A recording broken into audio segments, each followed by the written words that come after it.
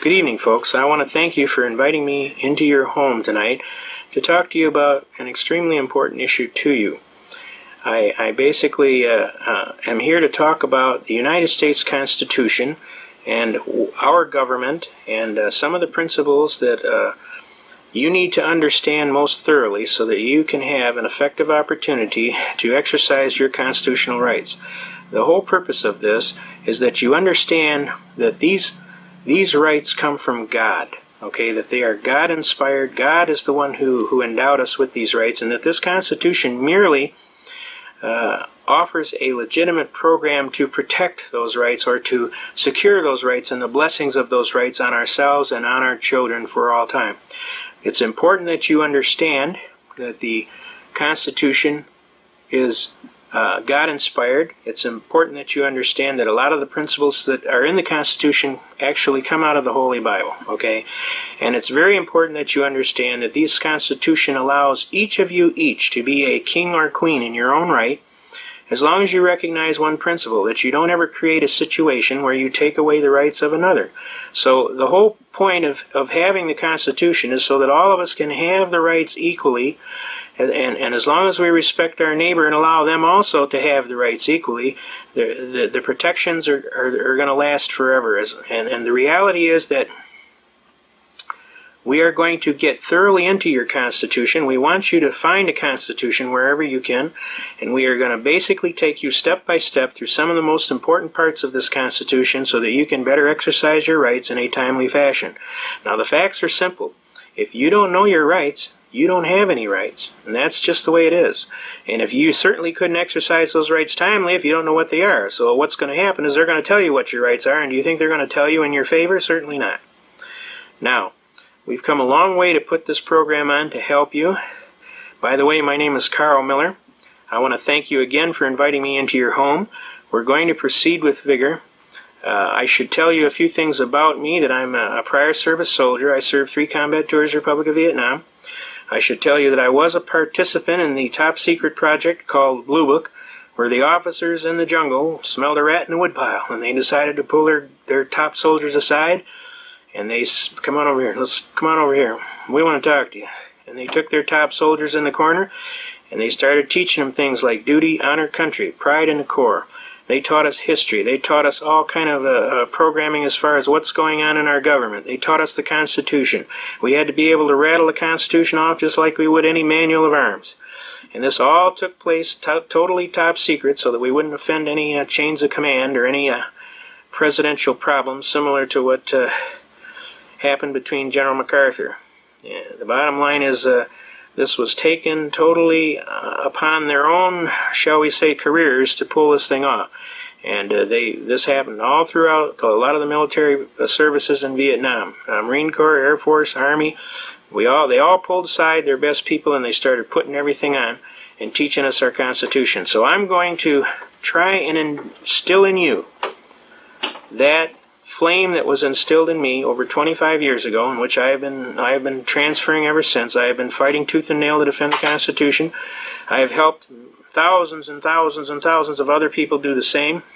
I teach people how to be their own counsel, to stand up in courts of law, and be able to exercise their constitutional rights in a timely and effective manner. And the good Lord willing, I'll be able to keep doing that. So why don't we right now try and get into some parts of the Constitution. The most important thing that I can teach you about this Constitution is the importance of reading it. You must read the Constitution and understand what physically is involved. You must know your rights and timely assert them. That is your burden. If you do not, then a legal term called laches incurs. Laches is a legal term which is defined as laches is a species of action wherein a party of reasonable intelligence and integrity, having a right to take an action as is prescribed by law and having failed to timely do so, loses all right to proceed. So what is actually happening out there, folks, is that laches is incurring because most people don't read their Constitution and know what's involved. So then you are left to being told, well, that's what it means. Okay, so you just got to do what you got to do, and you're told, and they're going to tell you in favor of them. They're not going to tell you in favor of you. So it's better for you to read the book and understand what's in it. It's not a very big book. I highly recommend the book. You can get several versions. A lot of times you contact your congressman. My congressman, Dominic Vincentini, state senator, supplied this one for me. John Kuhn, a Libertarian candidate, has supplied several also. Some of these folks, just check with your local congressman or state rep. A lot of times they'll just give you one. If you cannot find one, go down to your United States government building here in the Detroit vicinity. It's called the McNamara Building on the first floor. And what we do then is we go into the government printing office, and usually they're about $1. But I highly recommend you go get one. I don't leave home without mine. I usually have 3 or 4 of them someplace. And I hand them out also myself. I give them out to whoever. I think one of the most kindest things I can do to a person is give them this book and show them how it works. This book is kind of like a genie in a bottle. If you know how to stroke this book, I'm telling you, the genie comes out. And it usually with a force that will be clearly recognized in any court in the land. Now that doesn't mean it'll be easy. You might have to work a little bit. But basically there's an argument, and it comes like this. If I violate your rights, you may or may not know about it. If you know about it, you may or may not be able to do something about it. If you do have an ability to do something about it, you may or may not have the financial wherewithal to go to a finished program. If you do have the financial wherewithal, you may not have the intestinal fortitude to go to a finished program. So most of the time, your governments and your abusive personalities in government or your corporations pretty much have carte blanche to injure you. Because in 99.9% of the cases, most people will not proceed. But every now and then, you run into that one hard nut, and he doesn't quit or she doesn't quit till the cows come home, and what happens is that person will prevail. And those are the people that are actually generating better protections and better constitutional rights for you. Those are the ones that are going to the Supreme Courts and the Courts of Appeals and what have you, that are pushing, that are spending their life funds to allow you to have the benefit. But if you aren't there to catch the benefit, then the benefit is lost. So we're going to get right into the Constitution. We're going to teach you some things about it. Pay attention, because we're really doing this out of an act of love for you, and we're hoping to God you're going to pick up on it and pay attention. Okay? Now, I'm going to put one Constitution down here so the folks can see it. I will open this up from time to time to demonstrate things to you. I will basically try and read out of another Constitution so that we can better show you some of the things that are involved. Now, it's important that you understand that this Constitution is in writing. It's important that you understand that it is a legal document, okay? That it was ratified by all of the members in a Congress together, right? And that document can be, you can get all the signatures on the document, okay? And it's important that you understand that there was an offer. Government offered to govern. There was a consideration. The citizens considered how they were going to be governed. And government promised that they would govern by Constitution. And there was an agreement. The citizens agreed that if government promised there would be a government by Constitution, that they would agree to allow the Constitution into force.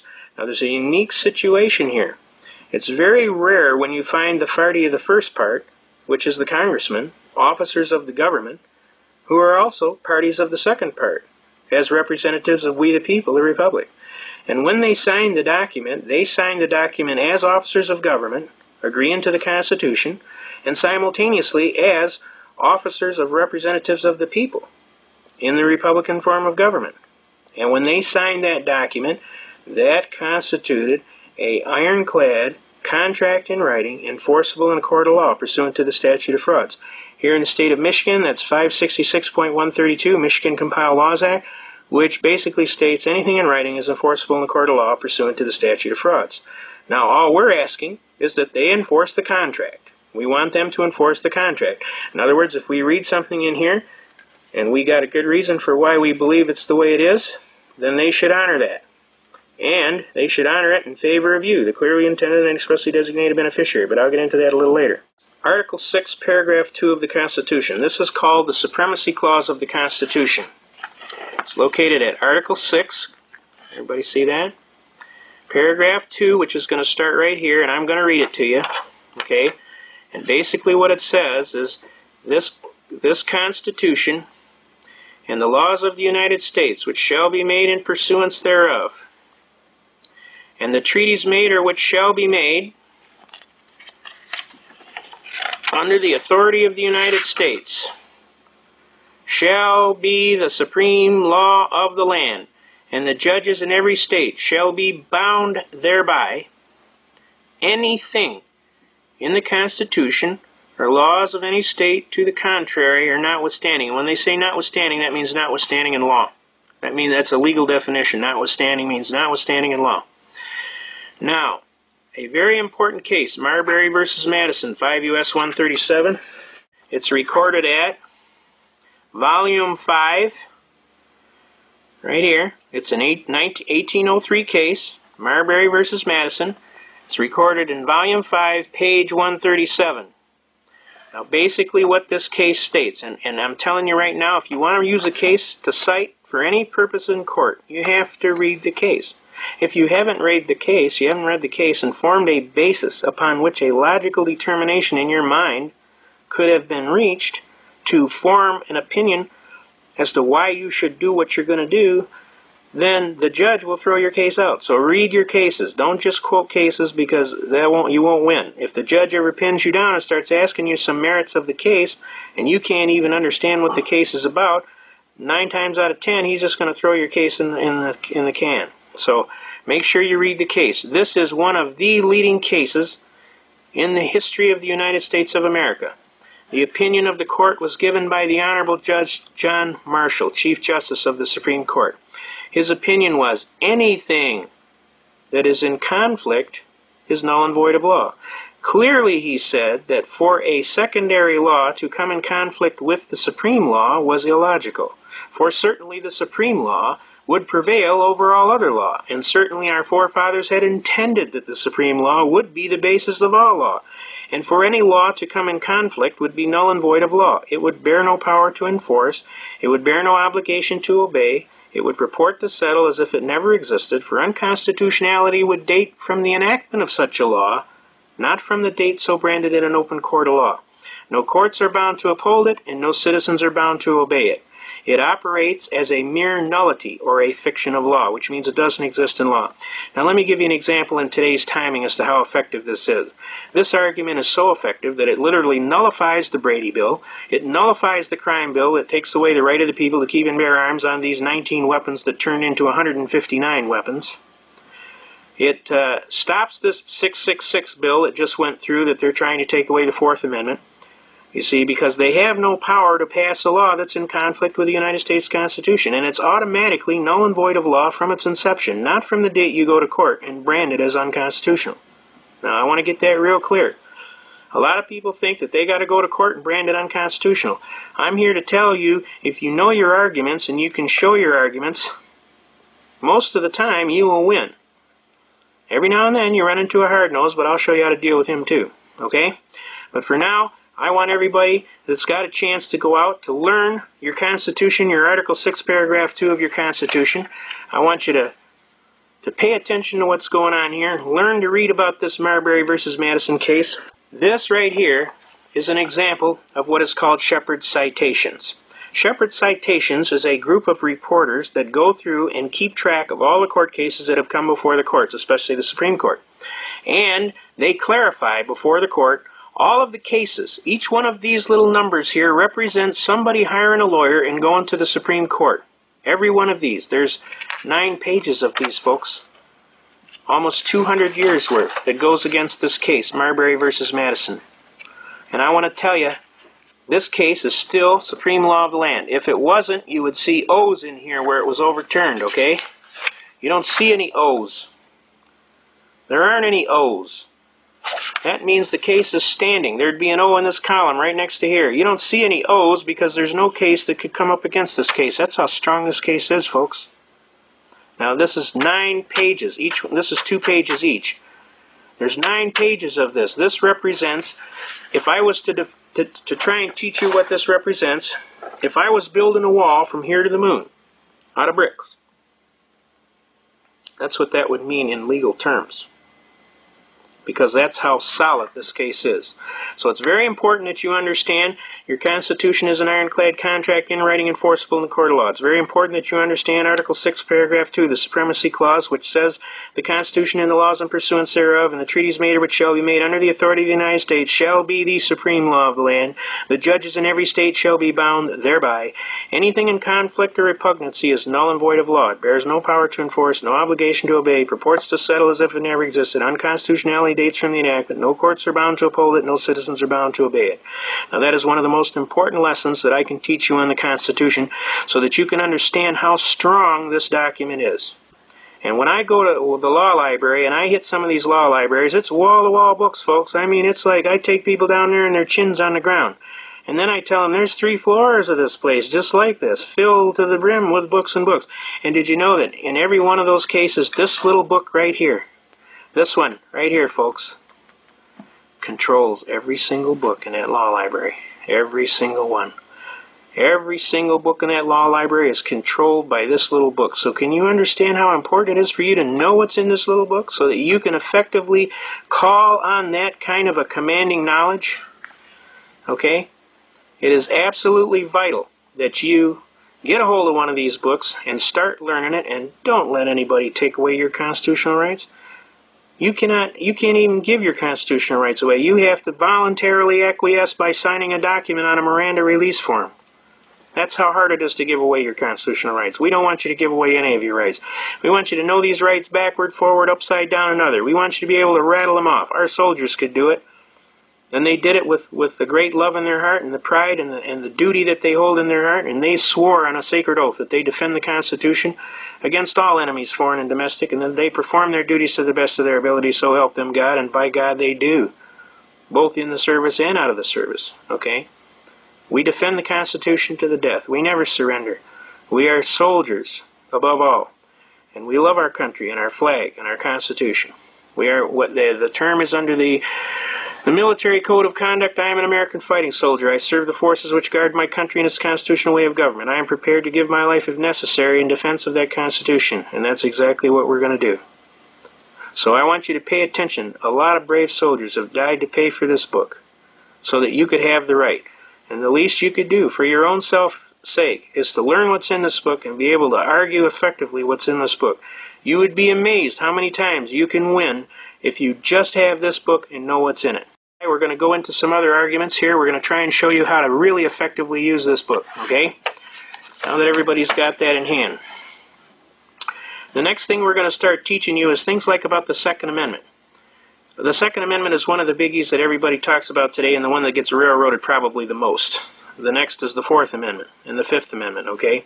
But the Second Amendment is one of the most vital amendments here because our forefathers had such an important understanding of life, liberty, and pursuit of happiness, that was the First Amendment, that they turned around and realized that without the right to protect that first right, they didn't have that right. So the Second Amendment, they instituted the right of the people to keep and carry arms, and that right shall not be infringed. Now, they started out by saying a well-regulated militia being necessary for the maintenance of a free state. Okay? Isn't that a true statement, folks? A well-regulated militia is necessary for the security of a free state. That's just a true statement. So is oranges are orange. That's why they call them oranges. Okay? But that doesn't have any legal precedence in theory. The most important part about that Second Amendment is it says the right of the people. And the Supreme Court has ruled in hundreds of cases that whenever it says the right of the people, it means the right each of every single citizen to possess the right equally. Now, a lot of guys like to hand out this manola that, well, that's a collective right. You got to be a member of the militia. That's all hoodoo. You don't have to be a member of the militia. All you have to do is be an American. You have the right. The right to keep and carry arms, and that right shall not be infringed. Now, you will note after infringed, there is no subparagraph A, B, C, D, E, F, G, which would stipulate as to what would be an acceptable infringement. So all infringement is forbidden. Now, who says so? You say so. Do you see that? Does everybody see that? You say so. Who are you? I'm an American. And I'm telling you, you're infringing my rights. You're stealing my rights. I claim infringement. I claim encroachment. I claim impingement. I claim usurpation. I claim you're stealing my right. Because that's what they're doing. And I ask them, what is it you don't understand about the word infringement? Because that's exactly what it says when you look in Black's Law Dictionary. That's another thing I want to bring up. When you want to talk to these people in court, you want to get a hold of one of these books, right here. It's called Black's Law Dictionary. You would be absolutely amazed what's in Black's Law Dictionary. This is the exact words that you need to be able to definitively define the word game problem that we are having with these people today. They like to keep changing the words. But guess what? The words in this book are the words that were written when we were in the Constitution when it was signed. And the definitions that are in this book are enforceable in a court of law. You can bring this book into court and pull it open and say, this is the one, Judge. And they gots to listen. And that's the way it is. So for sure, if you're going to be in this, go down to one of your bookstores, whichever you may have in your area, Barnes & Noble or any one of the dozens of decent bookstores, and get a copy of Black's Law Dictionary. You need that to be in this because this is kind of like defining the map of how to get from A to B. You have to have this book to be able to pull it out so that you can turn around and tell them, hey, don't trample my rights. I take a real dim view of that. Another good book you can pick up on the Constitution is this American Constitution put out by West Publishing Company. This goes into a whole lot of widened arguments as to your Constitution. Now, after I'm finished talking to you, you're going to have a new concept of Constitution and how it works. You're going to understand that it's what you say it is. If you got an honest right, now I'll give you a perfect example. Now, the First Amendment basically talks about the right of life, liberty, and pursuit of happiness, right? But isn't the right to work part of right of life, liberty, and pursuit of happiness? You got a right to work, right? Contract your labor, your skill, and your time of life as you see fit, right? Does that make sense to you? That's a First Amendment right. Another First Amendment right would be the right to travel freely unencumbered. See, no state can require you to have a license to travel freely unencumbered, and we'll go into that and show you how that is taken care of, okay? The bottom line is you need to learn as much as you absolutely possibly can in the shortest possible time about your Constitution, because I'm telling you right now as we speak, they are trying to curtail that Constitution and take away rights that you have that have been given to you from your forefathers. There's only one thing that's going to stop that. Well, maybe two. There's two things. So the first thing that's going to stop that, if all of us get together, get a hold of one of these books and start shaking it and say, whoa, Horsey, we're not letting you take away that Constitution.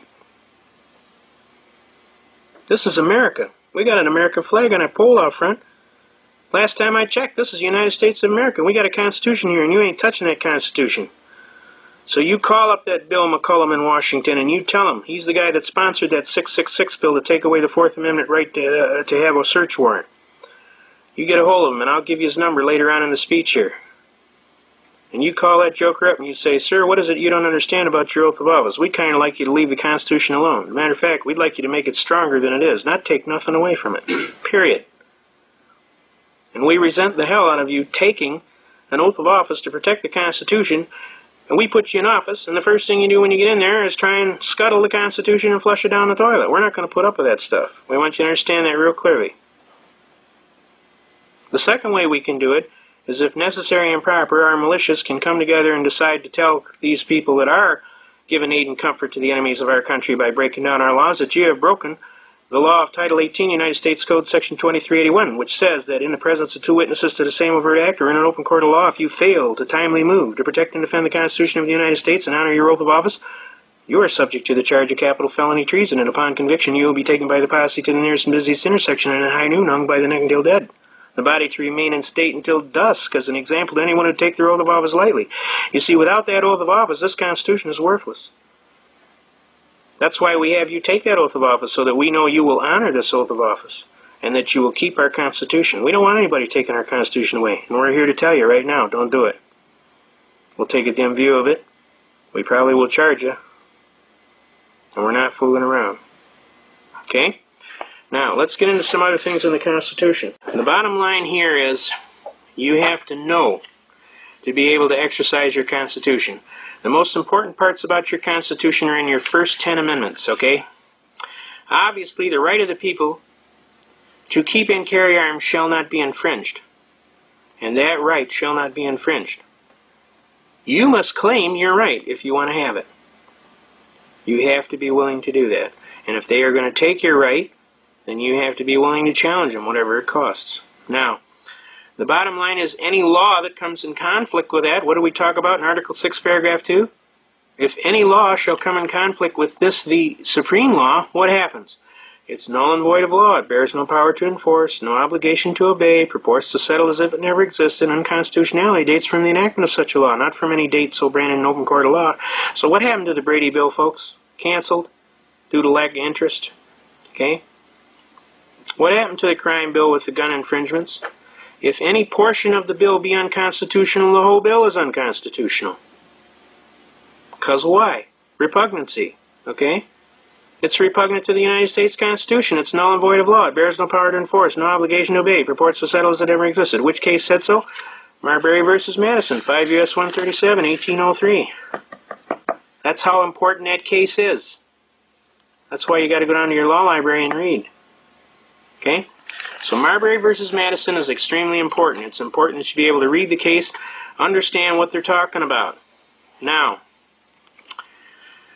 other cases that are involved are your rights to due process, like under your 4th and 5th and 6th Amendments, right?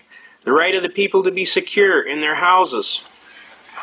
The right of the people to be secure in their person, houses, papers, and effects against unreasonable searches and seizures shall not be violated, and no warrant shall issue but upon probable cause, supported by oath or affirmation, and particularly describing the place to be searched and the person or things to be seized. And obviously that would imply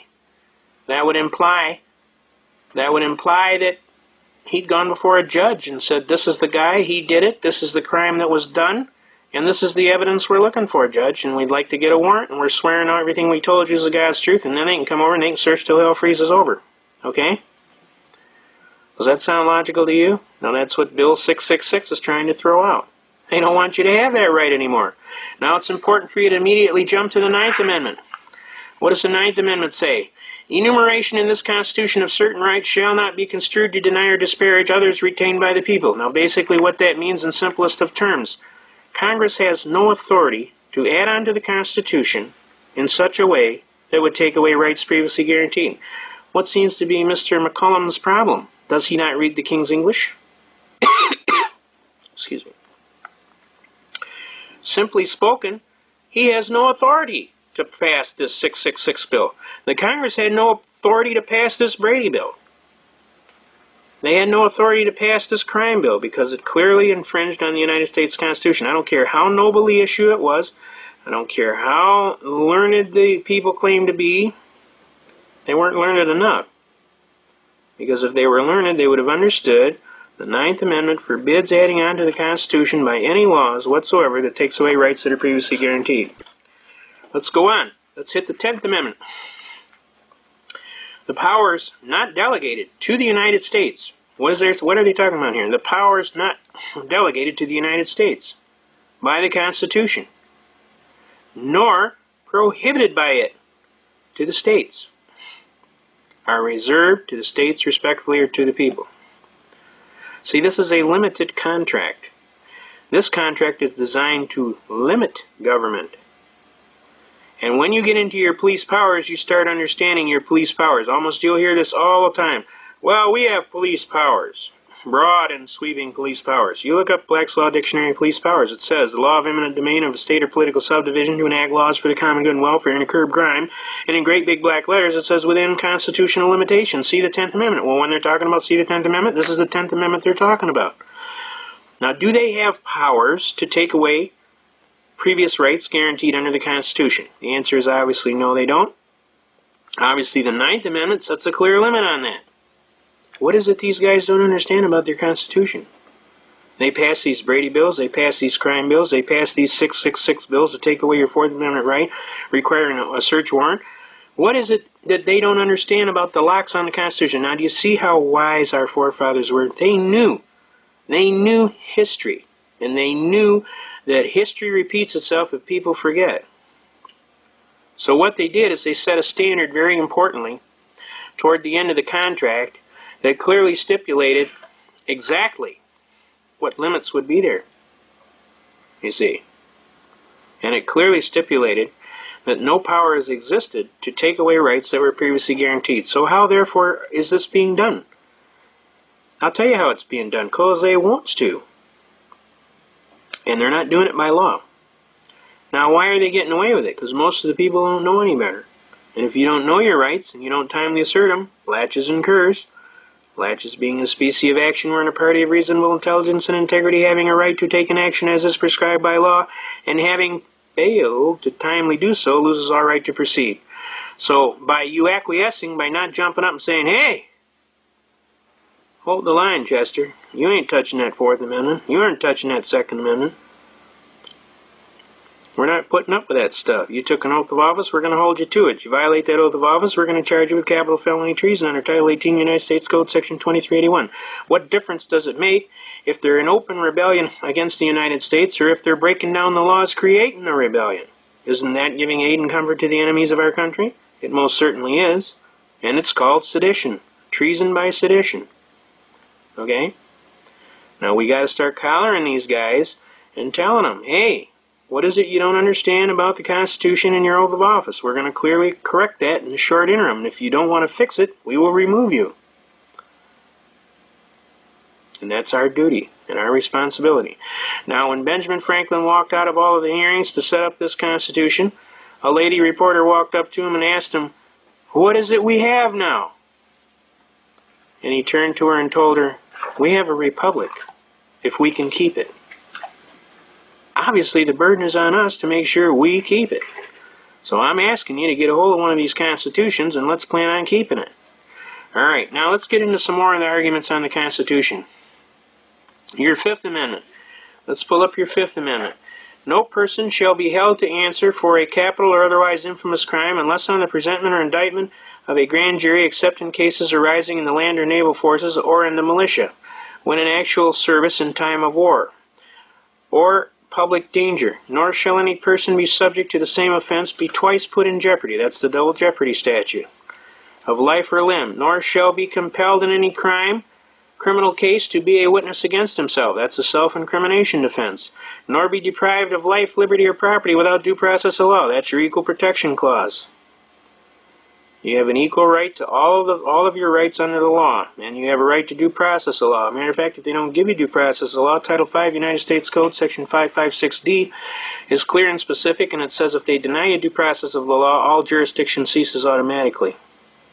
That's Title 5 United States Code, Section 556D, also 557 and Section 706 of that code. In other words, if they deny you due process at any time and you can prove it, you can force a showdown and you can turn around and say, well, they might have had jurisdiction at one time, Judge, but they lost it when they denied me due process. All right? Now, the other parts are you cannot deny him life, liberty, property without due process of law, nor shall private property be taken for public use without just compensation. You know, how many times do you hear about that today? I mean, it's incredible. The Sixth Amendment is another important one. All of them are important, but there are more important ones, all right? In all criminal prosecutions, the accused shall enjoy the right to a speedy and public trial by an impartial jury of the state and district wherein the crime shall have been committed, which district shall have been previously ascertained by law, and to be informed of the nature and the cause of the action and accusation, to be confronted with the witnesses against him. That's the right to confront your accusers. To have compulsory process for obtaining witnesses in your favor. That's the subpoena rights. And to have the assistance of counsel for your defense, or you can stand as your own counsel. And I know they tell you that it's a fool that stands as his own counsel, but it's my argument that it's a fool that doesn't. Because I'll tell you why. You know your case better than anybody. How many times do you hear about gripes between attorneys and the citizens? The biggest gripe they have was, well, he never said nothing about that, or she never said nothing about that. Well, she didn't do this, or she didn't do that. Well, why? Because they don't know the case as good as you do. You're the one that knows your best case. The only thing they know is how to apply the law. So all I'm telling you is learn how to apply the law and your constitutional rights, and then you don't need to do that. The only time you get into trouble is if you run your mouth too much and you get into self-incrimination. So obviously you have to keep your wits about you and watch your mouth. But the bottom line is, actually, I personally believe you're the best person to present the facts of your case because you're the best person that knows all the facts. The only thing you know how to do is how to actually do it in a legal and lawful manner that is recognized by the legal community. And that's really not hard to learn. I can teach you, believe me. All right, the Seventh Amendment. In suits at the common law, where the value in controversy shall exceed $20, the right of trial by jury shall be preserved, and no fact tried by a jury shall be otherwise re-examined in any court of the United States, because the jury is the ultimate trier of fact. Then according to the rules of the common law. Now, we'll get into that common law argument. There's a lot of heavy arguments around that common law. Basically, I don't want to overwhelm you on the first time out of the chute, because that's not hard to do, okay? Now, the bottom line of this Constitution is it's all in writing. It clearly represents a contract. I'm asking you to learn your contract. I'm asking you to learn the book. Learn your contract. I mean, when you go to some place to do some work on your car, you read the document that comes with it for the warranty, don't you? Why? Because just in case something goes wrong, you want to be able to bring it back, right? Well, I'm asking you to read the warranty on your Constitution so that you can understand the rights that you have under that Constitution. So that if you don't get it right, we can bring it back. Does that make sense to you? All right. Now, it's also important that you understand that this Constitution is a very unique document, and that this Constitution is supposed to be enforced, and I'm going to teach you some things here right now. This right here is representation. I know it's kind of hard to see here, but basically what we're talking about here is this comes from the books that tell the judge how, right here and over here, this comes and tells the judge how the Constitution is to be interpreted. This is from the Am Jurisprudence volumes, and this is volume 16. You want the Constitutional Law section right here, Constitutional Law, and you want section 97. And when you start reading it, the most important part about it, and I'll read it, is that a constitution should receive a liberal interpretation in favor of the citizen is especially true with respect to those provisions which were designed to safeguard the liberty and security of the citizen in regard to both person and property. Can you see that? Can you all see that? Is that coming out right here? Over more. Okay. All right. To safeguard the liberty and security of the citizen in regard to both person and property. See Note 31, Briars v. United States, 273 U.S. 28, and all of these 40 Supreme Court cases hold that axiom. In other words, it's supposed to be liberally enforced in favor of the citizen for the protection of rights and property. And a constitutional provision intended to confer a benefit should be liberally construed in favor of the clearly intended and expressly designated beneficiary. 32. Go down 32, DeJammer v. Hospital Authority of Albany, in all of these cases. Let's do that over again. And a constitutional provision intended to confer a benefit should be liberally construed in favor of the clearly intended and expressly designated beneficiary. Similarly, a provision intended to afford a remedy to those who have just claims should receive a beneficial construction for the purpose of extending the remedy to all who might fairly come within the meaning of the terms. And that's Ryder v. Fitchie of Ohio, a Supreme Court case, okay? That's note number 33, okay? Now, this comes out of 16th Am Jurisprudence. In other words, I have this Constitution. This Constitution is a contract in writing enforceable in the court of law pursuant to the statute of frauds. I'm asking for specific performance, Your Honor, in favor of me. I am the beneficiary of the contract. There's also a basic premise in contract law, Basic Contract Law 101 of any first-year law student, that says the contract shall be enforced most favorably in favor of the non-preparer.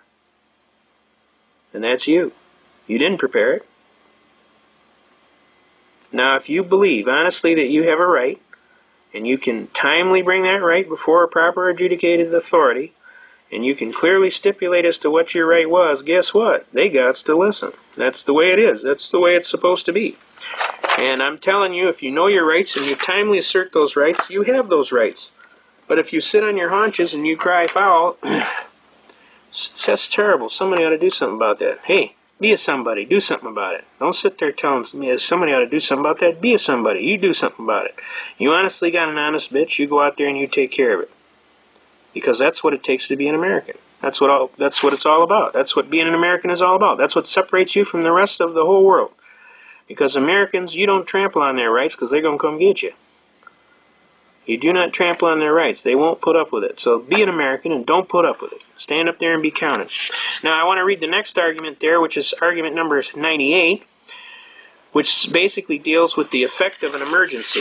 While an emergency cannot create power, and no emergency justifies the violation of any of the provisions of the United States Constitution or state constitutions, public emergencies such as economic depression, for especially liberal construction of constitutional powers, and it has been declared that because of national exigency, it is the policy of the courts in times of national peril so liberally to construe the special powers vested in the chief executive as to sustain and effectuate the purpose thereof, and to that end also more liberally to construe the constituted division and classification of the powers of the coordinate branches of the government, and insofar as may not be clearly inconsistent with the Constitution, right? In other words, they can't be in conflict with the Constitution, to vest extraordinary powers in the chief executive. But I'm telling you, on the other hand, a contention that a grave emergency, such as the Depression, should permit construction of the constitutional provisions which would meet the emergency was rejected.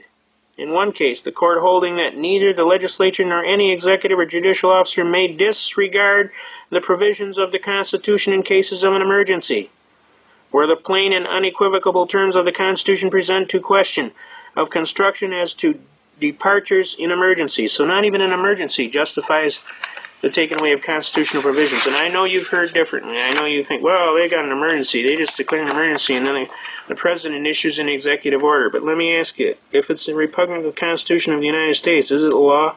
No. Who says so? We do. We're the people. It's our country. It's our Constitution. We're the ones that say you can't do that. And we mean it. You damn well better listen. All right, now, let's get into the next argument here. Now, I hope I'm not boring you to tears here, but it's kind of important that we cover these basic things so that you can understand. As to the construction with reference to the common law, an important canon of construction is that constitutions must be construed with reference to the common law. That means the law of the little people out there, not the corporations, okay? Since in most respects the federal and state constitutions did not repudiate but cherished the established common law, this fact has been taken into consideration by the courts in construing certain clauses in a state constitution, such as the provision securing the right to a jury trial. Also, provisions in regard to crimes have been interpreted with reference to the common law rule that one charged with a crime may be convicted of a lesser offense necessarily included in the crime charged. In such cases, the courts of the state always regard the language in the common law sense. So the common law prevails. Don't let anybody tell you this admiralty law prevails, because it only prevails if you get sucked into it. We're not going to let you do that. We're going to teach you how to beat it. The common law also permitted destruction of the abatement of nuisances by summary proceedings. Traffic tickets, folks. That's what a traffic ticket does. It is a writ of assistance, a bill of attainder. It's unlawful in the United States of America. And it was never supposed that a constitutional provision was intended to interfere with this established principle. And although there is no common law of the United States in the sense, who said so? Erie Railroad versus Tompkins. Okay? All right? Of a national customary law, as distinguished from the common law of England, adopted in the several states. In interpreting the federal Constitution, recourse may still be had to the aid of the common law of England. It has been said that without reference to this common law, the language of the federal Constitution could not be understood. So the common law applies, folks. And we're going to get into that common law heavily in the advanced section, all right? Okay, now let's get back into this. In interpreting the federal Constitution, adopted by the several states, all right, the recourse may still be had to the aid of the common law of England. It has been said that without reference to the common law, the language of the United States Constitution would not be understood. This is due to the fact that this instrument and the plan of government of the United States were founded on the common law as established in England at the time of the Revolution. Okay? Therefore, it is the general rule that the phrases in the Bill of Rights taken from the common law must be construed in reference to the latter. Specifically, the United States Supreme Court has taken the common law into consideration in construing the Fourth Amendment, the Fifth Amendment provisions relating. All right? So the common law is extremely important that we get, and we will cover that thoroughly. It's important to understand that most of you out there are citizens at the common law. That only those that understand the differences in admiralty and maritime law, those that are corporations, officers of corporations, or officers of government residing in the District of Columbia, the 14th Amendment duality of citizenship, which is talked about in the case of Erie Railroad versus Tompkins, which is a rather heavy argument. And I will cover that thoroughly with you so that you understand where the traps and the differences are. But for right now, I'm trying to demonstrate to you construction and programming so that you can understand that this Constitution right here is the supreme law of the land. It is a contract in writing. It is enforceable in favor of you. In an open court of law, you are the beneficiary. Okay? I want to give you some basic more points on this Am Jurisprudence argument. This is section 114 of the 16th volume of Am Jurisprudence Second. I'm going to give you a couple more of these sites so that you can understand how powerful a document this is. Okay? By the way, I highly recommend you go down to the law library, grab that 16th volume Am Jurisprudence, start at section 1 and start paging through to section 300. You will absolutely be astounded. We are now in 16th Am Jurisprudence Second, section 117. And I will read it to you. Basically, various facts and circumstances extrinsic to the Constitution are often resorted to by the courts to aid them in determining its meaning. As previously noted, however, such extrinsic aids may not be resorted to where the provision in the question is clear and unambiguous. In such a case, the courts must apply the terms of the Constitution as written, and they are not at liberty to search for meanings beyond the instrument, which that militia argument and that collective law theory of the Second Amendment is. They're reaching far. All right? Clearly it says in the plain English, the right of the people to keep and carry arms shall not be infringed. Now, what is it you don't understand about the word infringed? They're infringing. The Brady Bill, it's infringement. 1968 Gun Control Act, it's infringing. All of these, the CCW acts of these states, they're infringing. Who says so? You do. How shall a document be enforced in favor of who? You. When are you going to enforce it? You're the one that is the citizen. All power is inherent in the people. You're the one with the power. Enforce your power. All right? Does everybody understand that argument? That's the magnificence. I'm bringing the genie out. We're stroking the bottle here. And I'm going to bring the genie out here in a second. You're going to understand the magnificence of the power of this book. You see, once you understand this is an ironclad contract, once you understand that this is enforceable in the court of law pursuant to the statute of frauds, once you understand you have a right to claim specific performance on the contract. Your Honor, I'm demanding my right to keep and carry arms, and that right shall not be infringed. I want specific performance. I am the holder of the contract. It's supposed to be enforced in favor of me. I am the clearly intended and expressly designated beneficiary, the citizen. I want the thing protected in favor of my right. Does that make logical sense to you? Now do you start to understand the power of this document? Okay? See, before, you just thought it was a bunch of writing in some textbook that you had to take when you took a civics class in high school in the 11th grade. See, I want you to understand that you don't leave home without this. This is more important than your credit card. Okay? Next, let's get into the next section. I'm going to cover some more of these Am Jurisprudence sections so that you can understand. I want to get into section 155. 16th Am Jurisprudence Second, section 155. Since the Constitution is intended for the observance of the judiciary as well as other departments of government, and the judges are sworn to support its provisions, got me? Sworn? As an oath of office, sworn? The courts are not at liberty to overlook or disregard its commands or countenance evasions thereof. It is their duty in authorized proceedings to give full effect to the existing Constitution, and to obey all constitutional provisions, irrespective of their opinion as to the wisdom or the desirability of such provisions, and irrespective of the consequences.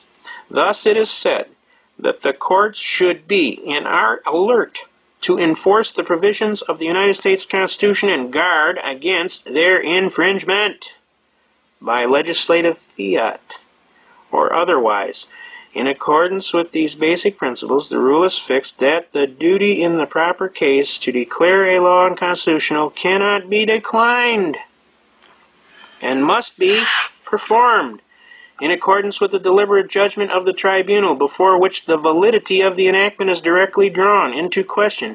If the Constitution prescribes one rule and the statute another, and a different rule, it is the duty of the courts to declare that the Constitution and not the statute governs in cases before them for judgment. Does everybody understand that?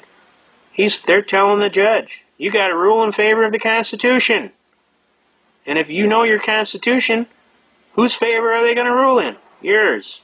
But you have to have enough hair on your tail feather to walk in there and say, hey, I'm an American, and I have a constitutional right. That right shall not be infringed, and you're infringing. And I'm asking you not to do that, because it's not nice.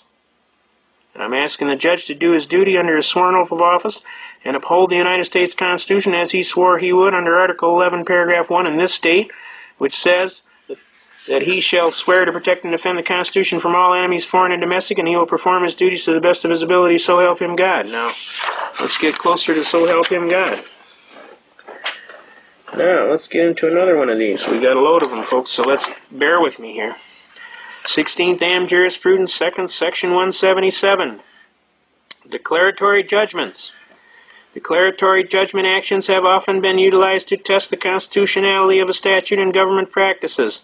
The Uniform Declaratory Judgments Act makes specific provisions of the determination of construction or validity of statutes and municipal ordinance by declaratory judgment, and is considered to furnish a particularly appropriate method for the determination of controversies relative to the construction and validity of the statutes and of ordinances. The Federal Declaratory Judgment Act, although it does not mention declarations as to the construction or validity of the statutes, has been invoked frequently as a means of assaying the constitutionality of congressional legislation.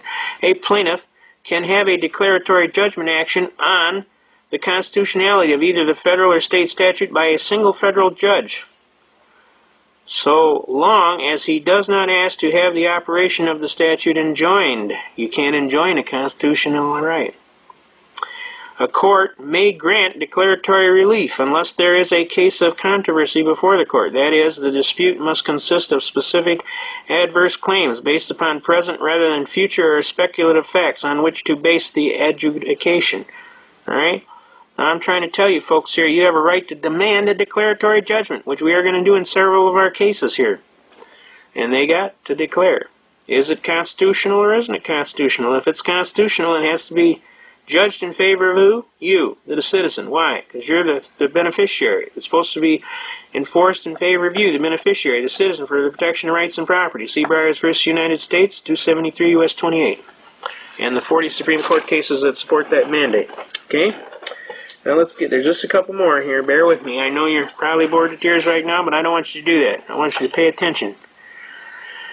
Okay, we're at Section 255. 16th Am Jurisprudence, Section 255. In all instances where the court exercises its power to invalidate legislation on constitutional grounds, the conflict of the statute with the Constitution must be irreconcilable. The Brady Bill. Irreconcilable. Huh? In other words, the court is without authority to declare a statute unconstitutional unless it is in positive or direct conflict with the statute or with the Constitution. Thus, a statute is not to be declared unconstitutional unless so inconsistent with the Constitution that it cannot be enforced without a violation thereof. Because that would be violating the Constitution. We can't have that. What happened in Marbury v. Madison, 5 U.S. 137? Same thing. A clear incompatibility between law and the Constitution must exist before the judiciary is justified in holding the law unconstitutional. This principle is, of course, in line with the rule that doubts as to constitutionality should be resolved in favor of the constitutionality and the beneficiary, you, the citizen, for the protection of your rights and property. Okay? Does everybody pick up on that? Now, let's shift to 256. 256, right here. The general rule is that an unconstitutional statute, whether federal or state, though having the form and name of law, is in reality no law, but is wholly void and ineffective for any purpose, since unconstitutionality dates from the time of the enactment and not merely from the date of the decision so branding it. Wouldn't it be interesting if 34, where's 34? There's 35, all right, here's 34. State ex rel versus Nguyen v. Greer. But I'll tell you what, Marbury versus Madison comes higher than that, okay? All right, 34, let's cover that again. And ineffective for any purpose, since the unconstitutionality dates from the time of the enactment and not merely from the date of the decision so branding it. An unconstitutional law in legal contemplation is as inoperative as if it never had been passed. The Brady Bill, the Crime Bill, the 1968 Gun Control Bill, all these bills. Such a statute leaves the question that it purports to settle just as it would be had the statute not ever been enacted. No repeal of an enactment is necessary. Since an unconstitutional law is void, the general principles follows that it imposes no duties, confers no rights, creates no office, bestows no power or authority on anyone, affords no protection, and justifies no acts performed under it. A contract, did everybody pick up on that keyword, contract? A contract which rests on an unconstitutional statute creates no obligation to be impaired by subsequent legislation.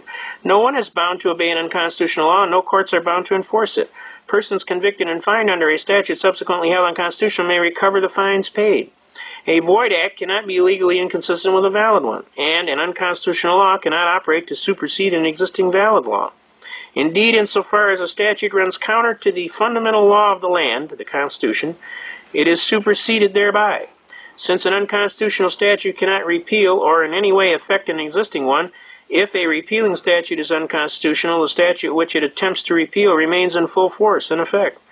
And where well, what did I say there? Remains in full force and effect. Is the Second Amendment in full force and effect? You better believe it. Okay? Now what is it they don't understand about infringed? And where a statute which it attempts to repeal remains in full force and effect, and where a clause repealing a prior law is inserted in the act, which act is unconstitutional and void, the provision of the repeal of the prior law will usually fall with it, and will not be permitted to operate as repealing such prior law. In other words, the law stands always. The real law, the Constitution. The general principles stated above apply to the constitutions as well as to the laws of several states insofar as they are repugnant to the Constitution and the laws of the United States. And let's see if 54 will confer. Kuhn versus Berry, but I can tell you Marbury versus Madison is higher than that, but I'd be willing to bet you they cited Marbury in that. Moreover, a constitution of a statute, a construction of a statute which brings in conflict with a constitution will nullify it as effectively as if it had, in its expressed terms, been enacted in conflict therewith. So, anything passed in conflict with the United States Constitution is clearly unconstitutional. It doesn't take a college professor graduating magna cum laude from Harvard to figure these things out. All you have to do is read. That's why God gave you eyes now.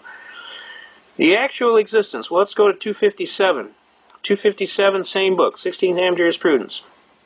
The actual existence of a statute prior to determination that it is unconstitutional is an operative fact and may have consequences which cannot justify being ignored. When a statute which has been in effect for some time is declared unconstitutional, questions of rights claimed to have become vested, of status, of prior determinations deemed to have finality and acted upon accordingly, of prior determinations deemed to have finality and acted upon accordingly, and of public policy in the light of the nature both of the statute and of its previous application, demand examination.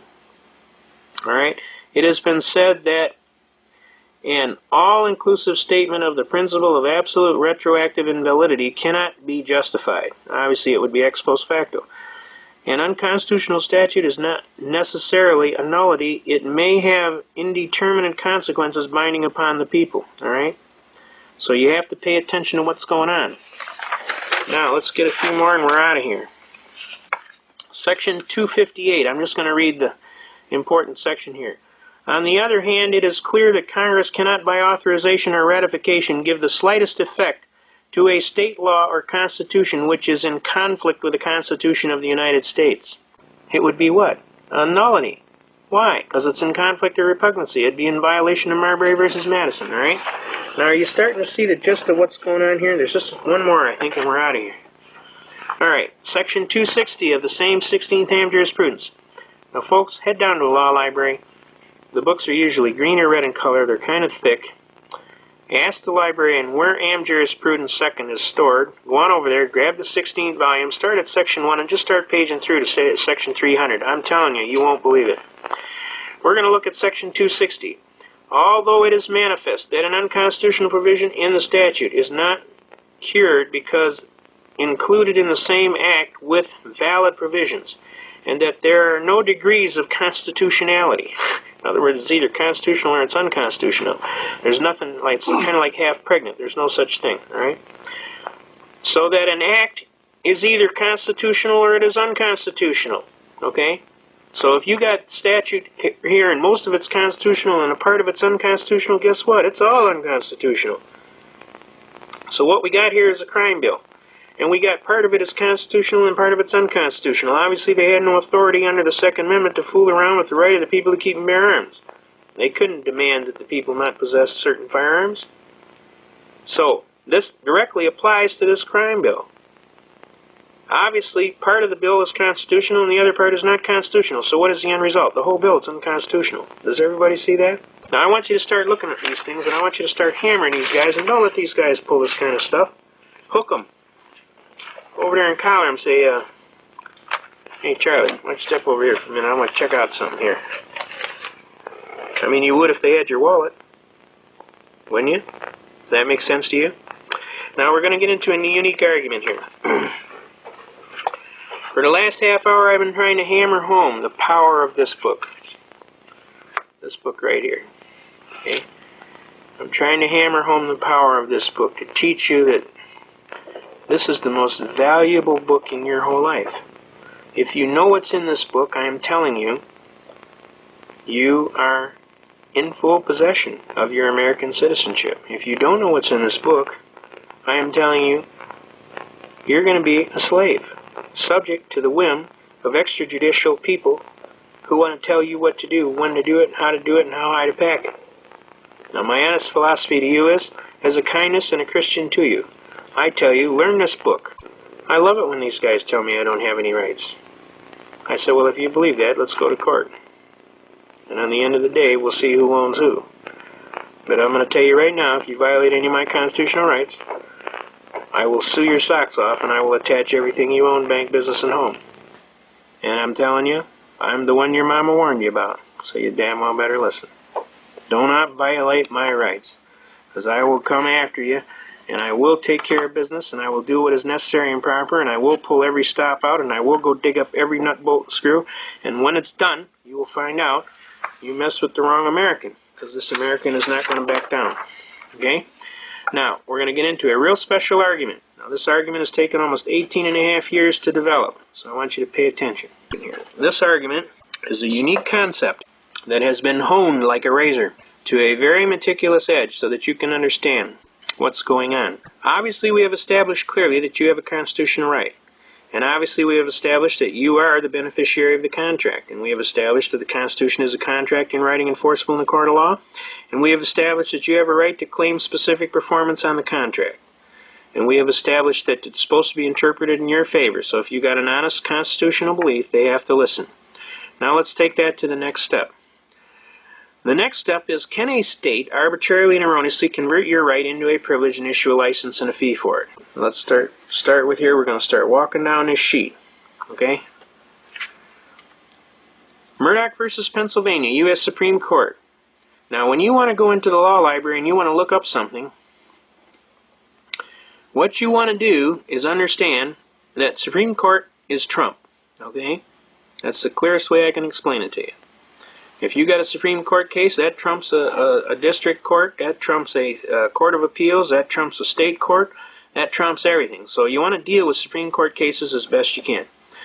Murdoch versus Pennsylvania is a unique case. It's recorded at 319 U.S. 105. That's the 319th volume of United States Supreme Court Reports on page 105. So when you go to the law library, go into U.S. Reports, ask the little gal there, or the little guy that's behind the counter, where is the United States Supreme Court Reports? They'll tell you right where it is. You grab volume 319, you turn to page 105, and it'll give you the case of Murdoch versus Pennsylvania. Murdoch versus Pennsylvania is a real unique case. And I'm telling you to read the case. You get the case. The judge always likes to see that you're ready. And I'm going to summate basically the case briefly. Basically, it is a religious test case wherein Jehovah's Witnesses in the year of 1943 wanted their right to be able to go and preach among the public, because that is their right to evangelize, okay? In Pennsylvania, they wanted them to have a license to solicit, okay? This is basically the crux of the case. Now, what happened was the Jehovah's Witnesses claimed their First Amendment right of life, liberty, and pursuit of happiness, the right to worship and exercise their religion unencumbered, right? And, of course, that's one of the mainstays that founded this country, was the religious freedom, okay? And basically the points on the case that are established are: a state may not impose a charge for the enjoyment of a right granted by the federal Constitution, and that a flat license tax here involved restrains in advance the constitutional liberties of press and religion and inevitably tends to suppress their existence. All right, let's pull that over there. Everybody see that? Okay. All right, I'll start again. A state may not impose a charge for the enjoyment of a right granted by the federal Constitution, and that a flat license tax here involved restrains in advance the constitutional liberties of the press and religion and inevitably tends to suppress the exercise thereof. That the ordinance is non-discriminatory and that it applies also to peddlers of wares and merchandise is immaterial. The liberties granted by the First Amendment are and in a preferred position. Since the privilege in question is guaranteed by the federal Constitution and exists independently of the state's authority, the inquiry as to whether the state has given something for which it cannot ask a return is irrelevant. All right? No state may convert a secured liberty into a privilege and issue a license and a fee for it. Now, a lot of people come back to me and say, well, I'm not a Jehovah's Witness, so that case doesn't apply to me. I want you to reach. I want you to understand, we're not talking about whether you're a Jehovah's Witness here. What we're talking about here is, are you an American and do you have rights? What they are talking about here is that these Jehovah's Witness people exercised their rights timely, that they had a right to worship and exercise and worship their God and evangelize as they chose, and that the state came in and arbitrarily converted that right into a privilege and issued a license and a fee for it. That is totally unconstitutional. Now, we took that case as a pioneering case, and we argue that case for all of your constitutional rights. All you need to do is keep in mind that you are an American and you have constitutional rights, number one. Number two, you have to keep in mind what right. Can you pull the right out of the Constitution? If you can pull the right out of the Constitution, and I'll give you an example. How about the right to travel freely and unencumbered, pursuant to Shriver versus Thompson, and we'll get into that. How about the right to keep and bear arms, right? Does a state have a right to require a license and a fee for the exercise of the right? And if they do, can you ignore the license and the fee? We'll get into that. Now, obviously, in this case, it's clearly established, and this is the premise of this case: no state may convert a secured liberty into a privilege, issue a license and a fee for it, and require you to have that. Otherwise, you committed a crime. That's totally 100% unconstitutional. I want that to get across real clear. Now let's jump to the next case. By the way, Murdoch is recorded at 319. That's the 319 volume. U.S. Reports, page 105. We'll start the case. All right? Go read the case, though. Make sure you read the case. I don't want anybody to come up and tell me they didn't read the case, because I'm going to get on you. You're not following. That's failure to follow instructions. Okay? Now, we're going to walk down the next step of this case. We took care of Murdoch here. Let's go to Shuttlesworth versus Birmingham, Alabama, which is recorded at volume 373. The same U.S. Reports. You go to volume 373, turn to page 262. When we go to Shuttlesworth versus Birmingham, Alabama, This is another unique religious case, okay? In this case, 6 ministers were accused of inciting to riot and otherwise create a disturbance and disturb the peace, okay? They had a sit-down. This case came down in 1962. And what happened was they said they needed to have a license to have a public gathering, okay? And what happened was it went to the Supreme Court, and the Supreme Court says, no, you don't need to have a license for the exercise of a First Amendment right to freely assemble, okay? Right, basically the gist of the case is the Negro ministers were convicted in Alabama State Court of aiding and abetting in violation of criminal trespass ordinance in Birmingham, Alabama. The only evidence against them was to the effect that they had incited 10 Negro students to engage in a sit-down demonstration at a white lunch counter. Actually, there were 6 ministers, but only 2 got charged, as a protest against the racial segregation. Then they cite other cases. A lot of times you can find other cases in these cases. In Gober v. City of Birmingham, Alabama, this court today holds, on the authority of Peterson v. City of Greenville, that the convictions of those 10 students for criminal trespass were constitutionally invalid. Since those convictions have been set aside, it follows that these petitioners did not incite or aid and abet any crime, and that therefore the convictions of these petitioners must be set aside. Now basically what they were claiming is their constitutional right to freely assemble. The cities was claiming that they had to have a license to put on a demonstration, which they didn't have, and they were charging them with a criminal trespass for not having a valid license to freely assemble and or protest, okay? Now, the gist of this case, I want you to see the significance of this case in view of the case we gave you before that. Murdoch versus Pennsylvania clearly established that no state could convert a secured liberty into a privilege and issue a license and a fee for it. Does everybody got that? Shuttlesworth versus Birmingham, Alabama said that if the state does convert your right into a privilege and issue a license and a fee for it, you can ignore the license and the fee and engage in the right with impunity. That means they can't punish you. They got to let you go. All right? Does everybody see that?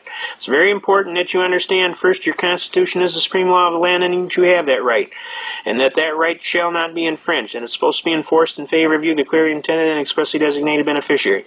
It's very important that you understand that no state may convert that right into a privilege and issue a license and a fee for it, and if they do, Shuttlesworth versus Birmingham, Alabama says you can ignore the license and engage in the right with impunity. That means they can't punish you. Now, the next case is very important, and it's very important that you see the argument. Okay, that's United States versus Bishop. That's 412, volume 412, United States Reports. This is page 346. We come down here. United States versus Bishop is a very unique case. Basically, what Bishop does is it sets a standard for what constitutes a criminal violation in terms of willful intent. Okay? Willfulness is one of the major elements that is required to be proven. In any criminal element, you have to prove, 1, that you're the party, 2, that you had a method or an opportunity to do the thing, and 3rd, that you did so with a willful intent. Now, when we get to willful intent, willful is defined as an evil motive or intent to avoid a known duty or task under the law with a moral certainty. Obviously, in the previous 2 cases, you have decided that you have relied on the United States Constitution. And you have relied on decisions of the United States Supreme Court. So could you have willfully done any deed or crime? Obviously not. So guess what? This case stipulates that you have a perfect defense to the element of willfulness. All right? Since the burden on the prosecution is to prove that you did willfully and knowingly avoid a known duty or task under the law with a moral certainty, he cannot perform that task, can he? Because it's obviously you have a constitutional immunity to that. The previous case, Shuttlesworth versus Birmingham, Alabama, says they couldn't even punish you. The case before that said you didn't need a license for the exercise of a right. And the case before that said your constitutional right is supreme over any state law. So if they pass a law in violation of your Constitution, the Constitution overwhelms the state law. So the law doesn't even exist in law. Does everybody see that? Now, since the prosecutor does not have a cause of action for which relief can be granted, Your Honor, may it please the Court, counsel is specifically precluded from performing his major task. Therefore, Your Honor, may it please the Court, at this time I would motion most graciously for a dismissal with prejudice for failure to state a cause of action for which relief may be granted by this honorable court, and I'd kind of like to collect my costs and fees for having to defend this patently frivolous and spurious complaint, sir. May it please the Court. Laughter will usually break out thereafter, At which point the judge will usually turn to the prosecutor and say, "Well, Mr. Prost, what do you think we ought to do about this young fella?" And he'll say, "I'd go for the motion to dismiss, Your Honor." And the judge will turn to him and say, "That's a good answer, because I don't think you're ready for this kid today." And 40 attorneys will break out laughing. Okay, that's actually happened to me, folks. I'm telling you, this argument is a killer argument. It's good for every single constitutional right you've got. All you have to do is fill in the blanks. What constitutional right? Prove that you have the constitutional right. Tell them the state doesn't have a right to convert that right into a privilege. Tell them that they can't even punish you if they do. And then claim that the prosecutor can't prove willfulness, so you obviously didn't do no crime, and then flip around and demand for your dismissal, which is your right, and get your costs and fees for having to defend this frivolous case. May it please the court. And I promise you, you will be amazed. 40 attorneys will jump up and say, "Yeah." They'll come up and shake your hand and tell you that's one of the most magnificent arguments they've ever heard. They'll tell you got something like King Kong for taking on the Bar Association or whatever. Now, I'm telling you, these things have personally happened to me. I can relate the exact cases. That goes for practicing law without a license. Obviously, you got a right to work. You got a right to contract your right to work as you see fit, not as some arbitrary and capricious Bar Association sees fit. Right? Doesn't that make sense to you? You don't want to belong to the union, that's your right. This is a right to work state, right? The bottom line is this: they cannot compel you to have a license or pay a fee for the exercise of your right. And if they do, you can ignore the license and a fee and engage in the right with impunity. That means they can't punish you. And since you got a perfect defense to the element of willfulness, they cannot punish you. They have to dismiss. They do not have a cause of action. Now, this argument I'm telling you has taken us over 18 years to develop in courts and in law libraries over the years, and just kind of compiling and arguing cases and doing this. This argument is a killer argument. Have they ever won against us on this argument? Nor could they in the United States of America as long as the Constitution stands. I'm asking that you pay attention to this argument and start utilizing it. We'll show you some of the techniques later in the second half, all right? Now, the word willfully has the same meaning, all right? In controlling the voluntary, intentional violation of a known legal duty. And the distinction between the statute is found in the additional misconduct that is essential to the violation of the felony provision. If they can't prove willfulness, they can't prove nada. Okay? Has everybody got that? Now, let's go to the next one. Now that you've won and your rights have been violated, the next thing they will claim, well, we acted in good faith, or well, we acted in good faith. We had good faith reliance that you broke the law. Okay? And that means you can't sue us. That's a lie.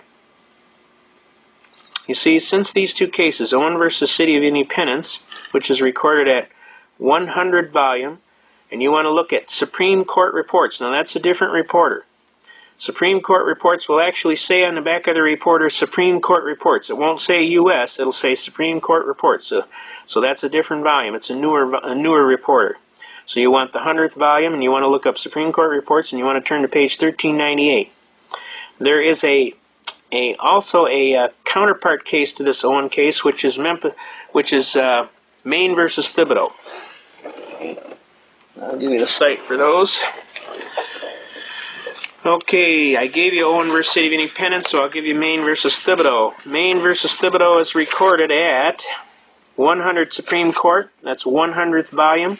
Supreme Court Reports, page 2502.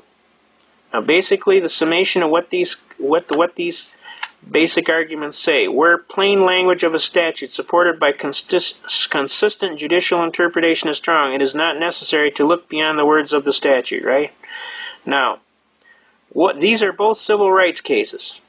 The right of action created by statute relating to deprivation under color of law, of state law, of a right secured by the Constitution and the laws of the United States encompasses claims which are based solely on statutory violations of federal law and apply to the claim that claimants had been deprived of their rights in some capacity to which they were entitled.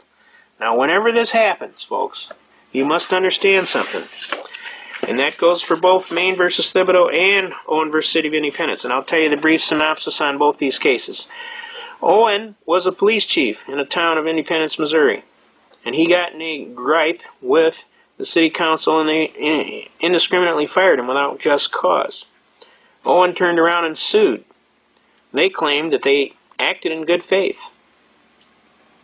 The Supreme Court said, "Sir, you are deemed to be officers of the law. You are to advise us to the law. You can hardly claim that you acted in good faith for a willful deprivation of the law, and you certainly can't claim ignorance of the law, because a citizen out here on the street can't claim ignorance of the law, and it makes the law look stupid if an officer of the court or some officer of government doesn't know the law, and then they go ahead and abuse somebody's constitutional right." So in matters of constitutional rights, both these cases uphold one point, and the point they uphold is that whenever they violate your constitutional rights, they do so at their own peril, and it even says that in Title 18 United States Code Section 241 and 242. It says that upon conviction you are subject to a $10,000 fine, 10 years in jail, or both, and if death results, life in prison. They're telling you, don't violate somebody's rights. Please, don't do that. Title 42 United States Code Sections 1983, 1985, and 1986 clearly establish your right to sue anybody that does that. Now, they're going to claim you can't sue them because they have judicial immunity. Well, guess what? These two cases remove judicial immunity. There is no judicial immunity for violating somebody's constitutional rights. Judge, you are deemed to know the law and sworn to uphold it. You can hardly claim that you act in good faith for willful deprivation of the law, and you certainly can't plead ignorance of the law, for that would make the law look stupid for a knowledgeable judge to claim ignorance of the law when a citizen on the street can't claim ignorance of the law. Therefore, there is no judicial immunity. I want to get that across. I don't know how many attorneys come up to me all the time telling me, well, they're immune because they acted in good faith. They're just not reading their court. They're not reading their court reports, because if they had reading their court reports, they would have known this case has been on the books since 1982. Both these cases came down in 1982. So I want you to pay attention to these cases. When somebody tells you they can violate your rights with impunity, you just kind of smile and say, make my day.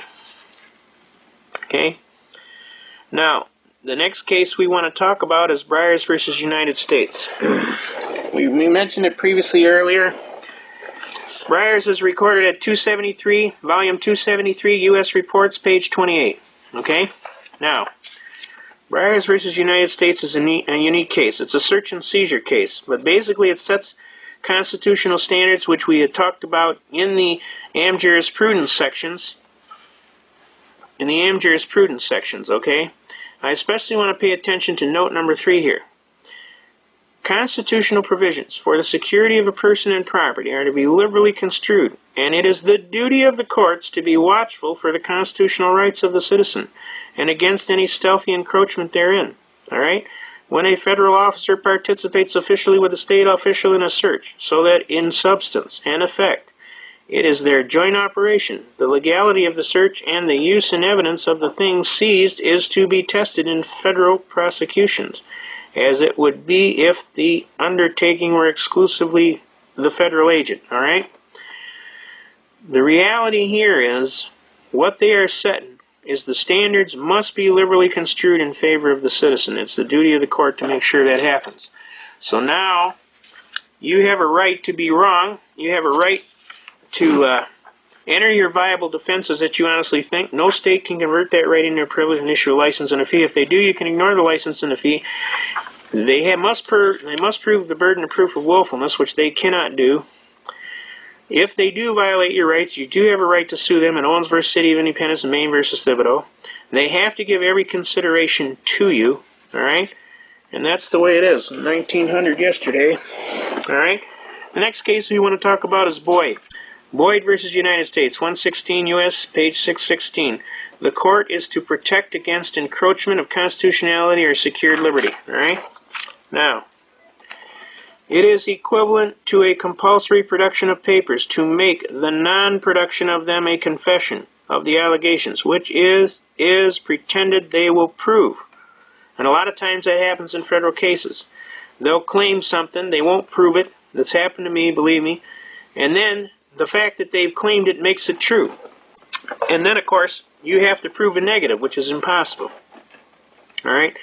Now, the seizure or compulsory production of a man's private papers to be used in evidence against him is equivalent to compelling him to be a witness against himself in violation of the Fifth Amendment, and in a prosecution for a crime, penalty, or forfeiture is equally within the prohibition of the Fifth Amendment. See that? Now, the bottom line here is Boyd Protects against encroachment of constitutionally secured liberties. It's arguing the Fifth Amendment here, but it's basically arguing against encroachment, all right? So that's one you want to pay attention to when you're coming, especially to things on search and seizure natures.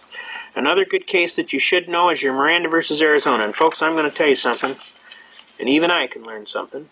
Not that I'm that much above you. I want to come to you humbly, in humility. I'm telling you, I've read and I know, and there's a lot of things about the law, and I've been my own attorney for over 25 years, and I kick the tail out of them, I'll be honest with you. But I always can learn something, and I'm not stupid enough ever not to realize that. And the next thing I'm going to tell you is probably one of the most important things we're going to tell you today. This is the Miranda versus Arizona decision. It's recorded at 384, volume 384 U.S., that's U.S. Reports, page 436. Now, this is a heavy-duty case. Every American should know this case backward and forward, upside down, and other. All right? Miranda versus Arizona.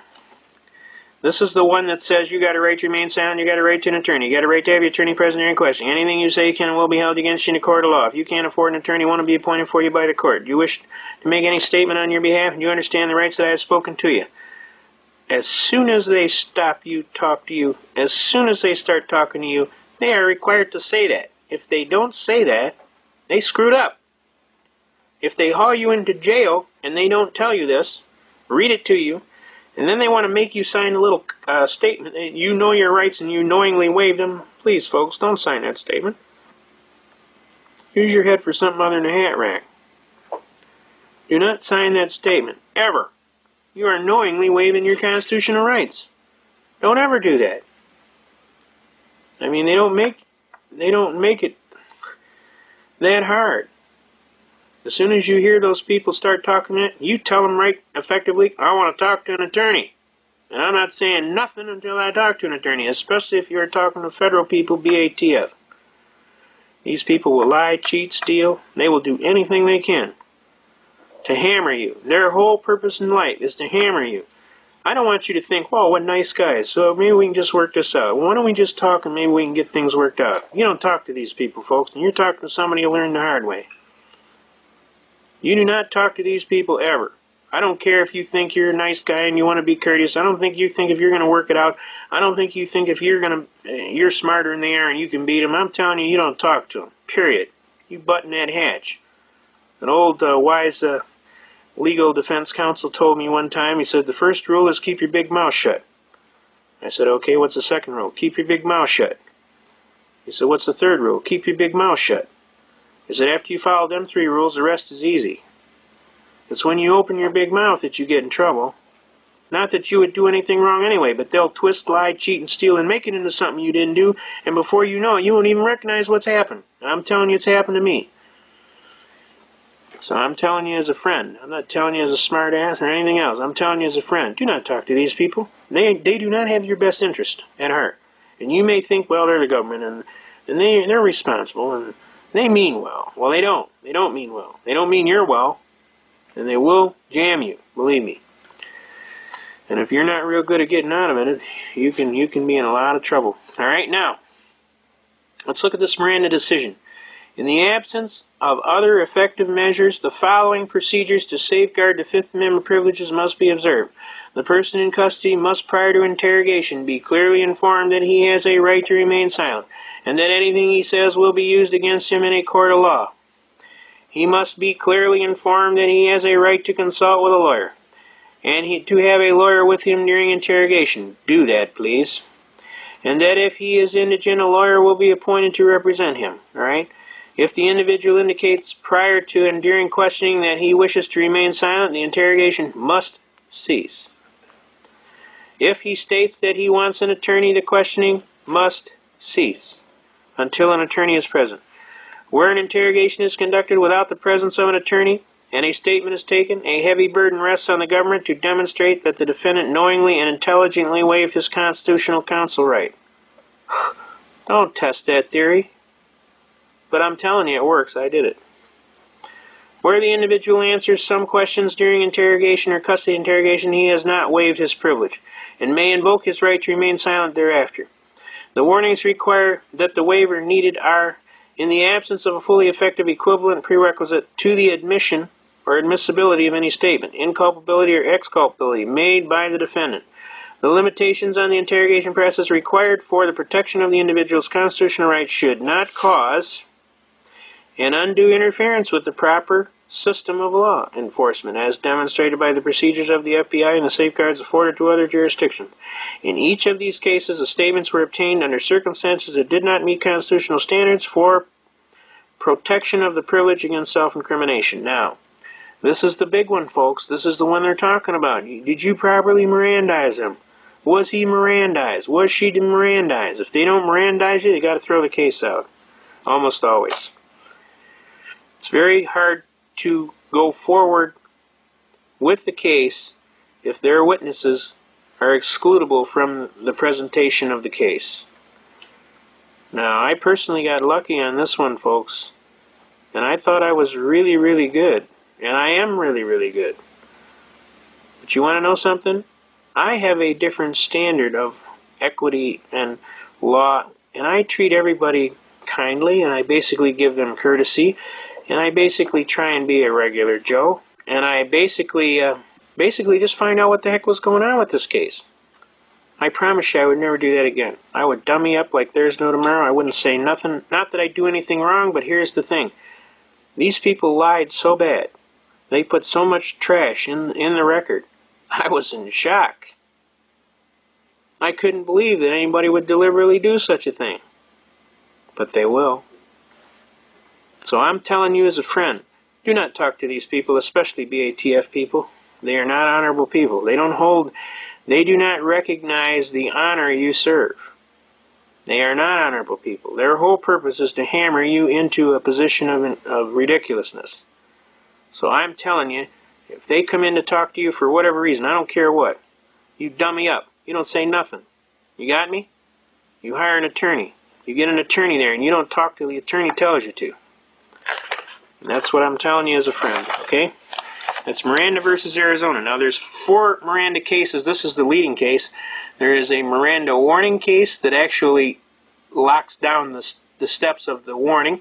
And then there's a Miranda interrogation case, which locks out the standards for in-custody jail interrogations, okay?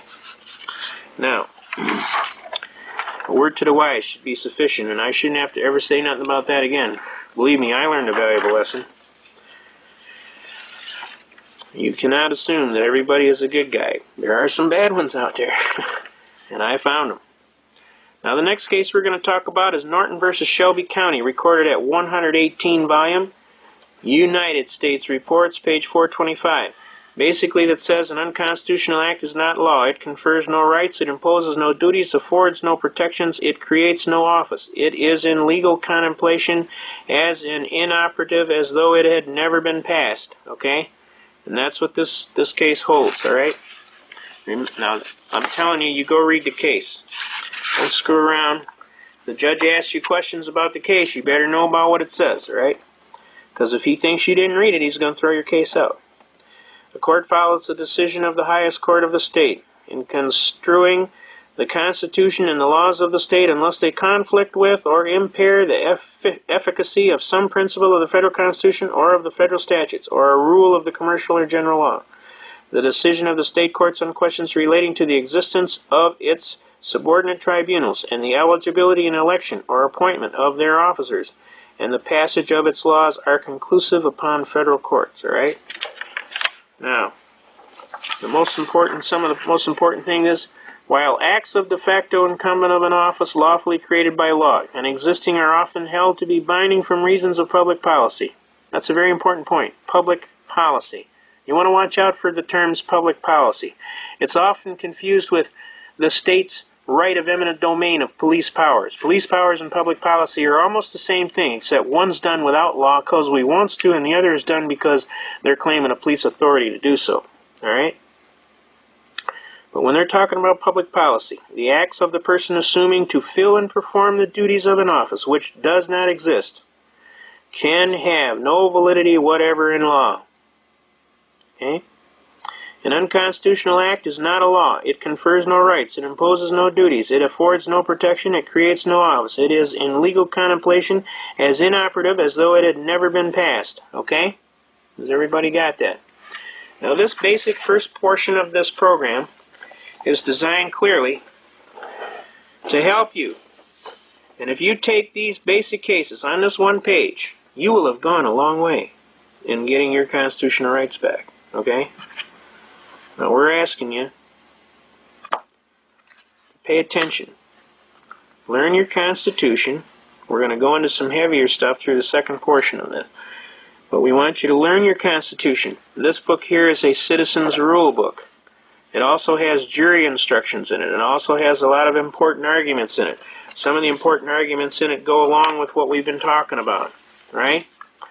All laws which are repugnant to the Constitution are null and void. Marbury versus Madison, 5 U.S. 137. We already argued that one. Where rights secured by the Constitution are involved, there can be no rule or lawmaking or legislation which would abrogate or abolish them. That's again Miranda versus Arizona.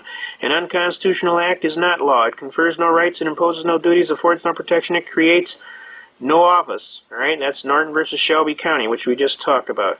The general rule is an unconstitutional statute, though having the form and name of law, is in reality no law, but is wholly void. All right. 16th Am Jurisprudence, 2nd Section 177, and also 256. Officers of the court have no immunity when violating constitutional right from liability. That's Owen versus City of Independence and Maine versus Thibodeau. No state shall convert secured liberties into privileges and issue licenses and fees for them. Murdoch versus Pennsylvania. If the state does convert liberty or a privilege into a privileged citizen, can engage in the right with impunity. That's Shuttlesworth versus Birmingham, Alabama. The court is to protect against any encroachment of constitutionally secured liberties. That's Boyd versus United States. Constitutional rights must be interpreted in favor of the citizen. That's Byers versus United States. We have covered all of these cases thoroughly so that you can see clearly. All right? And we're trying to teach you how to better effectively use your Constitution. Okay? We're trying to get it down to a serious program. And this book here also brings out all of these court cases, right? Notice it's got Norton versus Shelby County in here. It's got Miranda versus Arizona. It's got Marbury versus Madison. It's got the jury has a right to judge both the law as well as the fact. John Jay, First Chief Justice, U.S. Supreme Court. The jury has the right to determine both the law and the facts. Samuel Chase, U.S. Supreme Court Justice, 1796. Singer. All right. The jury has the power to bring a verdict in the teeth of both law and fact. Oliver Wendell Holmes, U.S. Supreme Court. The law itself is on trial quite as much as the cause, which is to be decided. Harlan F. Stone, 12th Chief Justice, U.S. Supreme Court. The pages of history shine on instances of the jury's exercise of its prerogative to disregard instructions of the judge. That's United States versus Doherty, 473 Fed 2nd 113. All right. Now, we're going to wrap up this first part here. Basically, we want you folks to hopefully not be overwhelmed. Take your time. Play the tape several times. It'll come to you. It's really not that hard. We want you to have a new reverence for your Constitution. We want you to know that a lot of brave soldiers paid for it with their life. We want you to know that they died miserably, some of them. And we want you to know that this is a serious, very serious thing here. We want you to know that we love you, America. And we want you to know we need your help to learn your Constitution so you can better and effectively come forward, pick that book up, walk out there and shake that book and say, "Shaking it, boss." All right.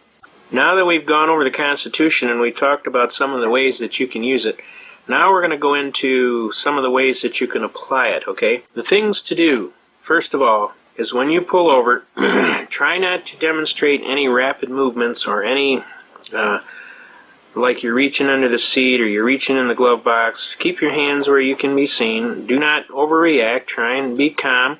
Talk to the officer in a mellow voice. Don't yell or holler or use profanity whatsoever. Basically, it's, "Yes, sir. What can I do for you, sir?" They'll usually ask you to produce your documentation. You have license, proof of insurance, and the registration of the vehicle. Okay? Now, we're going to go into a lot of issues on those programming to cover that, to show you some of the things that you can do and what you can opt to do. Also, I recommend that you treat the officer, as I told the other gentleman there, very courteously, because that is going to get you a lot farther ahead than giving them a lot of negative hype or trying to outshout them or give them a lot of static. So my honest counsel is, let me show you how we proceed most of the time you will be able to leave the scene without any serious injury. You might have a ticket or this or that, but we'll show you how to deal with that, okay? But you need to be understanding that this party is an armed party, and you don't want to do any movements that's going to cause him to overreact to an injury of you. Yeah. And you'll find that a lot of times this is the most dangerous thing a police officer does, is stop people all day, because he never knows when somebody might do some really serious traumatic thing, you know. So they're very nervous about this, and the quicker you can relieve their nervousness and just be a regular person and let them realize you're just going to talk in a plain and common voice, the sooner you're going to be in a communicative situation. Now, obviously, you're going to find out real quick if you got a cooperative officer or not, and if you don't have a cooperative officer, then you're going to be in court anyway. So the best thing I can tell you is be patient. Just let us follow along with our program, and we'll be happy to demonstrate. Again, we would like to let you know that your best defenses are in your Constitution, that that Constitution is a viable contract, that it is enforceable in the court of law under the statute of frauds, that you have a right to claim those rights, that the burden is on you to claim them timely, and a key word here is timely, or you lose the right. So you want to be cognizant of your rights and be able to timely speak up, okay? Now, let's go on to a couple of things here. We're going to concentrate, as we did before, on our main basic cases. We also want to give you some further advanced programming. The book, The Federalist Papers, by Madison, Hamilton, and Jay. Those are the gentlemen that wrote the United States Constitution, okay? And you want the Mentor edition because it is the unabridged edition. Now, the Supreme Court has ruled in the case of Cohen versus Virginia. That's recorded at 6 Wheat Reporter, volume 6, page 2, all right? Now, Wheat is an old report, and this was done in 1821, so you may have to go to your leading law library around, like we go to Michigan, University of Michigan, or we go to Detroit College of Law, but you want to these pages will be so old you'll have to worry how you turn them without trying to screw them up. But the Supreme Court ruled in the matter of Cohen versus Virginia, 6 Wheat 2, that this book, The Federalist Papers, was the exact record of the intent of the framers of the Constitution, Madison, Hamilton, and Jay. Those are the guys that wrote the Constitution. So obviously being able to read their published thoughts as they were doing this Constitution is very, very forceful in terms of constitutional interpretation, and the intent of the lawmaker is the law. And it shall be liberally enforced in favor of you. You are the clearly intended and expressly designated beneficiary, got me? So everything you can do to enhance your position in terms of how your lawmakers thought when they framed this Constitution clearly makes your case even more stronger for the Constitution to be interpreted in favor of you. So we recommend you get a copy of this Federalist Papers, you read it cover to cover. You want the Mentor edition because that's the unabridged edition. You'll find some of the other editions got some of the pages pulled out. Okay? Now, we want to get into some of the cases. Basically, the second program that we have here is the advanced section. We are going to be covering procedures. We're going to be teaching you how to be your own counsel. We're going to be telling you some facts and issues on what to do, what happens when you get pulled over, how do you exercise your rights in a timely fashion. We're going to be talking about some of the problems that are going on in America today. We're going to be talking about some of the studies that have been done. We just had a law review study put out by this lady here. Her name is Joyce Lee Malcolm. Joyce Lee Malcolm. She started out working for the anti-gun people. She is a Harvard legal scholar. She is very, very knowledgeable. She researched the right to keep and bear arms of the people back to the 1700s in England.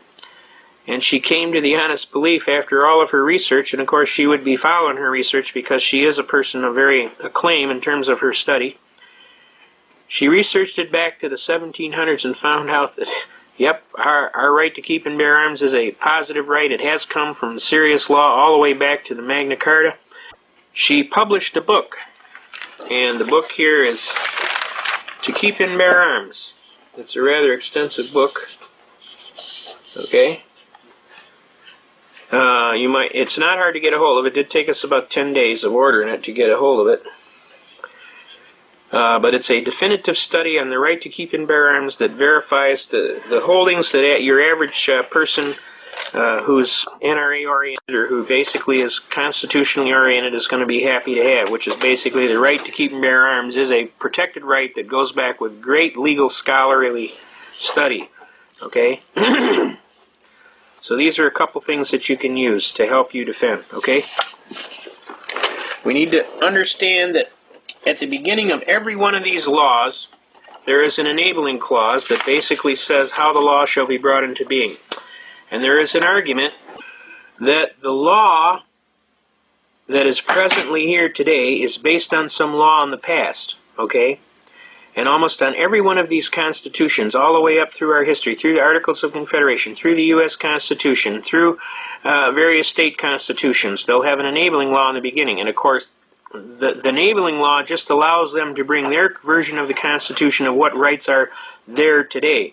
That the rights that were had before are carried on, plus are further delineated by this Constitution. But at no time do they have a right to abridge the previous document.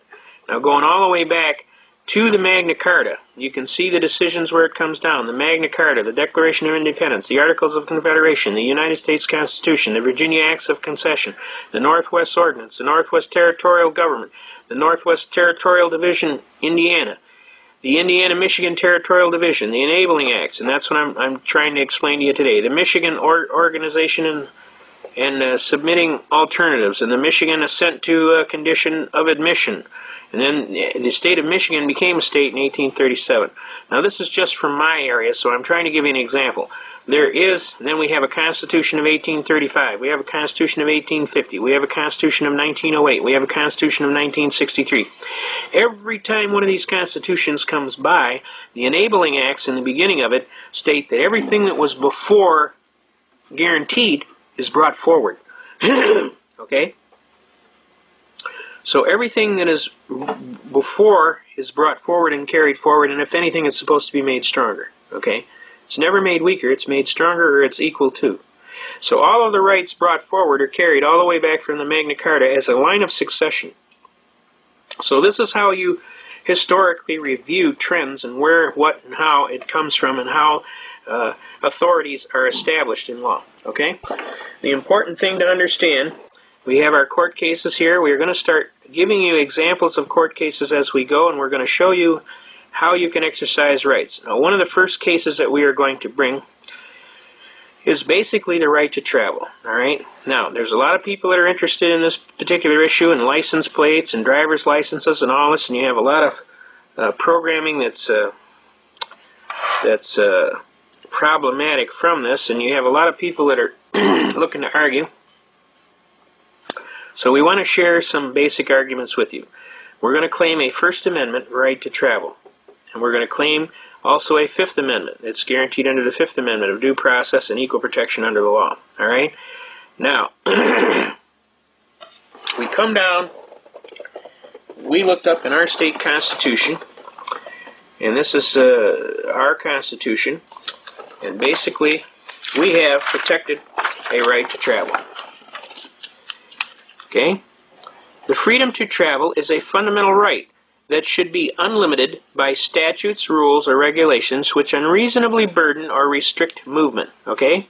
Now then, a law which substantially affects or penalizes the exercise of the right to travel may be justified only by a compelling state interest and must be tailored carefully to avoid unnecessary infringement on the right. Okay? Now, when we come down here, we start reading some of these arguments. You'll notice these little letters here that say, freedom to travel throughout the United States has long been recognized as a basic right under the federal Constitution. See Note 54. Everybody see this little Note 54 here? Again, we're going to take this Note 54. We're going to come down here. And the very first case that we have is Shapiro versus Thompson. This is recorded at 394. That's volume 394. U.S., page 618. And I just happen to have a copy of the case here. They're talking about the purpose of inhibiting migration by needy persons into a state is constitutionally impermissible. All right? All citizens must be free to travel throughout the United States uninhibited by statutes, rules, or regulations which unreasonably burden or restrict this movement. All right? If a law has no other purpose than to chill assertions of constitutional rights by penalizing those who choose to exercise them, it is patently unconstitutional. All right, does everybody pick up on the gist of the argument here? Equal Protection Clause prohibits apportionment of state services according to part tax contributions of its citizens. Any classification which serves to penalize the exercise of a right of interstate travel unless shown to be necessary to promote a compelling government interest is unconstitutional. Okay? Now, that's clearly established. Now, we go into the case, we come to find out, it says that the right finds no explicit mention in the Constitution. This is what I was trying to tell you. You got to use a little bit of wisdom. You read between the lines. In other words, what is your right to life, liberty, and pursuit of happiness? Well, what does it mean to you? Think about it. You can look at the exact words. The right to life, liberty, and pursuit of happiness. Ducky, what's that mean? I have no idea. Well, I'm telling you to start having an idea. Because when you have an idea, they got to listen. So you have an idea and you say, I have a right to travel freely and unencumbered, right? Now, that a right so elementary was conceived from the beginning. They're talking about the right to travel. That a right was so elementary was conceived from the beginning to be necessary concomitant of the stronger union the Constitution created. In any event, freedom to travel throughout the United States has long been recognized as a basic right under the Constitution. We've established that the right is clearly there. So you were right. You had a feeling that you had a right to travel, and you were right. There is such a right there, okay? One of the ways you could find arguments on that would be to go into the Federal Digest at the local library. Go down by your Supreme Court cases. There'll be a set of red books called the Federal Digest right next to the Shepard citations. You look up the book called Words and Phrases. And in the book Words and Phrases, you ask for the right to travel. It'll give you every Supreme Court case that has anything to do with the right to travel, okay? One of the leading cases is this case, Shapiro versus Thompson, that it's such a basic right it doesn't even need to be mentioned, okay? It is important that you be able to back your arguments up. In other words, it's one thing to pick the argument up. Now, here we go. In moving from jurisdiction to jurisdiction, they were exercising their constitutional right, and any classification which penalizes the exercise of the right, unless shown to be necessary to promote a compelling government interest, is unconstitutional. All right? Now, the reality was they exercised their right to timely travel. All right? And the state didn't want to allow that. All right? Now, let's flip back here. First of all, the Constitution is the supreme law of the land, right? We established that. Who said so? Marbury versus Madison, 5 U.S. 137, 1803. The Constitution of these United States is the supreme law of the land. Any law in conflict is null and void of law. Now, we know that the Constitution is supreme. We know that the right is clearly established in Shapiro versus Thompson. Can a state, arbitrarily and erroneously, convert a secured liberty, in this case the right to travel freely and unencumbered, into a privilege and issue a license and a fee for it? Obviously, we have decided that in Murdoch versus Pennsylvania, clearly, no state may convert a secured liberty into a privilege. Now, does everybody see how we plug that in? Just like on your computer, you fill in the blanks, okay? You have the court case. It says no state can convert the liberty into a privilege and issue a license and a fee for it. Well, what right are we talking about? The right to travel freely and unencumbered. So you plug that in. So does the state have a right to require you to have a license for the exercise of that right? No. Does everybody see that? Now, what happens if the state requires you to have the license? Shuttlesworth versus Birmingham, Alabama. You can ignore the license and engage in the right with impunity. That means they can't punish you. Now, what happens if they pull you over? They give you the ticket. Well, you're going to go to court and you're going to fight it. You're going to file a brief. We're going to show you how to do that at a later time. We'll show you exactly what to put down there. But these are the cases you're going to be putting down on your memorandum of law as to why you have a reason to feel that you're right. First, that your constitutional right is superior to any law that they would put down. You have that right, and they can't pass a law that takes away that right. Secondly, if they do, it's unconstitutional. Thirdly, no state may convert a secured liberty into a privilege and issue a license and a fee for it. And if they do, you can ignore the license and the fee and engage in the right with impunity. Shuttlesworth versus Birmingham, Alabama. And since you have not willfully done anything evil, you have relied on your Constitution and on the Supreme Court decisions, you have a perfect defense to the charge of willfulness. So you could not have been charged with willfully not going and getting the license. Does everybody see that? Okay? You have a perfect defense. United States versus Bishop, 412 U.S. 346. Defines willfulness as an evil motive or intent to avoid a known duty or task under the law with a moral certainty. Obviously, you didn't do that, did you? Because you have a perfect defense. You relied on previous decisions of the Supreme Court, Shuttlesworth and Murdoch and Marbury. You relied on your constitutional right to travel freely and unencumbered, pursuant to Shapiro versus Thompson. So you have a perfect defense. So now where are we at? Your Honor, may it please the Court, I motion for dismissal with prejudice, failure to state a cause of action for which relief can be granted, and I would like to motion to dismiss. And I like my costs and fees for having to defend this frivolous case. Now, you have a right to collect your time for going to court, all right? You submit your bill, you submit your proposed order, you fill out your own proposed order. That makes the case go faster, and the judges kind of like that, and it intimidates the hell out of the prosecutor when you do your own order. Now, let's say, well, that's how you interpret that, sir. That's right, sir, that is how I interpret it. And 16th Am Jurisprudence, 2nd, Section 97 says that it shall be interpreted in my favor because I am the clearly intended and expressly designated beneficiary of the citizens for the protection of rights and property. See Briars versus United States, 273 U.S. 28. Unlawful, and that deals with an unlawful search and seizure, but it also deals that it's supposed to be interpreted in favor of you, the clearly intended and expressly designated beneficiary for the protection of your rights and property. So they got to enforce it in favor of you, right? Now, Boyd versus United States comes next. The court is to protect against any encroachment of constitutionally secured liberty. It's their duty. They have no choice. They have to do it. Okay? All right. In Norton versus Shelby County, an unconstitutional act is not law. It confers no rights. It imposes no duties. Affords no protections. It creates no office. It is in legal contemplation as inoperative though it had never been passed. Now, after you write all of this stuff down, you casually say, wherefore, Your Honor, I pray before this honorable court for your just and lawful relief. I ask that you dismiss this case with prejudice for failure to state a cause of action for which relief can be granted, and I pray the court for my just relief for having to defend this patently frivolous and spurious case, and my costs are whatever they are. You submit that on your order. I have an order. I have a proposed order, Your Honor. It's in my brief. At that point, they will turn to the prosecutor and say, well, Mr. Prosecutor, what do you think you'd like to do about this? And most of the time, they're so overwhelmed at this point that they just go, I'll go for the dismissal, Your Honor. And the judge will give them some slack. Well, never before was a young man, not attorney, so literally overwhelmed when it counts for the prosecution, a licensed attorney. Now, it's not my goal to make attorneys look bad. My goal is to make you look good. My goal is to make you understand your Constitution. Now, if you happen to do it and you do it better than the attorney, God bless you. And God bless America.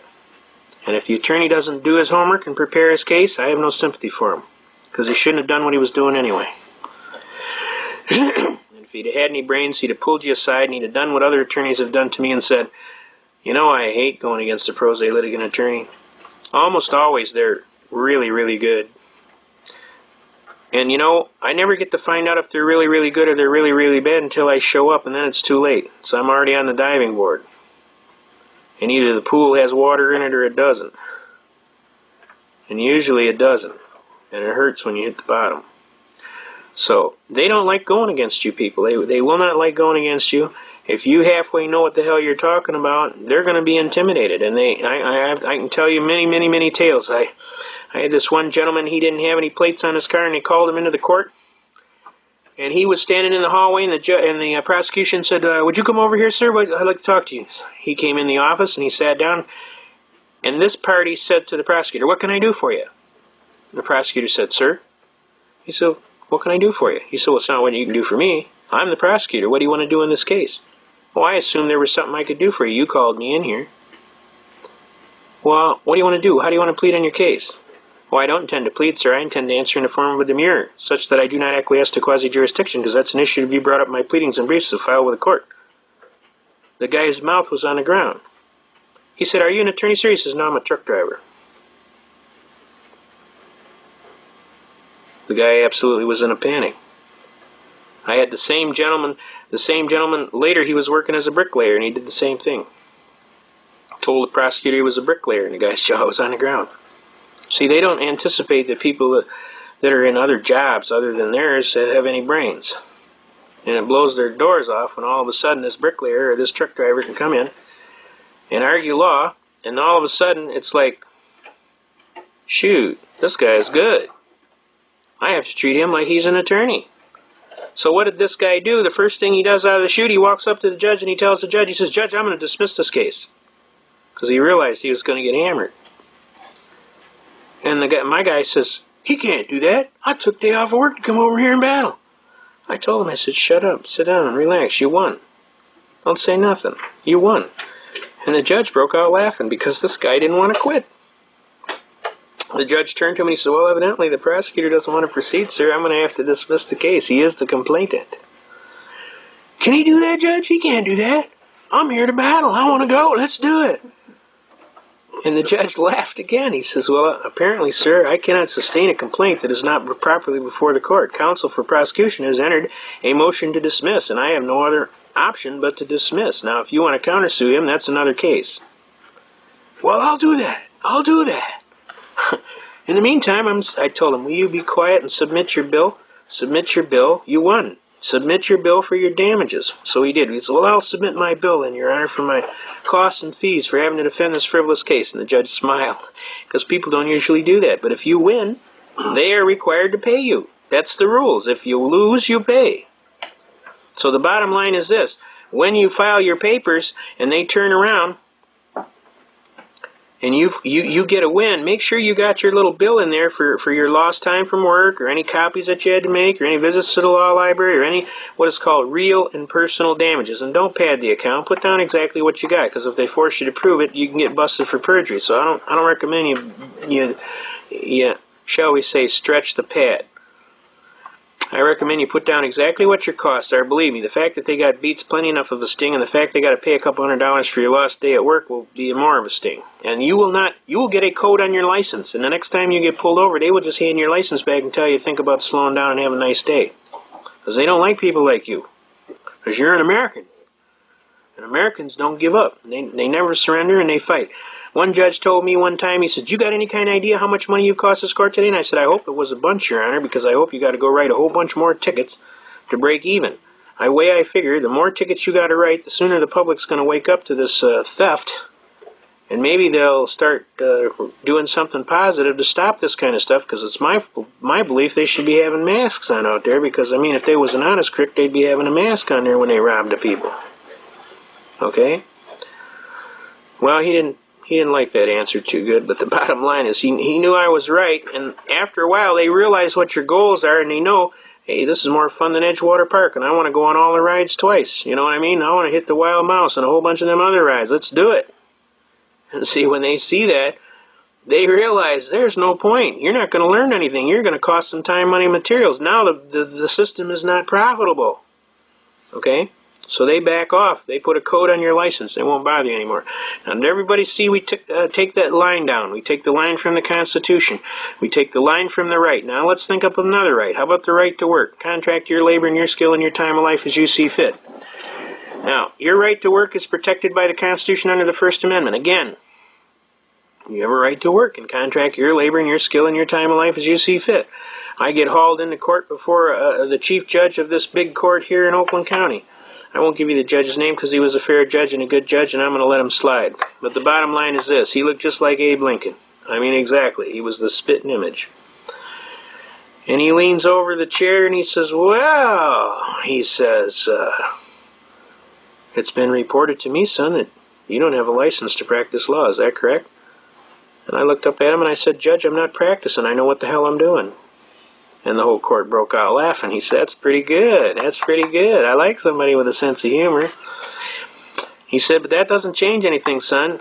You have to have a license to practice law. And I said, Your Honor, I'm an unenfranchised common law free man. I live at the common law. I am not a participant in any tontine schemes of limited liability on a joint venture for profit with an insurable interest requiring me to participate in these illegal corporate Ponzi schemes.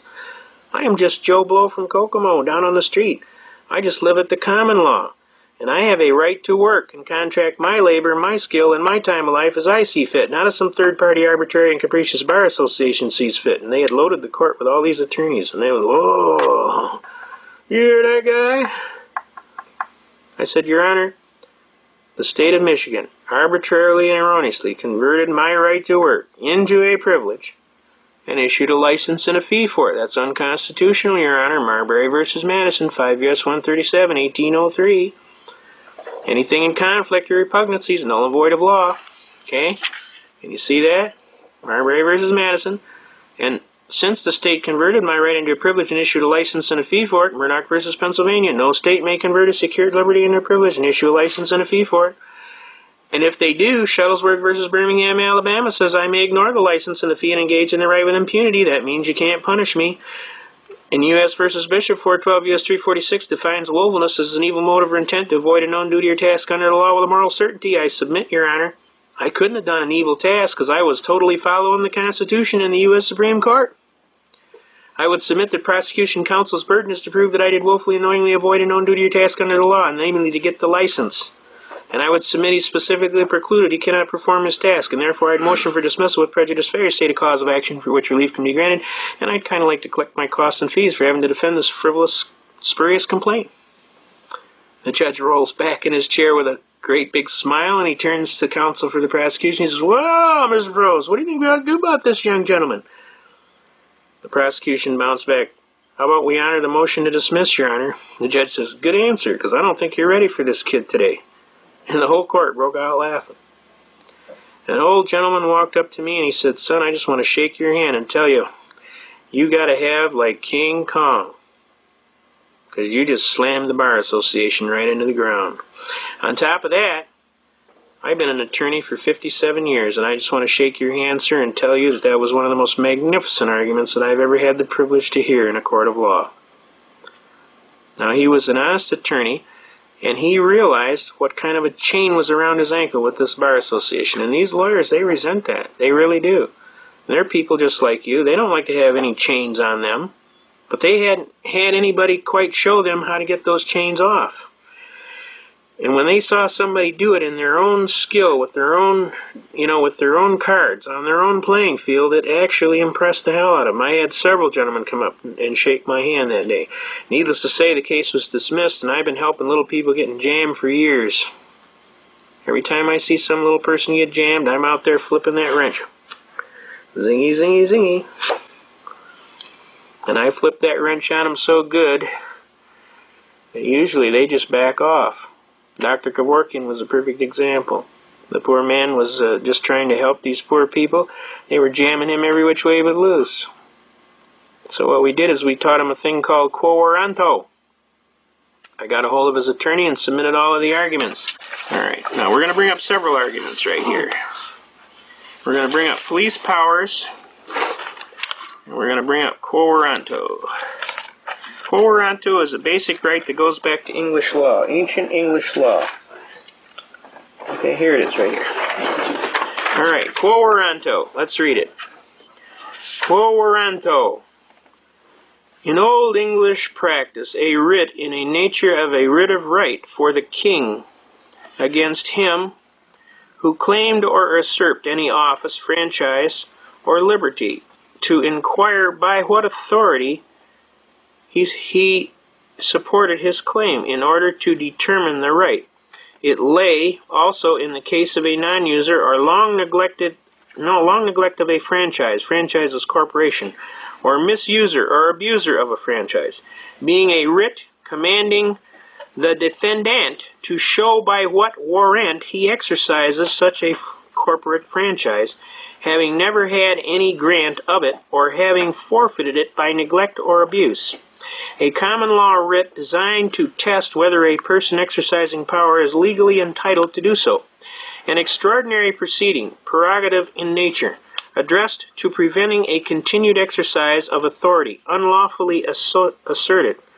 Johnson v. Manhattan Railroad Company, New York, recorded at volume 289, United States, page 479. Now, it is intended to prevent exercise of powers that are not conferred by law, and is not ordinarily available to regulate the manner of exercising such power. Now, what we did, see, police powers are defined as the right of eminent domain of a state or political subdivision to enact laws for the common good and welfare. Let's pull that out.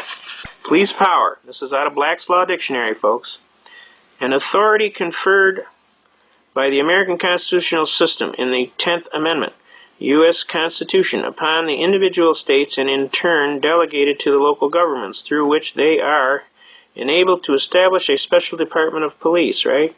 Such laws and regulations as tend to prevent the commission of fraud and or crime and secure generally the comfort, safety, morals, health, and prosperity of its citizens by preserving the public order and preventing a conflict of rights in the common intercourse of the citizens, and ensuring to each an uninterrupted enjoyment. Everybody will get that word, enjoyment?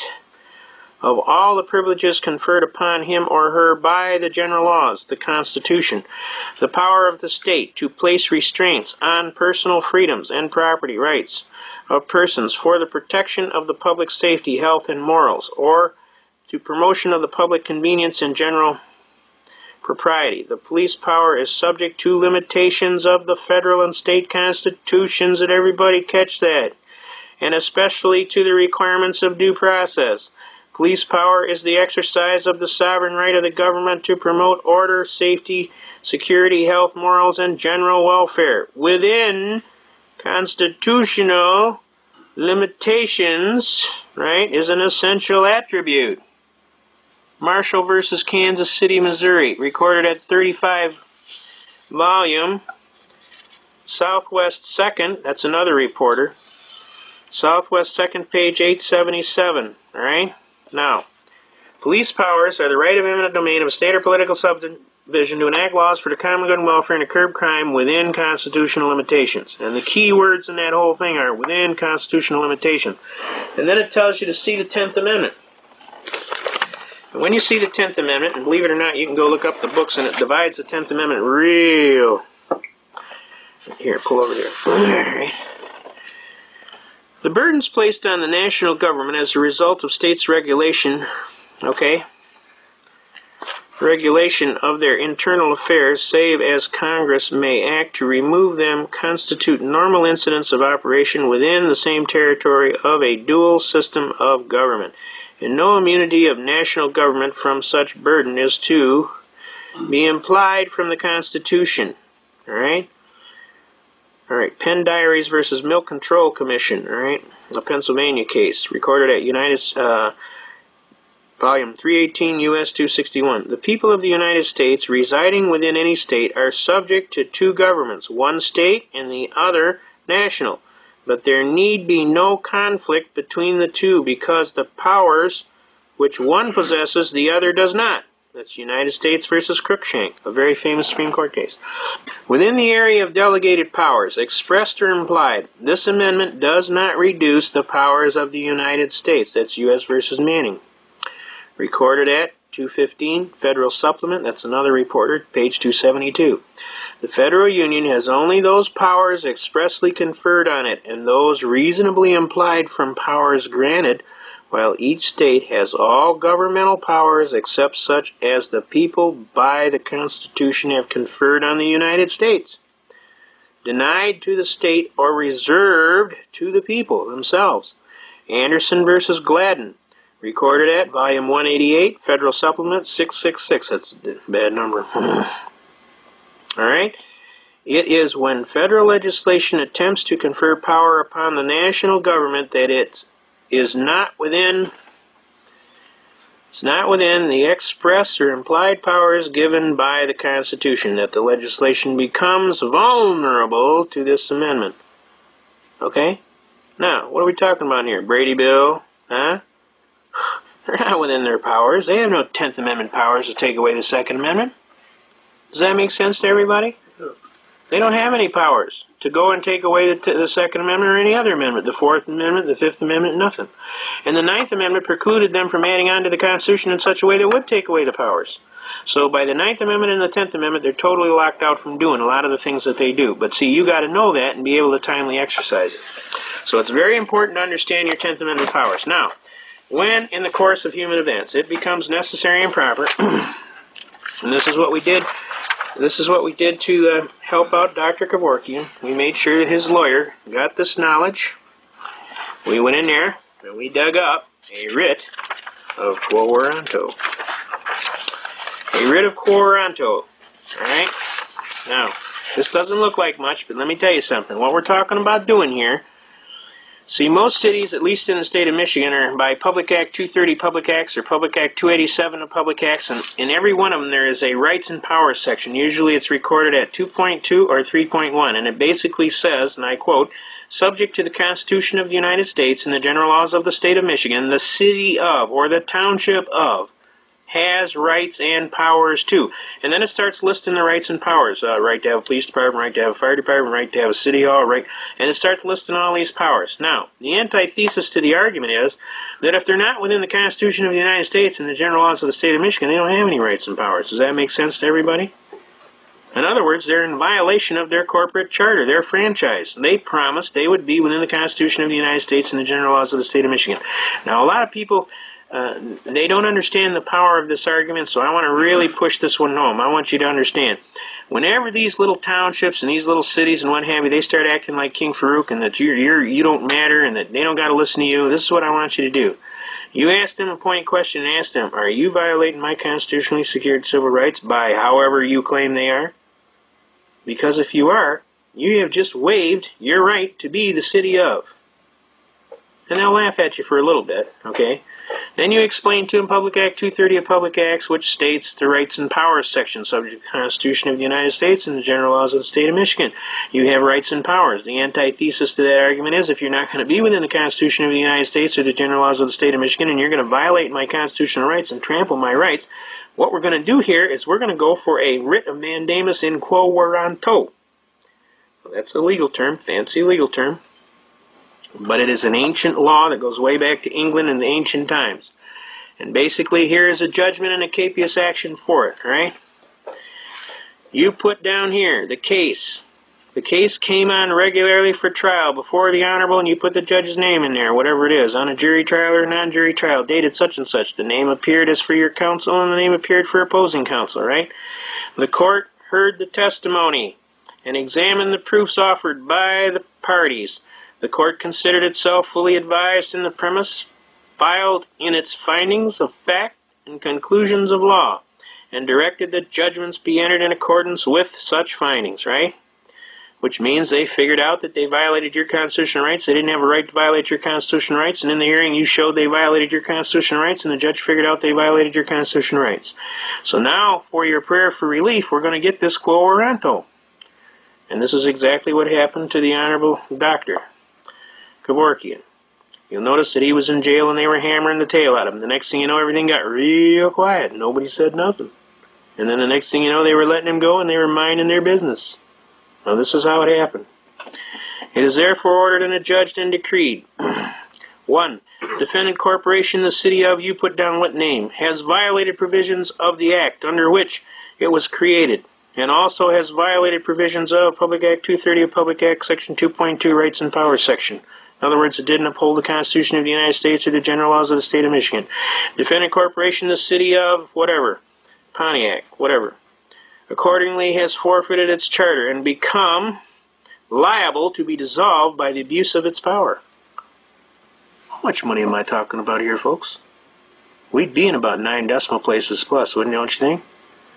Now, do you think they're going to bother some little doctor when they're looking at shutting down a major city?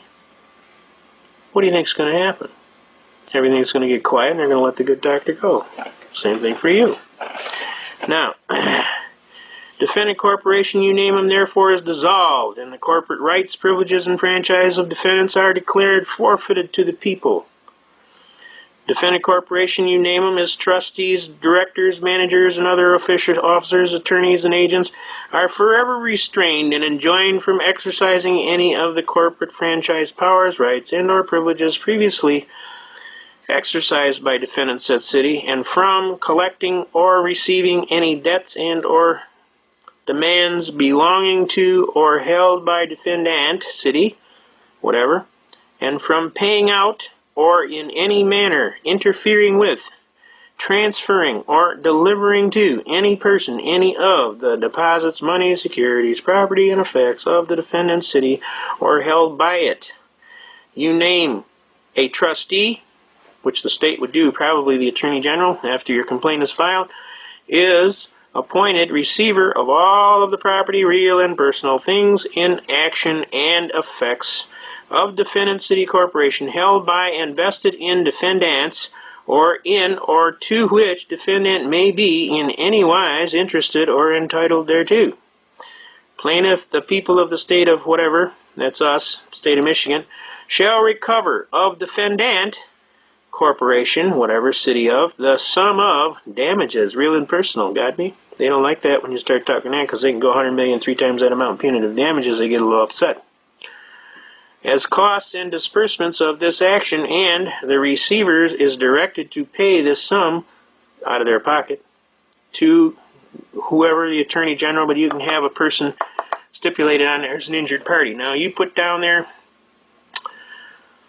the Honorable Judge so-and-so presiding, the date entered, and he signs that, and that city is no longer a city. You see, when they violate your Constitution, this is one of the most powerful tools that you can use. And when you jam this on, you better wear a bulletproof vest to court, because you're probably going to get shot at by the time you get home. But it's nice to threaten. You know, you just threaten. Just drop one of them in the mail and say, if I don't get reasonable cause for my action in the near future, you're going to get one of these in the mail for real. Here is a summons for quo warranto. This is for the start of the thing. Right here. Summons. Form 41. By the way, you can get this in 21 AM Juris Forms and Practice. Your practical forms and practice. Alright? You name the party, you put down there who you are, the people of the state of Michigan versus you are summoned to appear before which and which court on such and such a date to show by what authority you claim to have, use, and or enjoy the rights and liberties and franchise, namely the corporation city of, set out and complained of in such and such a time, summons, and further to do and receive all things which the court shall then order concerning you. This is kind of like pulling their driver's license for drunk driving. Now that's an oversimplification, but sometimes these city halls operate like a drunken sailor. And they just think they can abuse citizens' rights and trash them. You know who I am? No, and I don't care.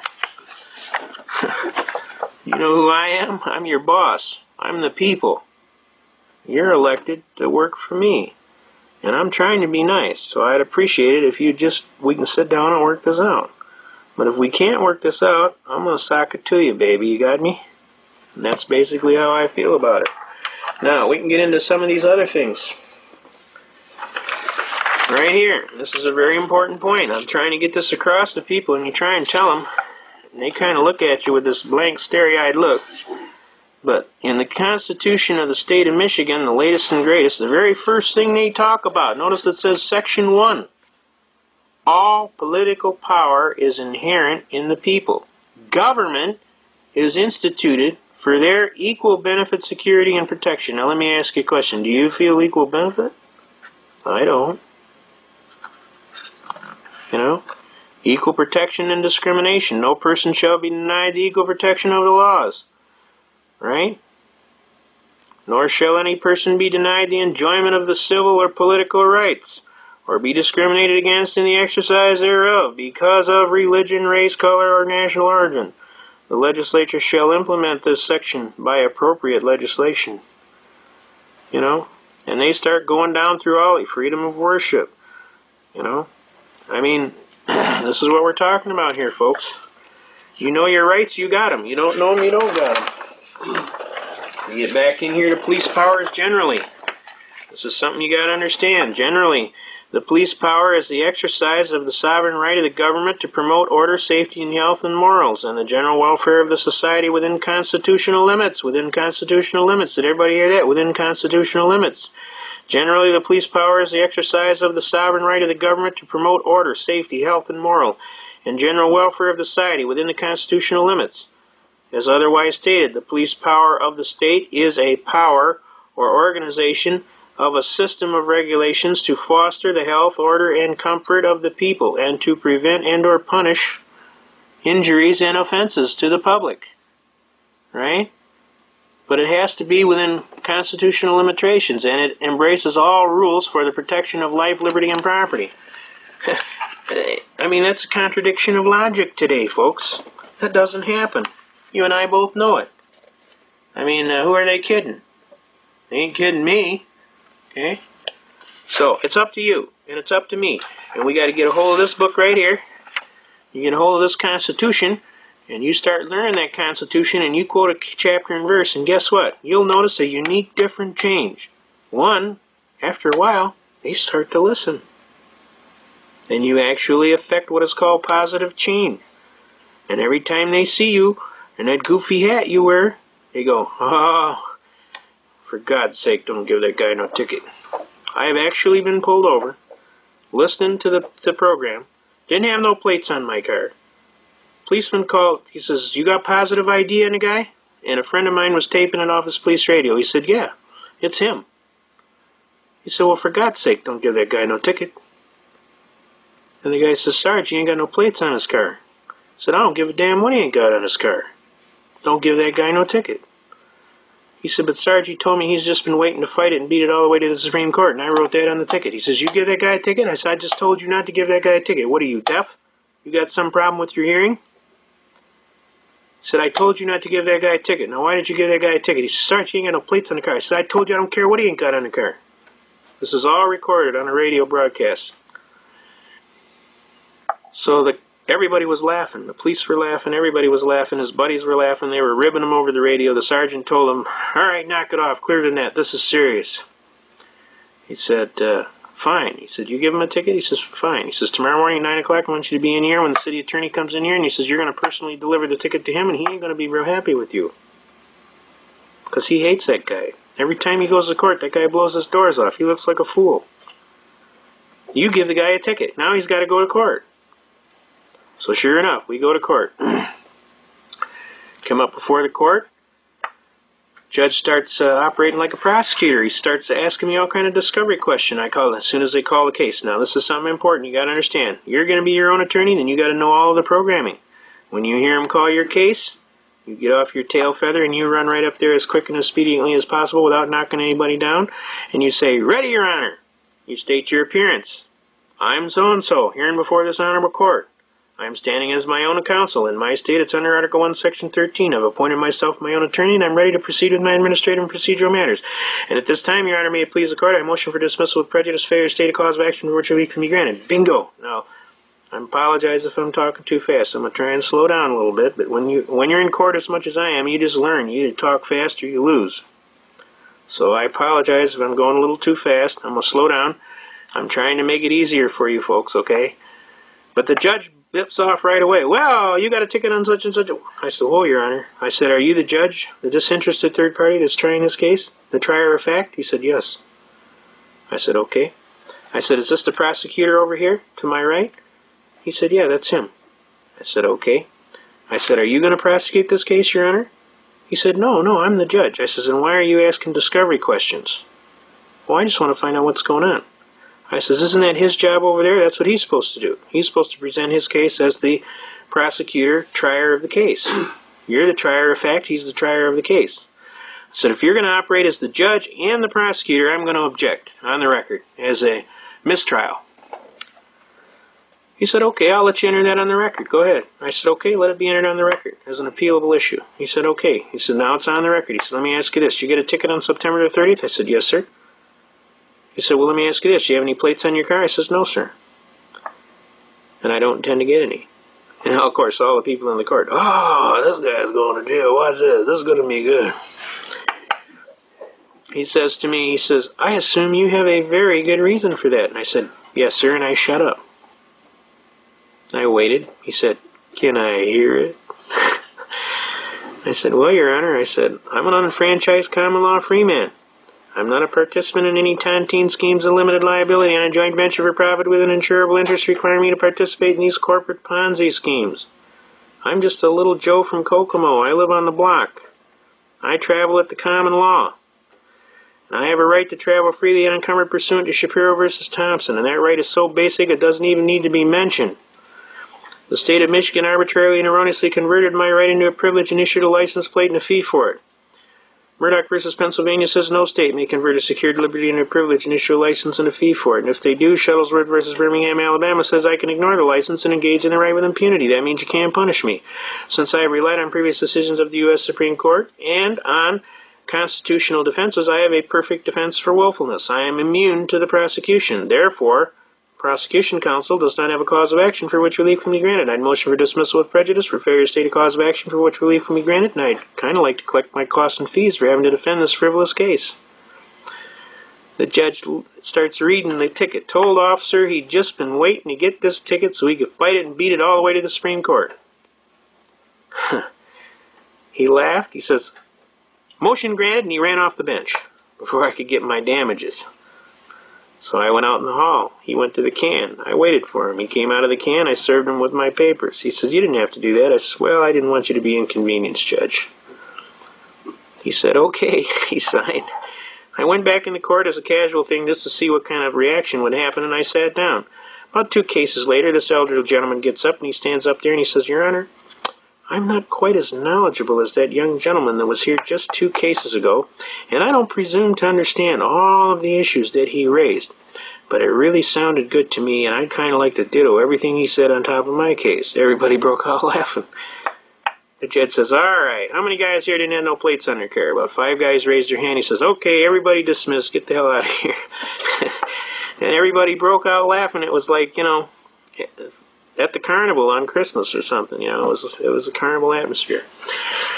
So I'm telling you, you can affect change. And see, they had all figured. They said, watch this guy's going to jail. And then all of a sudden, boom, out jumped. And I'm telling you, it's this little book right here, this book.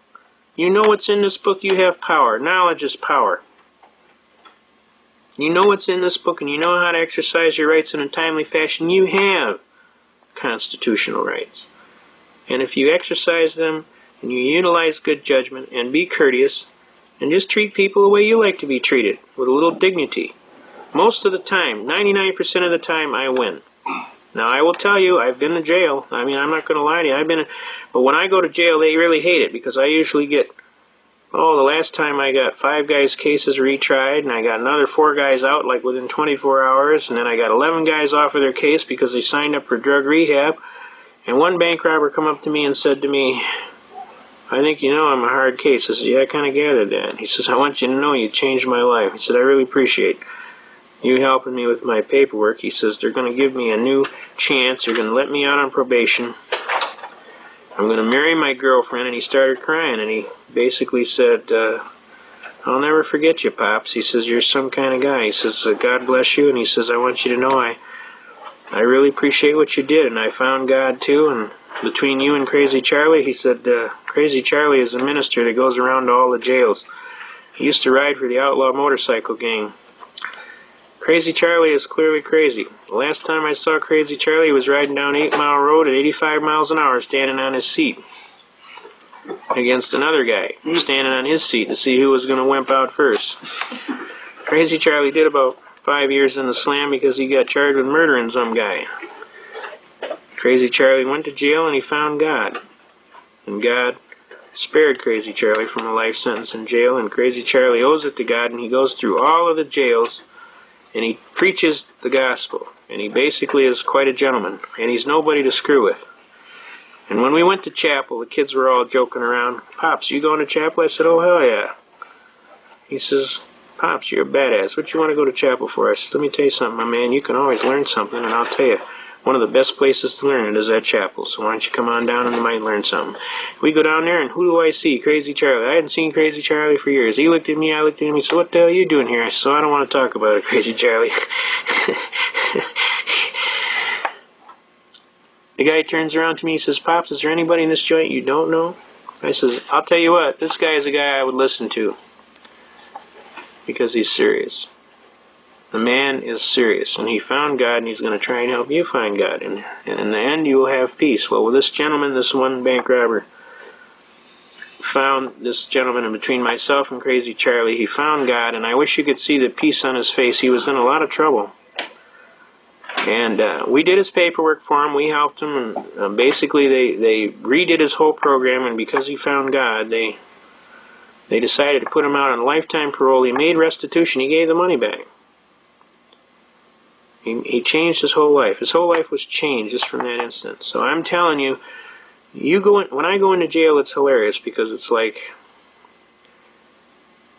the jailers don't even know how to act. And it's like, the one jailer told me when I left, he shook my hand, he says, "I'm going to miss you, Pops." He said, "They call me Pops because I'm older." I was a little teed off when they called me Pops the first time, so I told this kid, he said, I said, "What's with the Pops?" I said, "I'll bet you can't even do 25 push-ups." He said, "You're probably right, Pops, can you?" Boom, down I went, 25 out, and here's, I'll raise your 25, and here's another 25. He said, "Pops, you in good shape." I said, "I'm going to show you how good a shape I'm in, you keep calling me Pops." He says, No, you don't understand, Pops." He said, "If you're an older gentleman in the joint, they treat you with courtesy, they call you Pops. That's just out of courtesy." I said, "Oh, I guess you can call me Pops, and that's cool." So don't you ever think that I'm getting old. So I'll fool you.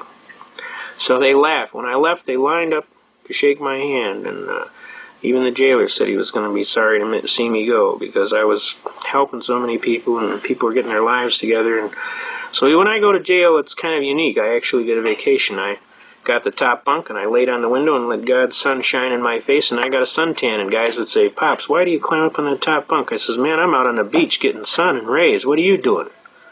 He said, "You know, Pops, you something else. You're going to make, you in jail, and you're going to make..." I said, "I'm laying out here on the beach. What you talking about? I'm laying on my bed right next to the window, and the sun comes right through, and I'm on the beach. What you talking about? Getting a suntan." So you got to make the best of where you're at, no matter what. It keeps your spirits up. And the bottom line is this. I wouldn't have been in jail if I could have more effectively argued my Constitution. I ended up having to do a brief from the jail, 28 pages. I sharpened the pencil on the phone on the wall. Here it is. This is a 28-page motion to dismiss. No, this is more than that. This right here. I mean, this is all from hand, longhand. And when we got to court, the judge looked at it. He goes, "Sir, are you an attorney?" I says, "No." He says, "You ever been to law school?" I says, "No, sir." He says, "You did this from jail?" I says, "Yes, sir." He says, "You did this from jail from memory?" I says, "Yes, sir." It's rather extensive. It's huge. Meanwhile, the prosecutor kicks in. She says, "Judge, do I got to answer this?" He goes, "Oh, hell yeah." This guy is kind of like this guy on Night Court on TV and Channel 2, kind of flippant. And he says, "Oh, hell yeah, counselor." He says, "What's this, a new hobby you just took up?" He says, "This guy even did his own proposed order. I don't even have to fill out an order." And he says, "Not only that, I want it done by 8 o'clock Monday morning." So all weekend she had to go to the law library and answer all this stuff. She was not a happy camper. So then she proposed that I have to have a shrink check my bolts out to see if my batteries are charged. Because if you defend your Constitution, you got to be a crazy turkey. And she found out I'm pretty well squared away. I just argue my Constitution. I asked the judge, I says, "Has it gotten this bad yet, Judge, where they got to toss you in a nut house because you defend your Constitution?" He says, "Not in my court." And I've heard of judges speaking up and saying, "Well, the Constitution has no place in my courtroom." How can they even think about that? Boy, that is a very serious statement. Because what that judge just did in an open court of law under Title 18 United States Code Section 2381 is he just committed an act of treason. See, the judge is sworn under Article 11 in this state, Paragraph 1, that he will uphold the Constitution of the United States and move as most immediately as is practicable to defend the Constitution, and a violation of that act would be capital felony treason under the people and government of the United States of America, and he would be subject, upon conviction, to be hung by the neck. That's how serious. If the defendant had a driver's license and they were trying to argue a traffic matter and they were kind of in the system already and raised the constitutional objection that the judge might say it doesn't apply? Well, here's how we start a lot of these traffic cases, and I'll get right into that. The issue, when you first walk before a traffic court, you see, when they merged these courts together in 1963, they screwed up. They wanted to lay off half the judges, see, and they only wanted to have one building. So what they did is they merged the traffic court per se, or that docket, into the criminal court docket. And when they did that, they didn't check the rules, you see. And when they didn't check the rules, they didn't allow for jurisdictional challenges between the two courts. So what happens now is you come before the court, and there's several ways you can come before the court. Now, this gentleman here is correct. When he's talking about you have a driver's license, you have entered into a contractual relationship with the state. In other words, it's not a lawful contract because you cannot enter into an unlawful contract. You understand? It is a contract, though, because it's recognized as a contract. Because you have voluntarily entered into this contract, you agreed to all of the rules in their law book for that contract. Now, this is what we call admiralty and maritime jurisdiction or artificial jurisdiction. And it's a rather heavy argument going into Erie Railroad versus Tompkins and McCulloch versus Maryland, and we'll go into that in depth at the end of this program, but I wanted to share with you briefly. When you sign your driver's license, and especially today, and your voter's registration card, you will notice a little note right under your signature where you agree to the acceptance of the duality of citizenship of not only at the common law, but you accept the national jurisdiction under admiralty and maritime jurisdiction, which allows you to be sucked into all of these uniform commercial code requirements. And this is a very serious thing you're signing here. You don't understand it, but you just sold all your constitutional rights down the sewer when you signed that document. So when you sign it, my honest advice, and this is from experience, you sign the thing, and right at the end of your name, you write UD. U period, D period at the end of your name, and underneath your name, you write 1-207 without prejudice. Now, what that does, it says, I'll be glad to accept your ridiculous privilege. I don't really need to, but I will just to keep myself from being in trouble with the cops. And I'll tell you what we'll do. We'll exercise our Uniform Commercial Code caveat that allows us to keep all of our constitutional rights. In other words, my signature is not really a signature of contract, it's a signature of convenience that allows me to get a piece of paper to put in my pocket for identification purposes, that allows me to sign my checks and do whatever I got to do. But it doesn't in any way make any admissions or confessions or require me to participate in any of your rulebook schemes under your Admiralty and Maritime Tontine scheme. Now, to tell you how crazy it was, I just got asked by an attorney how he would defend a program where a gentleman that he was defending was accused of hijacking a car, and that they were claiming that because the car is made all over the world and all over the United States, that the parts, even though they're assembled at one point, they are in what is called the interstate jurisdiction. And that because of that, this crime was now a federal crime. You understand? This is how far-reaching this thing has gotten. And when this gentleman signed his driver's license, he had no idea that he was entering into this thing and waiving all of his God-given constitutional rights, and that he was no longer a common law citizen, that he was actually under Admiralty and Maritime jurisdiction. Now, when we pull up some of these statutory requirements, it's an interesting thing that you brought up. But what they do is these regulations are never enacted into law. We'll show you something on that just a little bit later, but they're not enacted into law. They just make a regulation, and because you voluntarily enter into this contract, all of these regulations just come up as enforceable to you, even though you don't know any better. Now, we have a Fair Credit Reporting Act that says if you make any loan or you get involved in any kind of a credit relationship, they got to tell you everything about how much the interest rate is, what the payments are, how long the payments are. I mean, they got to tell you every single thing about the contract. And in theory, all contracts, you're supposed to know all of the facts in regard to the contract. They just make the contract one-sided. And they figure, well, these people are not that well informed. They're not real bright. We'll just get them to sign this on their driver's license, and they'll voluntarily acquiesce into the situation, and then we can throw all of these regulations at them, and they'll never know how we hit them. So it's very important that you understand when you sign something, read it, for sure. If you don't understand everything that's down there, take it to somebody and ask some questions before you sign it. Because once you sign it, it's harder to get out of. But I highly recommend everybody lose their wallet and go down and redo their driver's license and sign the thing UD when you sign it, and put 1-207 without prejudice. Because right then and there, you cut off all of this Admiralty and Maritime jurisdiction, and you return back to your contract law of what? You're a common law citizen living at the common law. and they can have their contract, but it's non-enforceable. Why is it non-enforceable? Because you can state that you signed it under duress. Well, how do I know that? Look, I put UD right after my name. U period D period. What do you think that means? Under development? Under the deck? That means under duress.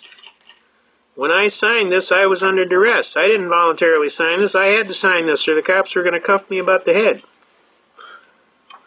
You see, I was under threat, intimidation, coercion. I still believe that I have a right to travel freely unencumbered. Notice you're not driving. You have a right to travel. The customary usage of the right to travel today is you get in a car. You don't go down to 7-Eleven on your bicycle, you get in a car. Want to go down and pick up a carton of milk, you get in your car.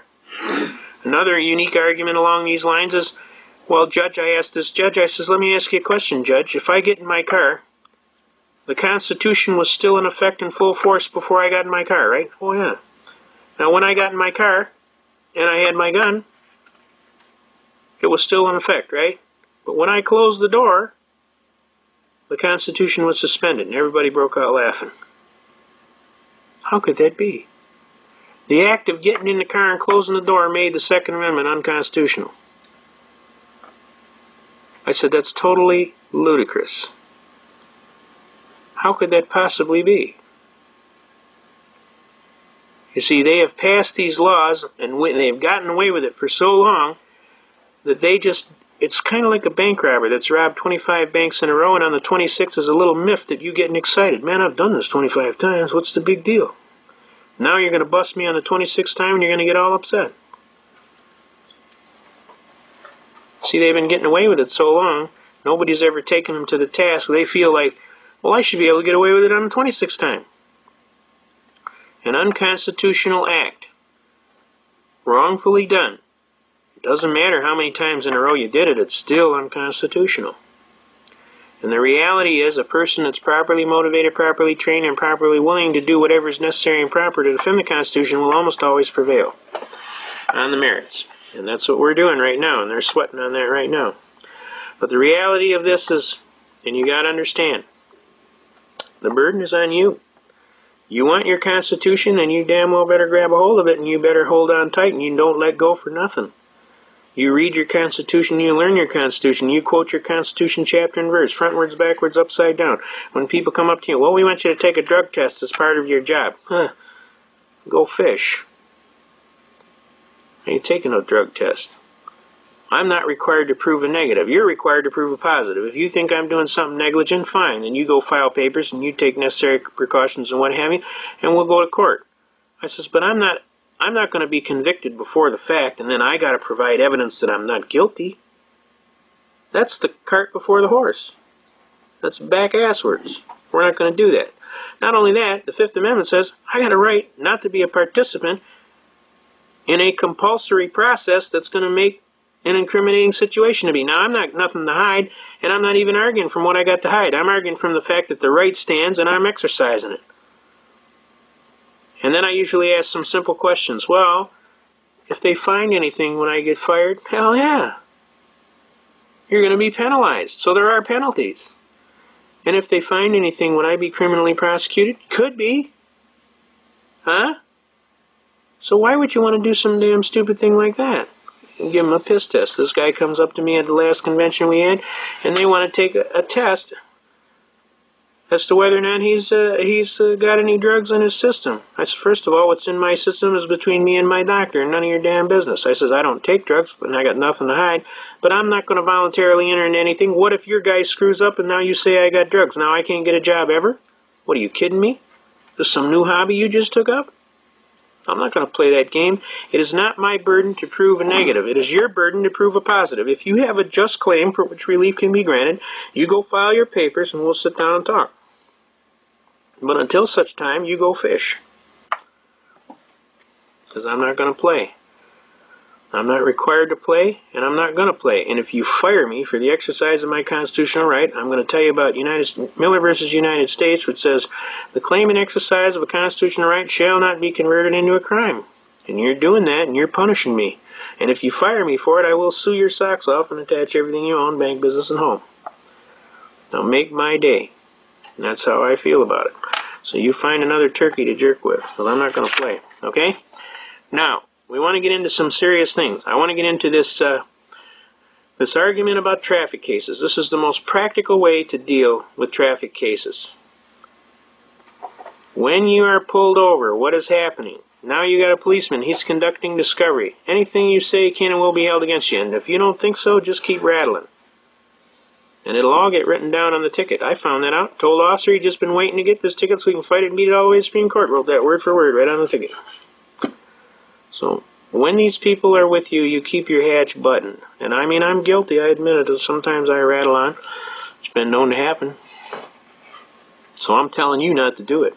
You button your hatch. If you say anything, it's yes, sir, and no, sir. What can I do for you? And they always like to say, going a little fast, weren't you? I say, I neither admit nor deny, and I leave you to your proofs. Oh, a lawyer. Nah, I'm not a lawyer. But I'm smart enough to keep my mouth shut, because I realize anything I say is going to be putting down on your paper. You say, you got a charge, you make it, and I'll see you in court. Oh, you want to go to court? Oh, yeah, I always go to court. I fight everything, murder one. It's kind of like a hobby of mine. You know? Well, let's see what we get. And they walk back to the car, and they start writing. Or they usually come back and they say, well, you're going a little fast. Think about slowing down. We're going to let you go with the warning. You got to have a good day. Thank you, officer. You have a good day, too. God bless you and keep you safe. Okay? Courtesy.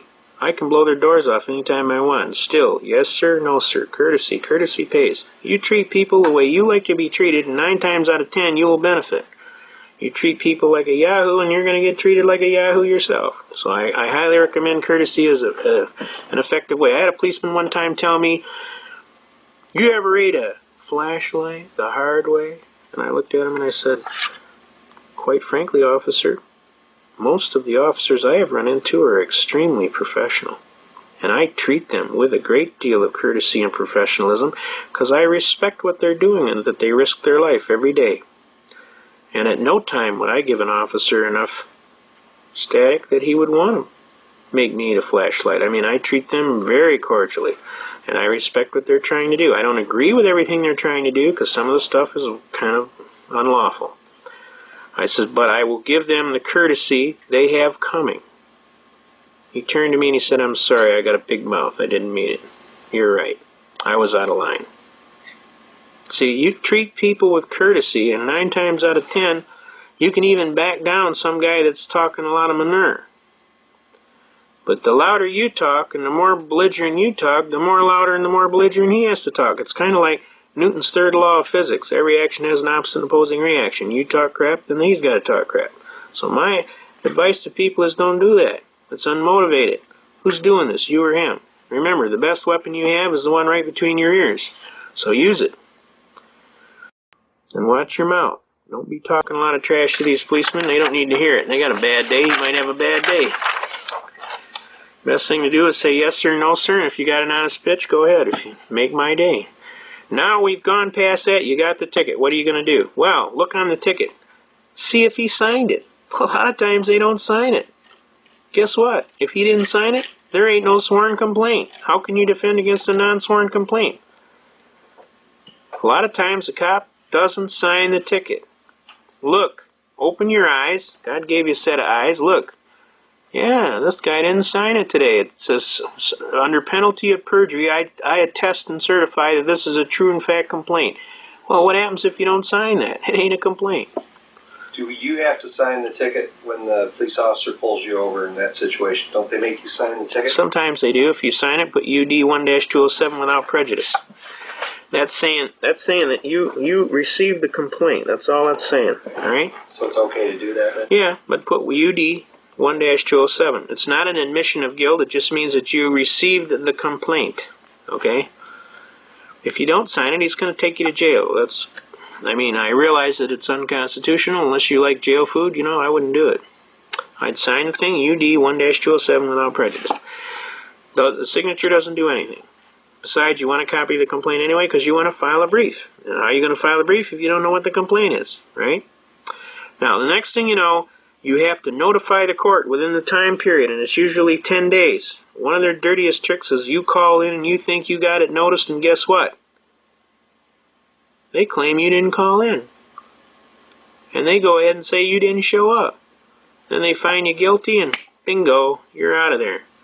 So I recommend you call them, tell them that you want a formal hearing, ask the name of the party you are speaking to, and who am I speaking to, so that you've got a name of somebody that works there to verify that you called. Then immediately or sooner, type up a little notice that says, I, state your full name, do hereby request a formal hearing. Put that in the mail, sent certified mail to them, or run down there and walk right in and get them to set up a hearing. Now, you want a formal hearing. Okay, now, 5 days before that hearing, you are required to serve your papers on opposing counsel. If you don't do it in a timely fashion, Michigan General Court Rule will sock it to you, and you will not be able to enter your briefs. Now, sometimes you can get away with it the last minute, handing it to them, and they won't say nothing. But if they want to hammer you, they can use the 5-day court rule. I have used it effectively several times. Now, you look at what it says on the complaint, whatever it says, MCLA, whatever you violated, and you go down and you go to the law library, you look up Michigan Miles Laws Act, you look up exactly what they say, and then you enter a defense. I neither admit nor deny, and I leave you to your strictest proofs in a competent court of original jurisdiction. But before we go that, depending on how you want to play, and there's several ways you can go. If you want to be the hardest-nosed that you can be, you walk into court and don't send no paper. And as soon as they call a case, you, as expediently as possible, you move to the forum up there in the front, and you say in a loud and clear voice, "Ready, Your Honor." You state your full name. I'm giving my appearance before the court in propria persona, which means in your own proper person. In this state, it's pursuant to Article 1, Section 13. I've appointed myself my own attorney, and I'm ready to proceed with my administrative and procedural matters. And at this time, Your Honor, may it please the court, I'd motion for dismissal with prejudice, fair stated cause of action for which relief can be granted. And all of a sudden, the cop will go, especially if you wear a army jacket and you look like you're 3 sheets in the wind. The cop will lean back and go, "Oh, crap, we're going to get sued." I didn't know the guy was a lawyer. And then he'll start talking to the prosecutor, and the prosecutor will go, "Turkey, you brought me one of them kind. I'm going to get killed, and you're going to sit here and pay for it, I promise you." And then what happens is, out of your mouth, you tell the judge in the most clearest and expedient language, "Your Honor, may it please the court, is this a court of law or is this a court of equity?" He will immediately sound off with, "There's no equity here," just like he got hit in the knee with a hammer and his leg jumped. And just that fast. It'll happen that fast. Because he thinks there's no lawsuit here, therefore there's no equity. See, the judges don't even understand what happened with this shift from 1963 where they moved these courts together. So you got to find out what hat the judge is wearing. Is he wearing a criminal hat or is he wearing the civil hat? So you have a right to ask. You say, "Judge, this is court of law or is this court of equity?" He goes, "There's no equity here."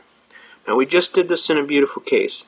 This little gal, she couldn't have been 80 pounds soaking wet. And this cop was about 6'2", about 320, big heavy-duty state trooper. She walks in.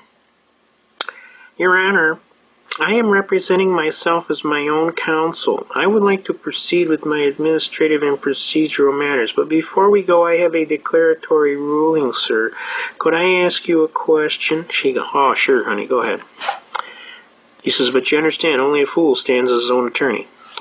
She says, "That may be, sir, but I'm the best person that knows the facts in my case, and I think I have a chance. I'd like to try. Is that okay?" "No problem. You have a right." "Is this a court of law or is this a court of equity?" The judge immediately, "There's no equity here." She said, "Thank you, sir." She rolled up her hand. In the hand was a ticket that said civil infraction right across the top, and she said, "How may we hear this civil infraction, sir?"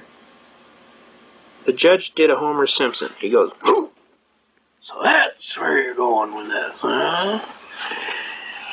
The whole court broke out laughing. This little gal, I'm telling you, she is this tiny little thing. She's just a sweetheart. The whole court realized the judge did a Homer Simpson.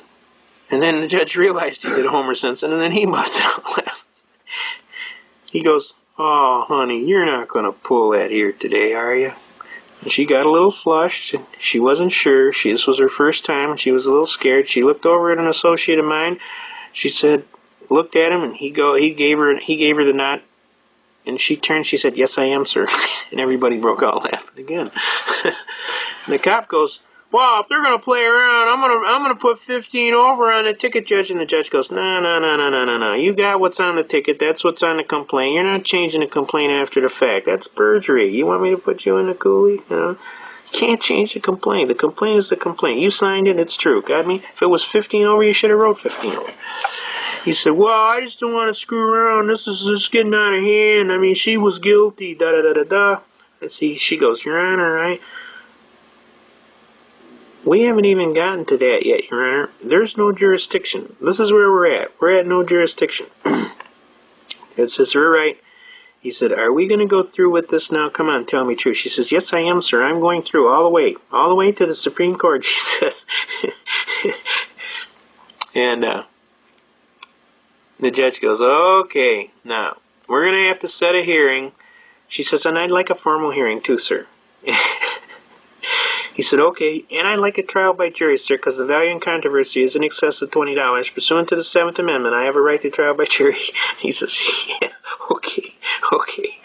We'll send you notice. It's been 3.5 weeks. We got no notice. We call them every day. They don't even want to talk about this case." The only reason they said that was so all of the poor little people in the back of the room didn't get the idea that they could get up there and do the same thing this little gal did. They're not going to call her back because they got no jurisdiction. They're not going to try that case because she's going to blow their doors off. Okay? Now that's one of the most beautiful texts and the fastest. And the last time I did it, it was before a particularly obnoxious judge. And he basically said to me, "How many times have you pulled this?" And I said, "No, Your Honor, I think this is the 12th time." He said, "Going for lucky 13, eh?"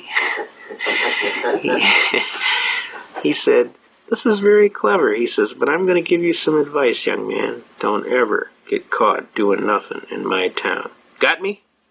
I said, "Sir, I never do anything. I'm trying to be a regular gentleman." He said, "Well, you better not get caught doing nothing, because I will hammer your tail." And I said, "Does that mean the case is dismissed, Your Honor?" He says, "It's dismissed. You're out of here."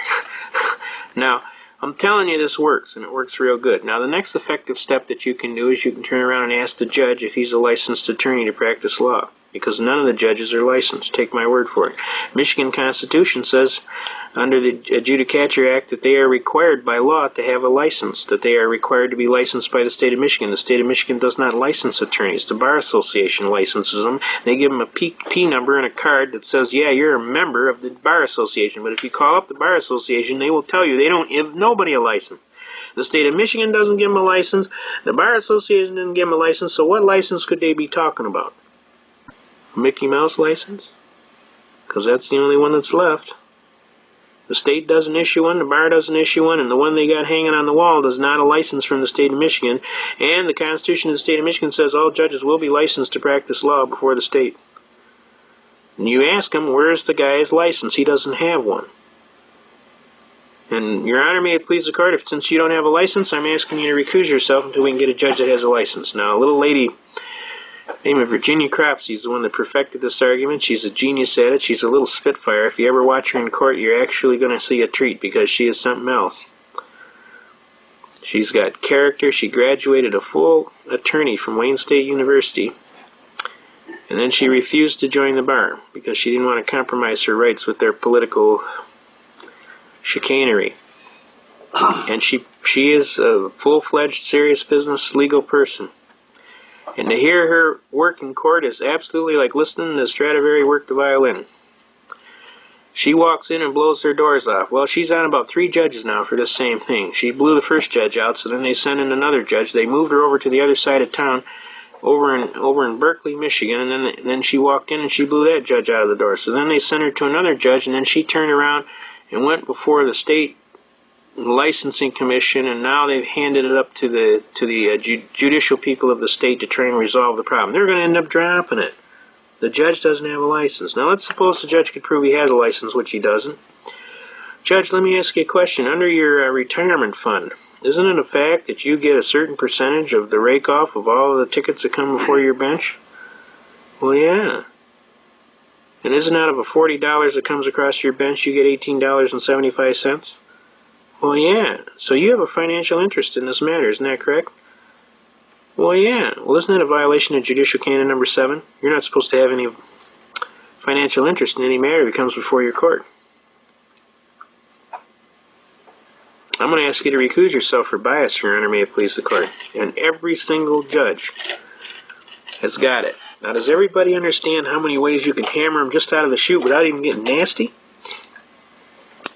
The judge don't have a license. The judge has got a personal interest in the case for financial reasons. There is no jurisdiction to hear the matter, and I'll tell you a secret. Once you challenge jurisdiction, the burden falls on the plaintiff to prove jurisdiction. See? And he can't do it. It cannot be done. There isn't any. There is no jurisdiction to hear a traffic ticket in the United States of America. I know, you're sitting back, oh, come on, they've been getting this for years. A traffic ticket is a writ of assistance or a bill of attainder. You look in your Constitution, you'll find out bills of attainder are against the Constitution. And it's stated at least twice that I know of, all right? I'm telling you, you read your Constitution. There is no place for a traffic ticket. You cannot have a writ of assistance that has civil equity arguments that transmit into law penalties. They can't throw you in jail for a debt because that's a debtor's prison. We have a constitutional argument against that also.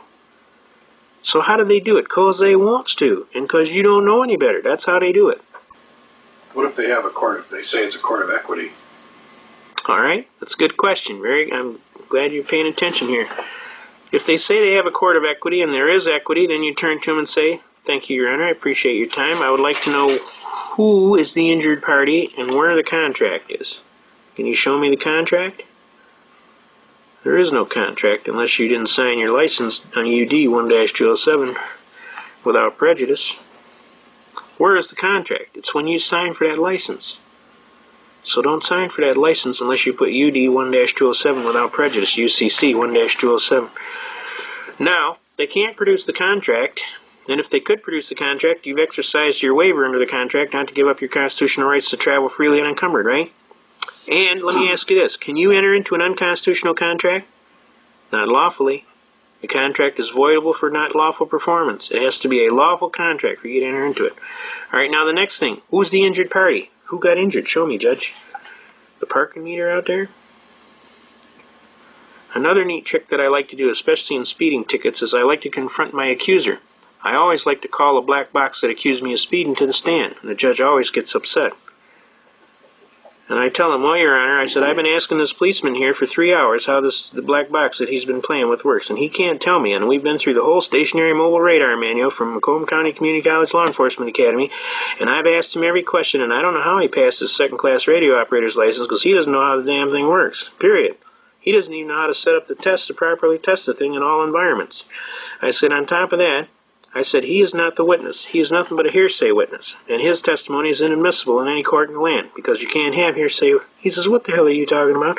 I said, he did not actually accuse me. That black box with flashing lights on it and little beepers accused me. I said, now if I had a black box in here with little lights on it and making noises and accusing and saying, he didn't speed, he didn't speed, he didn't speed, we know how far that'd go, right through that window, Judge. You'd throw it right out through that window. But you let this guy bring his idiot box in with flashing lights and beepers on it, and his thing is exactly by the book and admissible in court. He can't tell me how the thing works. We've been trying for 3.5 hours to test him to see if he knows how it works. He couldn't pass that test to save his life, and the bottom line is, I still don't think the damn thing works, and personally, I want to call it to the stand to confront my accuser. Under Article 1, Section 13, Paragraph 5, I got a right to confront my accuser, and I'd like to confront my accuser, and I'm serving a subpoena. A subpoena deuces take 'em. Which means bring your books and records, too. He goes, that's pretty clever. I says, not only that, Your Honor, he's arguing apples and oranges. See, I got a speedometer in my car, and it might be plus or minus 12 miles an hour on a factory-made one. A handmade one is plus or minus 6 miles an hour. I said, and mine's got a little needle on it, and it works off a little cable that goes in the transmission, it runs off a little gear. I says, it doesn't have 4 decimal places, and it doesn't do space logic and all this other stuff and shoot out a mile ahead and tell me how fast the telephone poles are flying by. I said, he's got this handy-dandy gadget in his car that's measuring speed one way, and I got this one that's measuring speed my way. So how could I be guilty to the extent that his is talking about, because I don't have one of them in my car? you see the apples and the oranges here, Judge? It's not really a fair test, is it? He goes, that's a pretty good argument you got there. He says, I'll tell you what we're going to do. You've cost my court enough for the day. I'm going to dismiss the case. What do you think of that? I said, fine by me, Your Honor. But before we do, I have one more bitch, Your Honor. He says, bitch, what's that? I said, you see that police officer there? I have a great deal of respect for that police officer. And I don't like to see that police officer get injured in any capacity. I personally feel that police officer sitting in that vehicle all day, for 8 hours a day, getting bombarded by high-energy microwave energy is an insult to that police officer's life, to his family. I personally feel for that police officer. I wonder why these guys are so irritable and why they don't want to eat no food and they don't want to jump the old lady when they go home. And I says, I understand why. It's because they're being bombarded by this high-energy microwave. And I said, some of them are getting cancer. I says, I think that this is an atrocity. And I said, I don't think that officer should be required to sit in that car all day and be bombarded by that high-energy microwave energy, which could cause him to get testicular cancer and all kind of other problems with his life, and just so that the city can make bucks off of these tickets. I says, this is an atrocity. He says, you don't worry about that policeman, that's my job. I worry about that policeman. I said, sir, I worry about him. He works for me. I worry about him. I says, now I've personally run tests on this thing where we took a microwave leak detector right from Radio Shack, which you use to detect the microwave leaks on your radar range at home. And I said, we went over by the radar car, he flipped the switch on, and that thing went in the red. So I know them guys are being bombarded by high-energy microwave energy, and I know that if I had a microwave energy oven at home that was leaking that bad, it'd go in the trash. You understand? Because of the dangerous, hazardous energy that is being given off by the thing. I says, now you ask my police officer here, my friend in the community that's going to protect me, to put a risk of cancer or something like that on his body. I says, I think that's absolutely un-American, and I'm protesting. He said, well, I'll take it under consideration. I said, and I thank you for your concern for our police officer. I said, that's all right, Your Honor. I was trying to be a good citizen. So we walked out of the courtroom, that cop came alongside of me and he says, I ain't never turning that damn thing on again. And what do you bet that didn't go everywhere? Now that's psychological warfare, folks. That's how it works. And I was right, and I was honestly trying to help him. But he told me he ain't never turning that damn thing on again. Now this happened about 1985. Now they've been publishing in the news just in the last year. You're hearing about all these cops that are coming up with cancer from all kind of various things. Well, this is why, folks, because they're being bombarded by these high-energy radar guns. If I was a policeman, I wouldn't turn that thing on for nothing. I'd cut the wire in the thing. I'm not turning it on. What do you think of that? I'll write a ticket, I'll look in the speedometer, and I'll see how fast the guy is going. If he's going fast, I'll give him a ticket. But I'm not turning that thing on. Just so I can have my hair fall out and get a chemotherapy treatment. I don't need that kind of stuff, you understand? I told the judge, I says, you got any kind of idea what kind of power is coming off the end of the antenna on that gun? I said, for every inch that it goes past the windshield, the power curve is squaring itself. Now it's reaching out 1/4 of a mile. You got any kind of idea how much power is coming off the end of that antenna? I said, that poor guy is being bombarded with high-energy microwave energy. I don't think it's right. So anyway, it got dismissed, and psychological warfare worked, and most of the cops in my area don't even have that thing on anymore, because I notice when you go by them, my radar detector doesn't even go off. So I know that it's effective. Now that's psychological warfare. It's a combination of honesty, and basically I do care about the police officers. I don't want them to be in danger. There are good police officers out there. They have a right to work and have a safe job just like anybody else. Any more than I was upset with them when they dumped Agent Orange on us when we were in Vietnam. I mean, it's illogical, okay? Now, the bottom line is a lot of things are going on out here, and you have to be cognizant of what's going on. And you have to be cognizant of your rights. And you have to be willing to take the necessary and appropriate action. And you can have some fun at it. I like an elder gentleman who's one of my mentors, Eustace Mullins. He says, if you're not having fun, you're not doing it right. He says, I'll submit a brief, and then he'll send it back to me, and he'll tell me all the things that are wrong with it, and I'll fix it, and I'll send it right back to him, and I'll add a few more things in there. Then he'll get all mad that I fixed it, and then he'll send me back a thing telling me he doesn't agree with it, and I'll send him back an answer telling me that's too bad, because that's the law.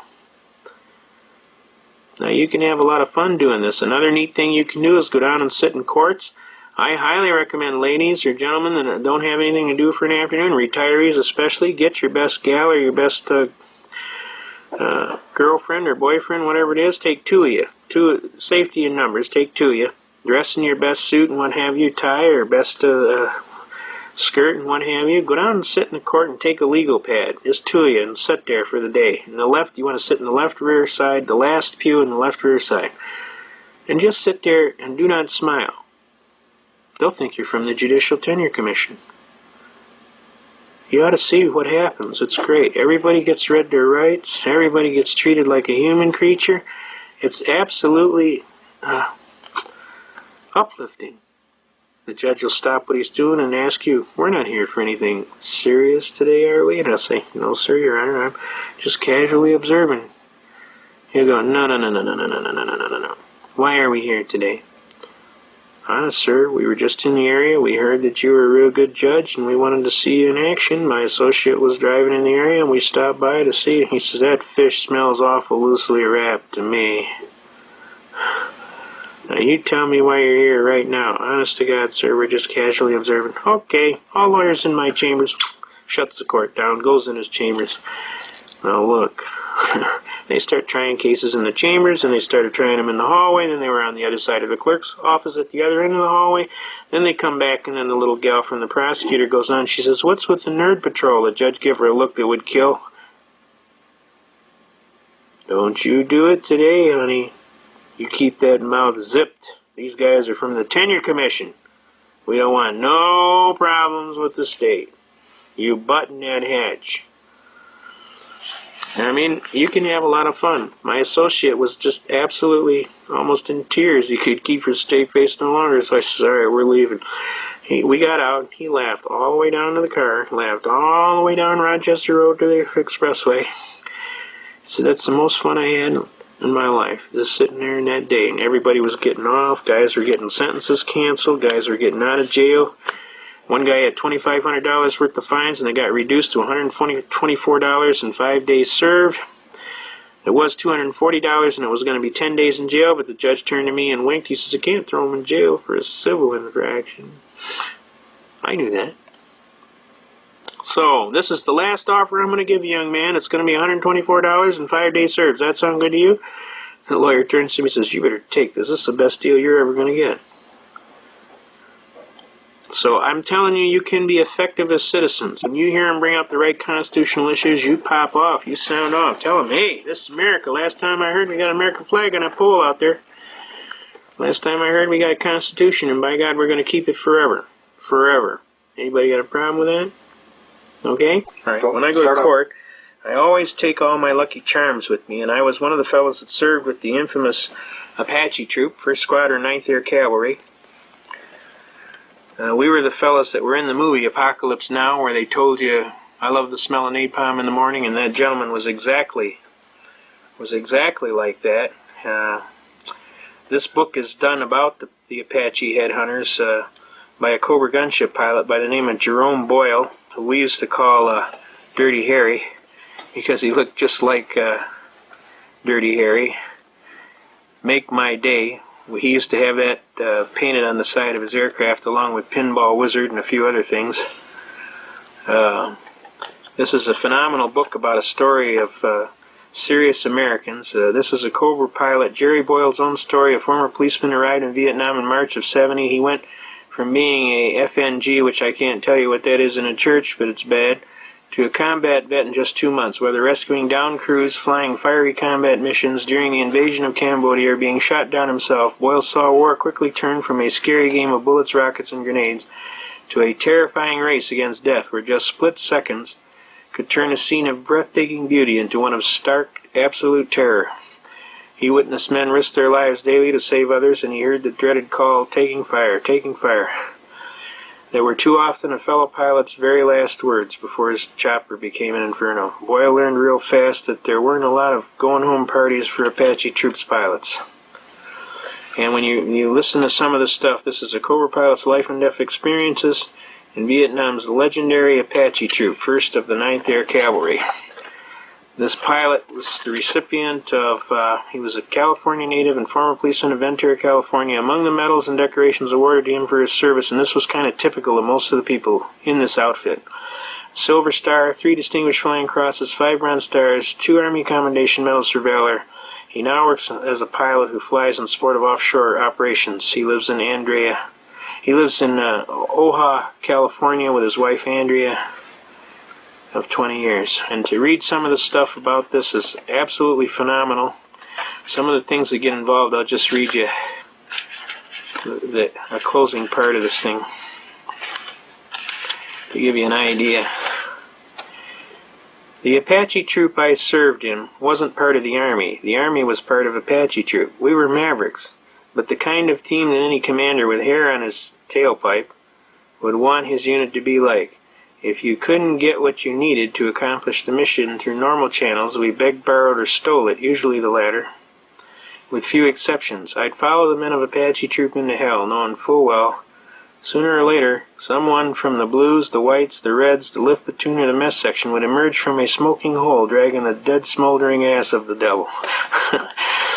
Now, he kind of exaggerates a little bit, but I can tell you that these men were phenomenal fighters, and it was my great privilege to serve with them. And when I go to court, I take all of my battle stuff, my Ranger stuff, my first air cab. This is from the Apache troop logo. There's my flight wings, the actual ones I wore. This is the 1st of the 9th logo that was put on the nose of all the aircraft. There's 1st 75th Infantry Rangers. I have my Duty Honor Country coin from the MacArthur group of people. It's a special group of people that defend the Constitution. It's a silver coin that's given as a serious defender group memento. This is MacArthur, and that's solid silver. Then I got all my Ranger jump stuff. I put that on there. I take my strike like lightning, sound like thunder, all my Ranger stuff that when I was in the Rangers. And I take my 1st Air Cavalry when I was in Cambodia, because I was with these boys in Cambodia and Loch Ninh. My Apache troop. That's right off of our shoulder patches from the Apache troop, the original one. I was with the Take My Detroit Judo Club. This is a patch they give you for running 50 miles to save your life. You got a certain time to do it in. They give you a bootlace and a pocket knife, and if you get caught, they put you in a POW camp and treat you like a prisoner. So it's like you got 12 hours to run 50 miles, or you go to the POW compound and they treat you like a POW. They hung my buddy up in a pit full of poisonous snakes upside down for about a day or two. And then this is my other patches that I wear from Vietnam and Special Operations Group. I flew in support of Bogrites in Cambodia. We used to deliver their supplies. I got my Ranger belt buckle. All these are mementos of a program. My Bronze Star medal, I have 33 of these air medals. I got 5 of these Bronze Stars. I got a Distinguished Flying Cross, Vietnamese Cross of Gallantry, 33 air medals. Shot down 4 times, left for dead twice. Walked out of Cambodia with 2 regiments on my tail feathers. This is the SOG Special Operations Group, MAC-V, that we flew in support of Bogrites in Cambodia and the Cambodian operation. I was one of the special air crews that was selected personally to fly the infamous Marine sniper in Laos to shoot that general at 800 yards. I was one of the guys that flew him in. And we wear the wings of eagles. We support the National Rifle Association totally. You know, we ain't fooling around. We want our Constitution. We want our Second Amendment. I am a member of Vietnam Veterans. And basically, when I go to court, I put all my Lucky Charms in my pocket. It kind of drives them nuts down at the courthouse. I also have my flag. I always take my flag with me. And I have my Vietnam Veterans belt buckles and my De Oppresso Libre, which means the liberator of an oppression, from the Special Forces that was given to me by the boys over there for helping them, you know. So all this goes in my pockets. When I go to court, my Lucky Charms, I call them, and it's a little heavy, but it's like, when I go for memory of those fine soldiers and some of the things. I'd rather be killing communists. That's one of the mottos of the paratroopers from the Charlie Company Ranger Company. Charlie Company Rangers was the boys that supported that paratroop, that Marine sniper that shot him. That shot that general at 800 yards. So I'm a soldier. I've been a soldier. I believe in the things that the soldiers have done. I've seen a lot of good soldiers pay the maximum price. I personally held them in my arms, and I listened to their last words. Tell my mother, tell my wife, tell my family I love them. And to me, the Constitution is a very serious document, and we defend it to the death. We do not fool around when it comes to the Constitution. I've been doing it for 25 years. I am a graduate of Project Blue Book, the special project. I also take my harmonica. I have a harmonica. What's the special Project Blue Book? Blue Book is where they pulled their soldiers aside and taught you the Constitution. And I always take my harmonica and I give them hell. Give them the...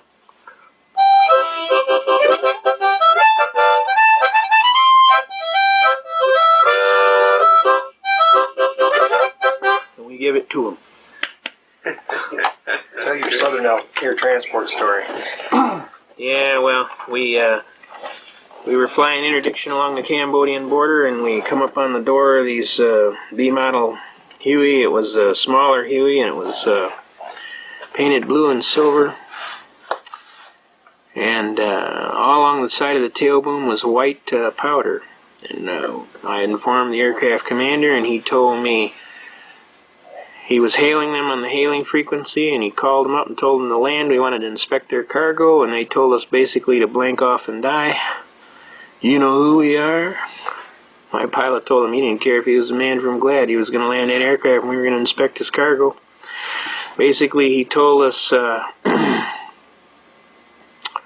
we're not landing. My pilot ordered me to roll my guns up, and he shot him down. And we went down there, and we blew his landing gear off, shot up below his fuel cell, and he got the idea we weren't fooling around. He went down and landed in the rice paddy, and we inspected his cargo, and sure enough, he was carrying heroin.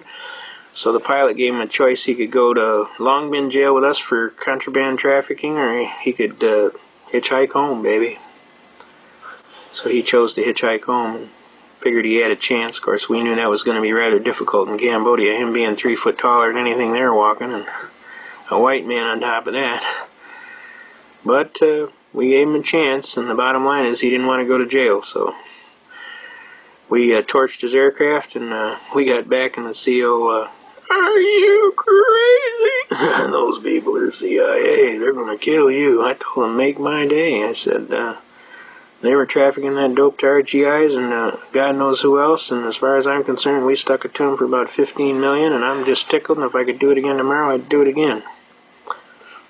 And that's a true story. We actually did it. So anyway, to make a long story short, I'm a serious soldier. I love my country and its Constitution, and I do not compromise when it comes to Constitution. I defend to the death. And that's what we do. Anybody who knows Bo Greitz, he's the most decorated soldier in the history of the United States. He's a very congenial gentleman. He, when we worked with him in Cambodia, he was all business. And we flew his 5th Special Forces people all over for whatever recon missions they had, and they got to work with us, and they know we were pretty serious folks. And I personally think Bo Greitz is going to be painted as some desperado no matter what he does, only because he is associated with the avant-garde type constitutional defense. He was the guy that got the Ruby Ridge matter resolved peacefully. Clearly, he went in to save Randy Weaver, because Randy Weaver used to be one of his boys on the team. And he was risking his own life. They could have just as easily dispatched him, too. So he's a man of great courage. I respect what he's doing. I appreciate that he's trying to make things happen, but I also know that he's going to be held in some type of villainous... no matter what he does, people are going to not understand, and they're going to be afraid. And, of course, the newspapers will continue to paint him as whatever boogeyman in the closet they can. All right, we're going to go on with our programming here. We just got a little off the track there just a little bit, just to kind of let you give an idea where we're coming from. We take a pretty serious attack on the Constitution, and We want to get into some other issues. We want to get into things like money. And one of the best tapes you can get is from a gentleman, we call him Ernie. He basically is known throughout the movement around here. He delivers all the tapes and the what have you. And he has a tape called Wake Up America. And basically it starts telling you how money works and why it works and what they're doing with our money. And when you're done, you really understand what's going on. But we want to share some things with you about the money. And we got a good story to tell you too. But basically, we want to share with you right now in Michigan, the Michigan Compiled Laws, 21.153, Michigan Compiled Laws Act. Obligations due state or municipality, date operative when paid by check or legal tender.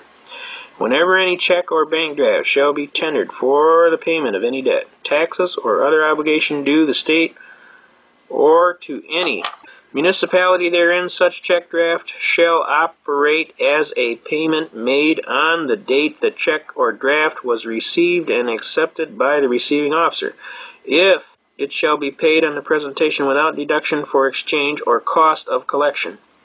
All agencies of the state of Michigan shall request that checks tendered in payment of an obligation due the state shall be made payable to the state of Michigan. No receiving officer shall be required to receive in payment of any debt, taxes, or other obligation collectible or receivable by him any tender other than gold or silver coin of the United States, the United States Treasury notes, which you can't get today, gold certificates, which you can't get today, silver certificates, which you can't get today, or other Federal Reserve Bank notes. And there's no bank notes in circulation. There's Federal Reserve notes, but there's no Federal Reserve Bank notes. Now, the reality is, by this fact, you are specifically precluded from tendering lawfully without being a party to a felony, that of debasement of the coin of the realm against the 1792 Coinage Act, the Sherman Coinage Act. So Roger Sherman wrote a book about this, and it tells you all about coinage and the debasement of the coin of the realm. And that's why he is affiliated with the 1792 Coinage Act. Now, the reality to this is, what has been going on over a period of time is they've been playing games with the money. As we can see right here, we have right here a silver certificate. This certifies that there is on deposit in the Treasury of the United States $1, right, of silver, all right? $1 in silver payable to the bearer on demand. Now, we had a little time we got together, and we had some of these notes. We had some gold certificate notes. Also, we got one here that says, United States note, the United States of America. Now, notice the difference here, folks. This one just says, this note is legal tender for all debts public and private. But we know that that's a lie, because Article 1, Section 10 of the Constitution says, nothing but gold and silver coin shall be made a tender in payment of debt. Now, this is going to bring up a real interesting case that we got here. Now, we went down to the Federal Reserve Bank and we took $500 worth of, these are silver certificates here, but we took gold certificates, $20 gold pieces. We had $500 worth, and we went in the Federal Reserve Bank, and I walked up to the window and I said, I'm the bearer on demand and lawful money of account of the United States government, sir. I said, I want my gold. I handed her the notes. She looked at me and she says, sir, we don't have any gold. I said, are you trying to tell me this bank is overextended? Everybody looks. You can't come in here and do that, sir. You're going to get a run on the bank. I said, I'm asking you for my gold. I'm the bearer. I am herein before you demanding. It says pay to the bearer on demand and lawful money of the account of the United States government and $20 gold. I got $500 worth of these, and I'll take $20 gold pieces. We don't have any gold. Are you trying to tell me this bank is overextended? So they called the SWAT team. This lieutenant comes running up, and all these guys got rifles, and they're all at port arms. And the lieutenant walks up to me and says, all right, what the hell is going on here? So I explained to him. I said, sir, I am the bearer on demand and lawful money of account of the United States government. I'm here and before this bank. This is a lawful bank of the government. And I'm asking them to pay me, the bearer, on demand, my $20 in gold for every one of these $20 gold demand deposit notes that I have. And I have up the $500 worth, and I just asked her for the gold. She told me she doesn't have any gold. I tried to tell her, you told me this bank's overextended. She told me you can't come in here and do that. And the next thing you know, you show up. The lieutenant looked at him. He said, why don't you give the guy his gold? Come on, guys, we're out of here. So they left. They couldn't give me my gold because they ain't got any gold. But there is a contract on here that says pay to the bearer on demand. Now in this one, it's $1 of silver. In theory, the contract is there, and you could, in theory, go collect it. But upon trying to collect it, there is no gold. There is no silver. They don't have any. Now over a long period of time in barter, we have slowly been pushed into a position of impossibility to perform. Now, can the hat check be the hat? Can you walk in and check your hat and get a hat check? And then when you come back to get your hat back, they hand you another hat check? Can you wear the hat check? Obviously not. So obviously the note is not the dollar. All it is the promise to pay $1. Does everybody understand that? And what has happened over a long period of time in custom and uses is the people have been hoodwinked into thinking that they have money, dollars. There are no dollars. Dollar is a unit of measurement. Which brings up a very famous case, the case of Montgomery Wards versus Eugene Glacier. For those of you who want to order the case, we'll be happy to give you the court case numbers. Let me take this off so it doesn't reflect too much. This is a very famous case, okay? The docket number is 82-002087. This is before the Honorable District Court of 52nd 3rd District Court. The judge of the record was the Honorable James P. Sheehy. Okay? Now, I'll give you a little synopsis of this case. What happened in this case? Did everybody get the court number first, though? 82-002087. All right, now, what happened in this case, to make a long story short, this gentleman's wife got a little mad at him and decided to take his credit card and go out and charge to Montgomery Wards from the front door to the back door, and he ran up quite a large sum of debt. The matter got, of course, Montgomery Wards wasn't going to take it back. You bought it, it's yours, you got it. Now, they went to court and came up before the famous Judge James P. Sheehy of 52nd 3rd District Court, who, by the way, is a very excellent judge, very knowledgeable, very a decent man, a kindly man. He's pretty serious business, though. If you're screwing around, he's going to hammer you, but most of the time he's quite congenial and kind of a lot of fun, too.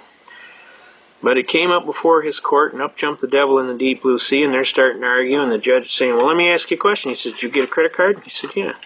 So you signed for the credit card? He said, yeah. So you give the credit card to your wife? He said, yeah. He said, here's the bill. You pay. He says, okay, Judge, now let me explain something to you. You told me that the judgment is for this amount. Is that right? And I'm asking you, and you told me it's this many dollars, and I'm asking you for a determination of the dollars. What dollars? He said, sir, you can interpret it any way you want. You can make it frankincense or myrrh. I don't care. I don't care if you don't even pay his judgment. I'll tell you what, don't pay it. There's a lot of documents in the basement, they never pay them. He says, don't pay it. We'll just take judgment against you, and we'll attach it, whatever we need for writs of attachment, and we're going to collect on this debt. He said, sir, you misunderstand my point. Now, you have told me this amount of dollars, and I'm confused here. I need to know something about these dollars. He says, let me clarify it for you. I've entered a judgment against you for the amount due, all right? He said, yes, sir, but if I ask you for a pound of something, you're going to say a pound of what? And if I ask you for a gallon of something, you're going to say a gallon of what? And if I ask you for a foot or a yard of something, you're going to say a foot or a yard of what? Now you're coming to me and telling me dollars, and I'm asking you dollars of what? Because dollar is a unit of measurement. He said, you can make it anything you want. Tell you what, make it coffee beans. Now at that instant, the Montgomery Wards attorney came to a half rise, and he went, Your Honor, there was 40 of us plus in the court, and we sat there, and all we could do was go, because we realized instantly what this judge had just did. He had made a determination of the substance of the money of account of the United States government pursuant to coffee beans. With great courage, the Honorable Judge James P. Sheehy had made a determination that the substance of the money of account of the United States government was coffee beans. That's what we told the Wall Street Journal and all the newspapers and television stations that would listen. He was most upset about that. Instantly, the judge looked across the room. We're all sitting with our jaw on the ground. And he leaned back in his chair, flipped his pencil in the air, and he said, "Ah, S with a hit," on the record. He realized that a landmark Michigan court decision had occurred. He realized that Montgomery Ward's wasn't going to say nothing. Because they won. They ain't going to appeal. They won. What are they going to appeal? You won? You won. You won, you won. There's nothing to appeal. We weren't going to appeal because we won too. We got the judge to make a determination that the substance of the money of account of the United States government was coffee beans. You can see in the back of this book here, Mr. Glacier took the judgment right here, and this was for $1,098.97. He did it in 100 bean bags certified, 1 bean to the dollar, and 97 100. So we cut the tip of the bean off, painted a white line on it. He sent it to Montgomery Ward's. We got it on there? Mm-hmm. Please find enclosed in this package 1,148 coffee beans, which is payment in full, pursuant to Judge of the 52nd District Court, October 8, 1982, before this Honorable Judge James P. Sheehy. I thank you, sir, for your time and trouble concerning this matter. Most graciously, yours truly, Eugene Glacier. And it's certified mail sent to him. They never said nothing, nor would they, nor could they. He honored the stipulation of the judge. Okay? Now, to this date, this gentleman comes to court with a big red bag, marble bag, full of coffee beans that he's got stenciled on the side, Gene's Beans. I'll read you the last statement. This is kind of hilarious. Therefore, really out of his own testimony, it seems to me that judgment really is unavoidable in that amount. Thank you, Your Honor, the court. Anything else, sir? You have the right to a closing argument, Mr. Glacier. Only that I don't think I received a fair and equitable trial here today, the court. This is a closing argument regarding this trial, okay? As to the subject matter, Mr. Glacier, subject matter, I have nothing to add to the subject matter here, the court. The court makes the following finding of facts, that the court finds that pursuant to Plaintiff's Exhibit Number 1, that Mr. Glacier, Eugene Glacier, entered into a contract with Montgomery Ward's and the company which it is a monthly account.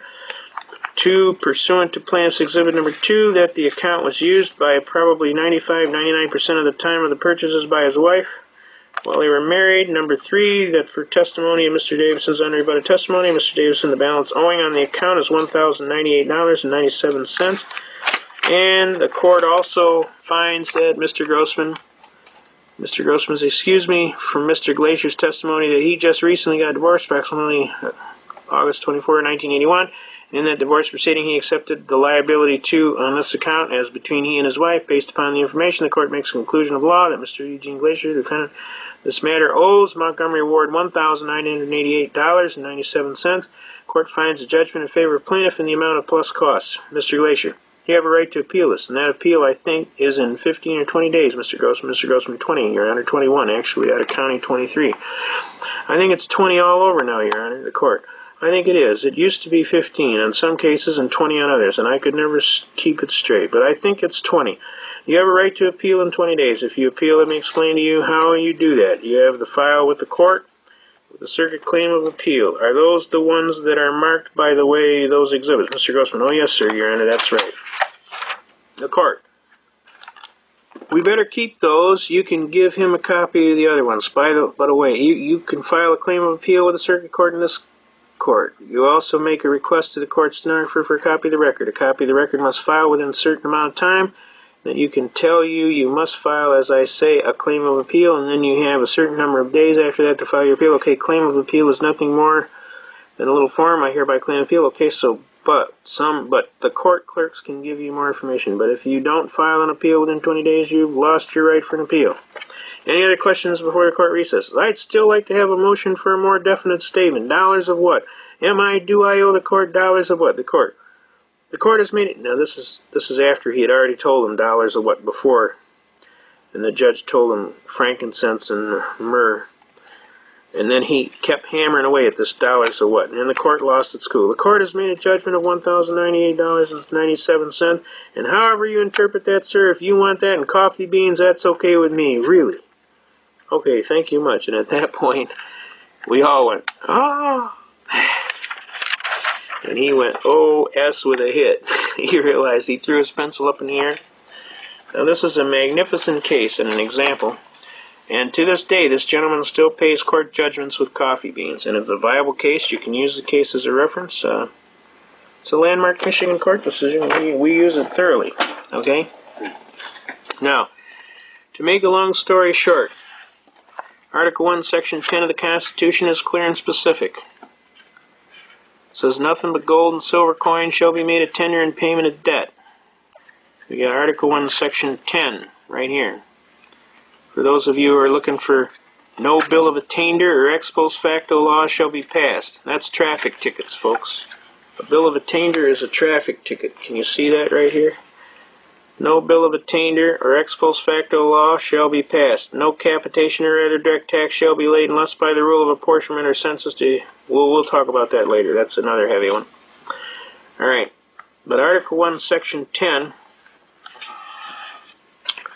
is basically no state shall make anything but gold and silver coin a tender in payment of debt. All right, here we go. Here we go. Right here. No state shall enter into any treaty, alliance, or confederation, grant letters of marque and reprisal. A letter of marque or reprisal is like your brothers messed with the king, so the king is going to attack your family and put a letter of marque out on them.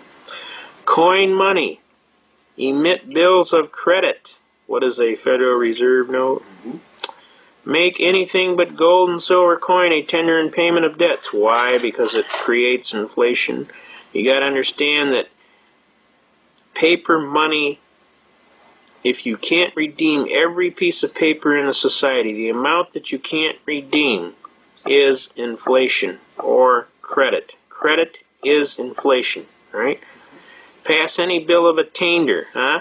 What is a bill of attainder? Again, a traffic ticket. Ex post facto law, or law impairing the obligation of contracts or grant any title of nobility. When they give these guys these gun permits because they got $3,000 in their pocket and they're a rich businessman, isn't that a title of nobility? Because they get more rights. They're more politically correct than you. They have rights, you see?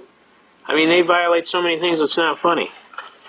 It's never funny, but I'm just saying, I mean, you start reading this book, folks. I mean, I read it all the time, and I always find something new. This is kind of a book like the Bible. It's one of these books you can read and find something out of it all the time.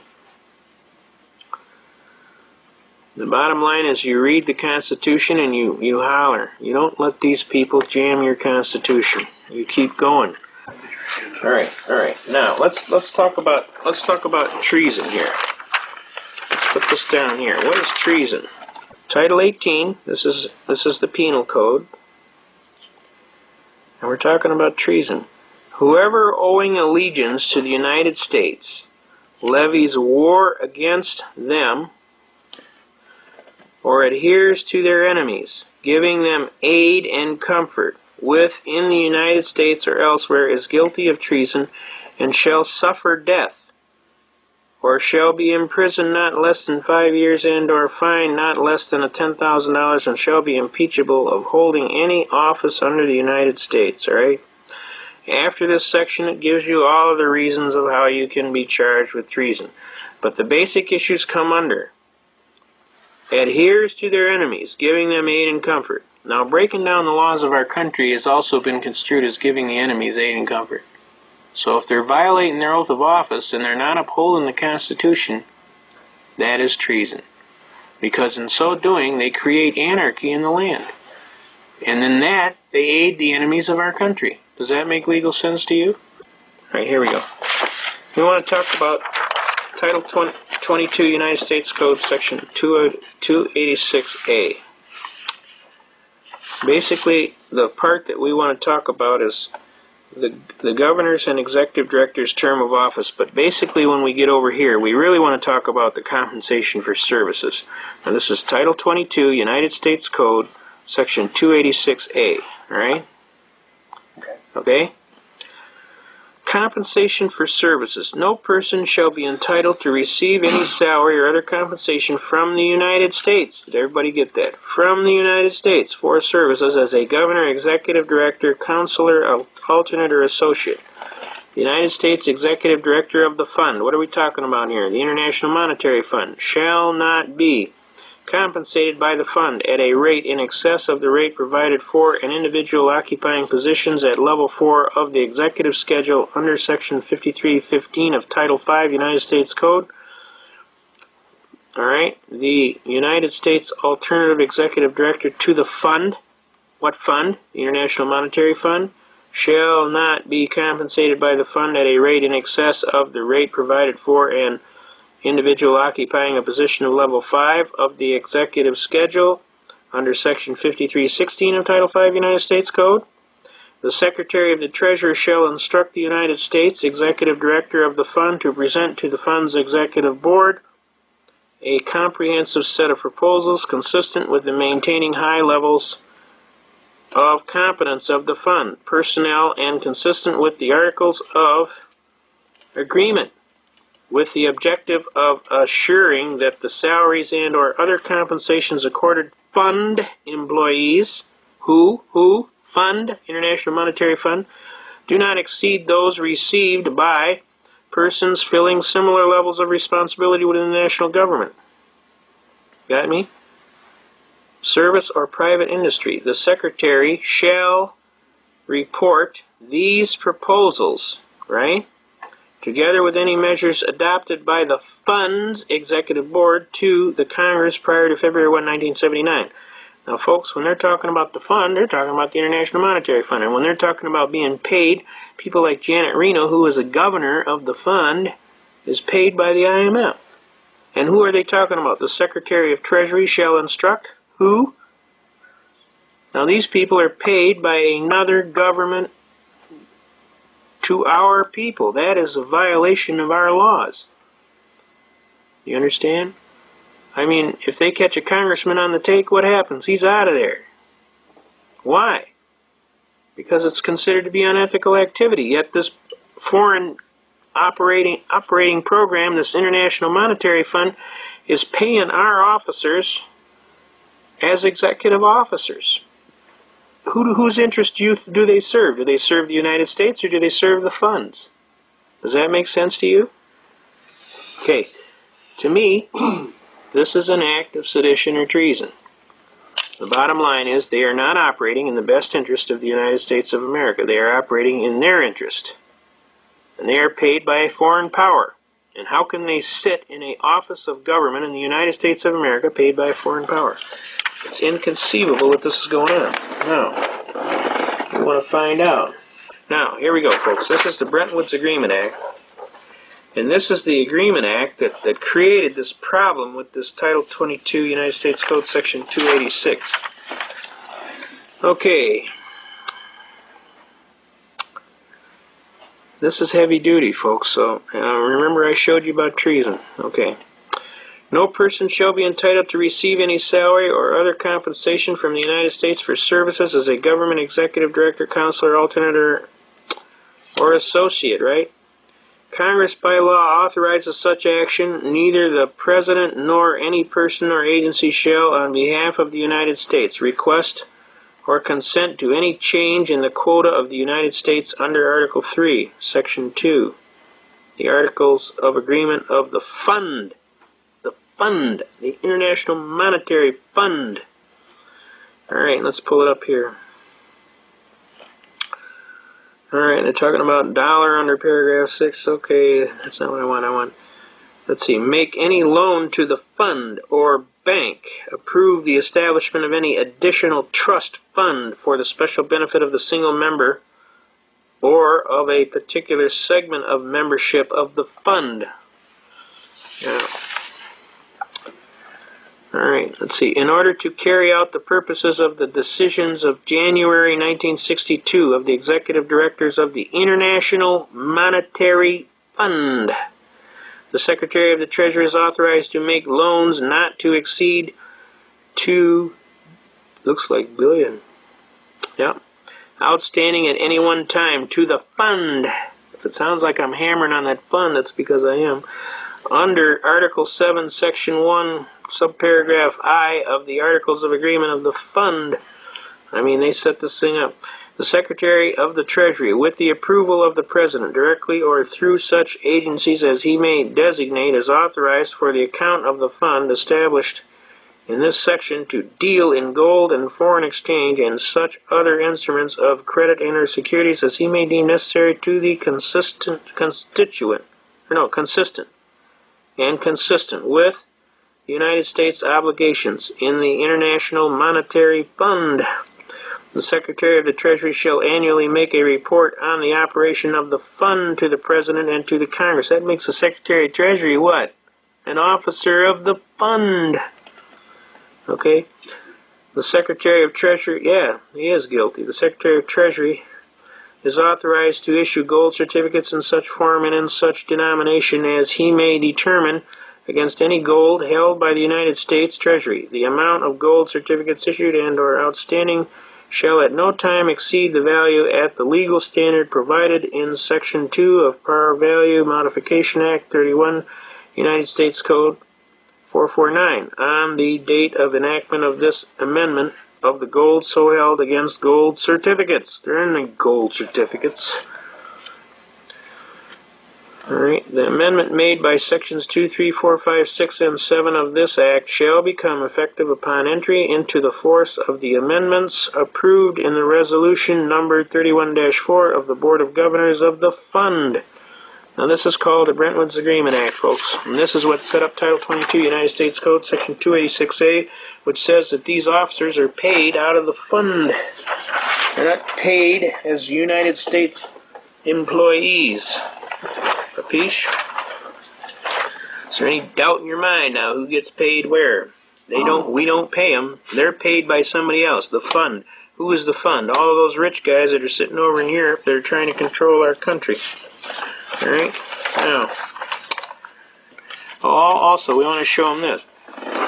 These concurrent resolutions here expressing the sense of the Congress regarding the need for the President to seek the Senator's advice and consent to ratification of the United Nations Convention on the Rights of the Child.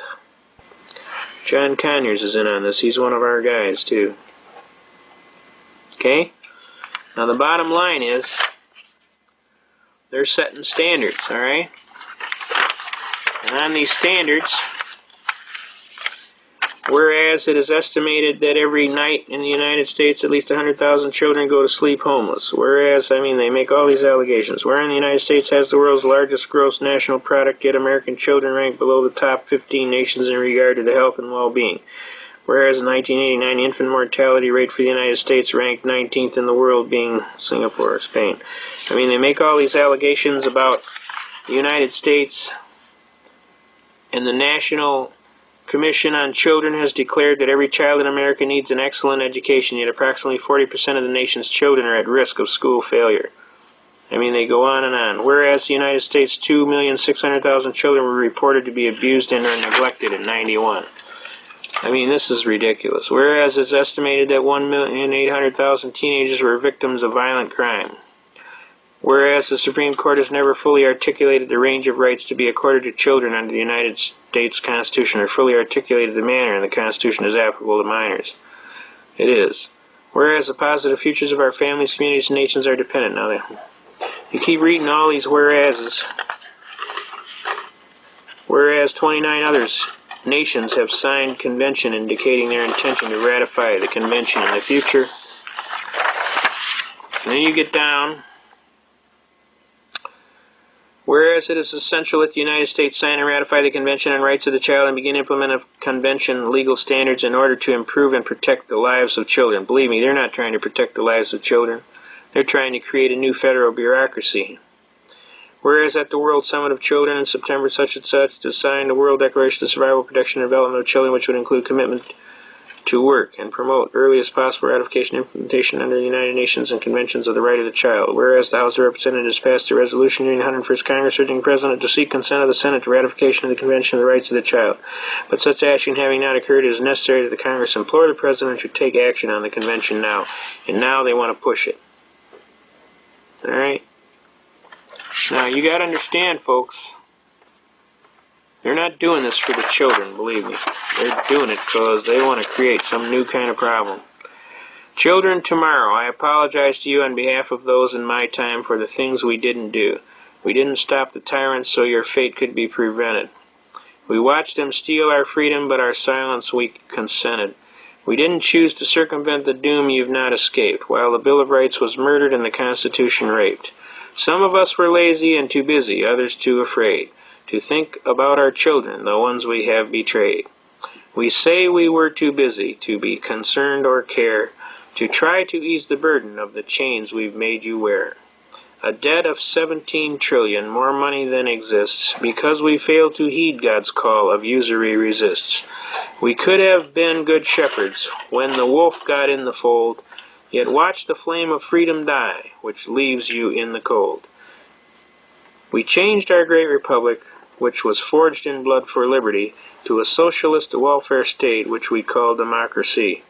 I'm sorry we were so timid, betrayed by a selfish generation. We left yet a remnant of a free and prosperous nation. I'm sorry for our action, like sheep we have behaved.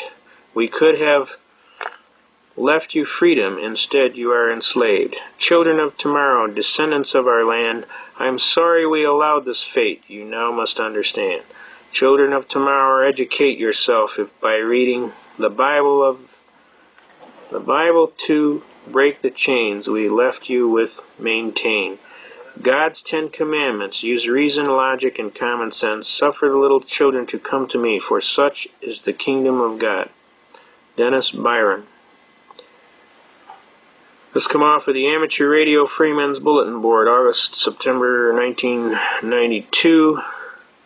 End of transmission. So I think you can see here, at one time they pretend to do all this, and yet on the other they do all that. So I thought this was very poignant thing to put out on the air and try and hammer across, okay? We want to cover about the 1-207. Remember I told you sign your name 1-207 UCC 1-207 without prejudice. This is it right here, folks. This is the 1-207 Uniform Commercial Code. This section provides machinery for the continuation of performance along the lines contemplated by the contract. What contract? The bankruptcy contract. Despite, that's in 1933, pending dispute by adopting the mercantile device of going ahead with delivery, acceptance, or payment without prejudice, under the protest, under reserve, with reservation of all our rights, and the like. All of these phrases completely reserve all rights within the meaning of this section. This section, therefore, contemplates that limited, as well as general reservations and acceptance by a party may be made, subject to satisfaction of our purchaser, subject to acceptance by our customer, or the like. This section does not add any new requirement of language of reservation where not already required by law, but merely provides a specific measure on which a party can rely as he makes or concurs in any interim adjustment in the course of performance. When they say performance, they're talking about contractual performance. It does not affect or impair the provisions of this act, such as those under which the buyer's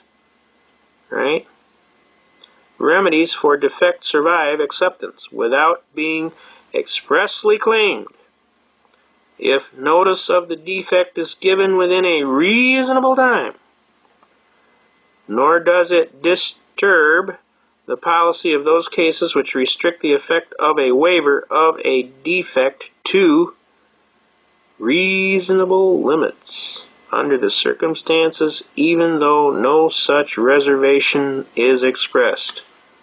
Now this is all what they're talking about when you write down without prejudice.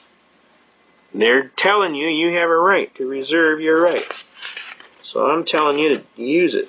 Don't screw around. Sufficiency of the reservation. Any expression, can you see that? Any expression indicating an intention to preserve rights is sufficient such as without prejudice, under protest, under reservation, with reservation of all our rights, under duress is another one. The code states an explicit reservation must be made. Explicit. Undoubtedly is used in place of express to indicate that the reservation must not only be expressed, but it must also be clear. Under duress. That such a reservation was intended in advance, right?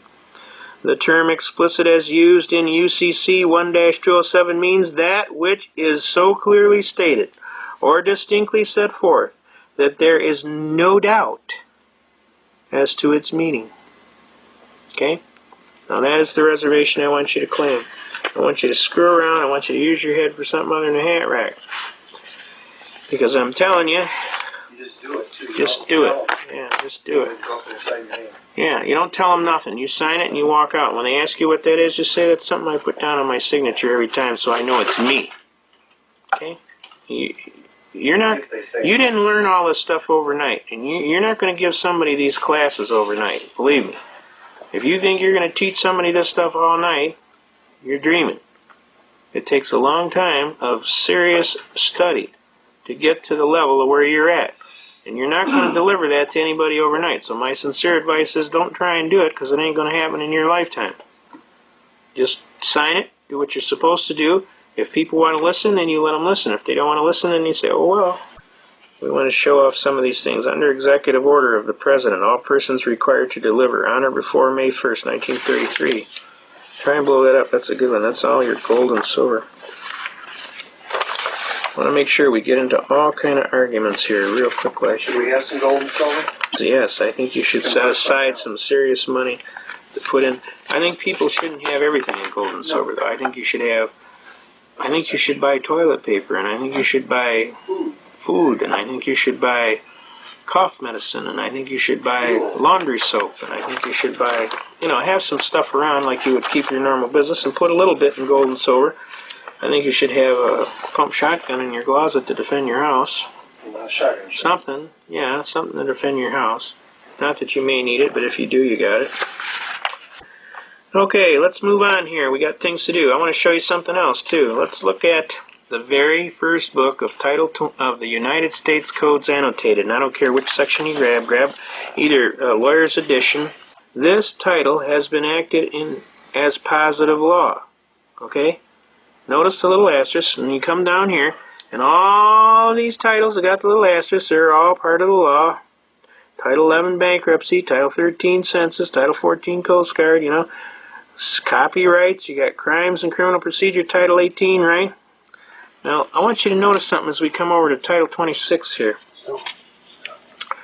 Title 26 is the Internal Revenue Code. It's never been enacted into law. It's a regulation.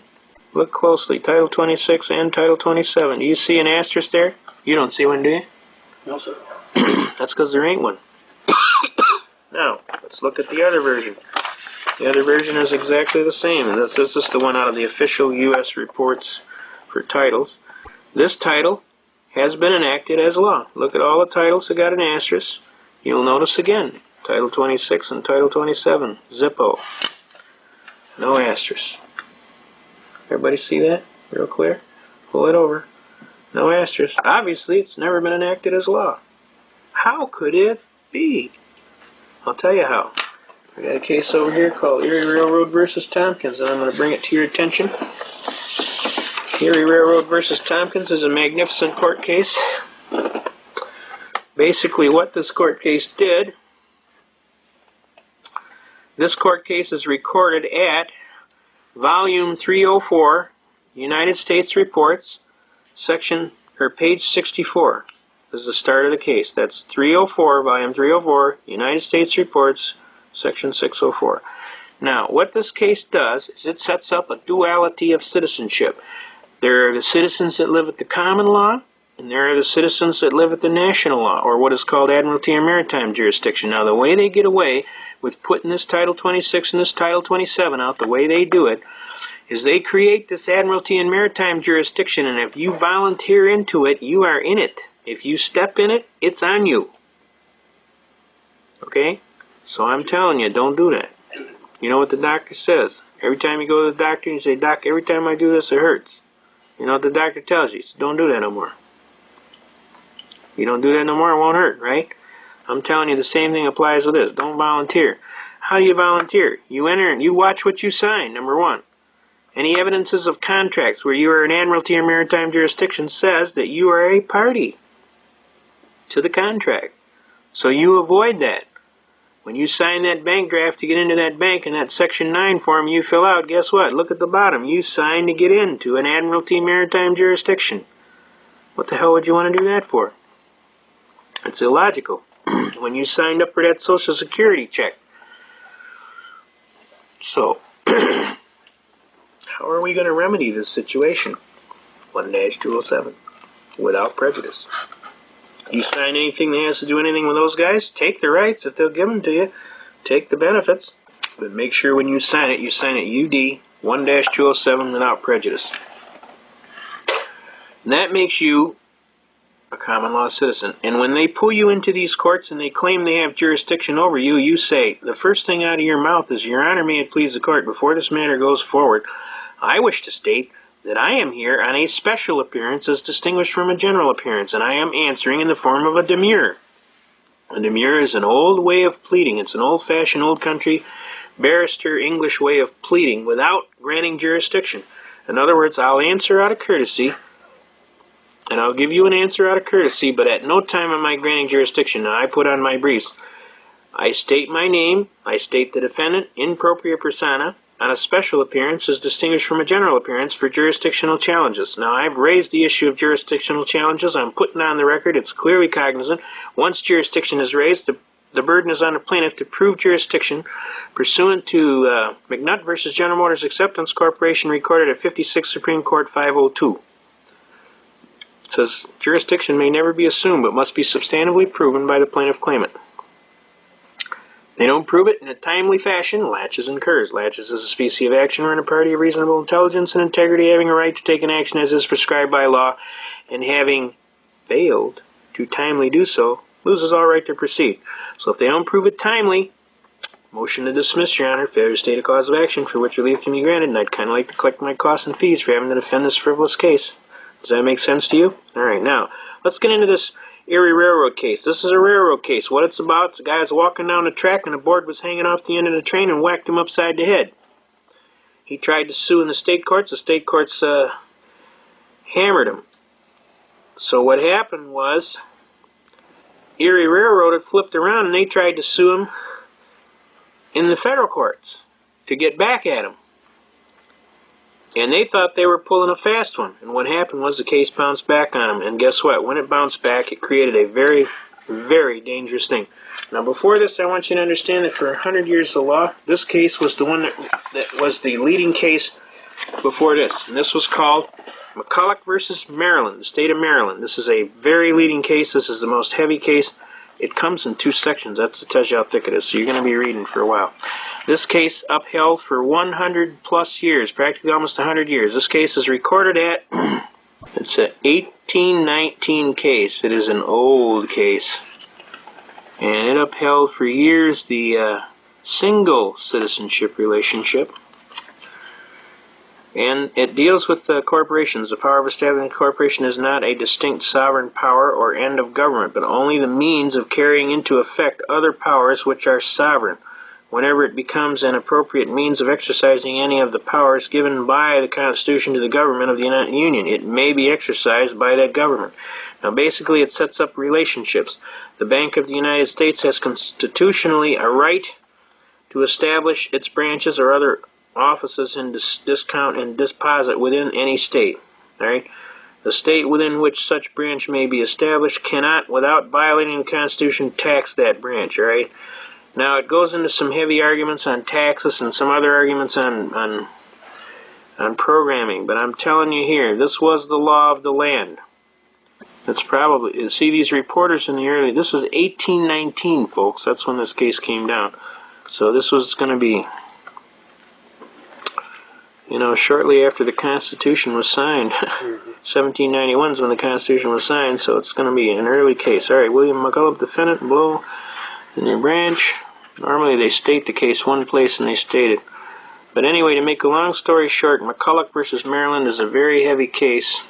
It was the law of the land, and it was replaced by Erie Railroad versus Tompkins. There is no federal, can you see that? There's no federal general common law. Congress has no power to declare substantive rules of common law applicable in a state, whether they be local in their nature or general, whether they be commercial law or in part of the law of torts. And no clause in the Constitution purports to confer such a power upon the federal courts, except in the matters governed by the federal Constitution or by acts of Congress. The law to be applied in any case is the law of the state. Got me? And whether the law of the state shall be declared by its legislature in a statute or by its highest court in a decision, not a matter of federal concern.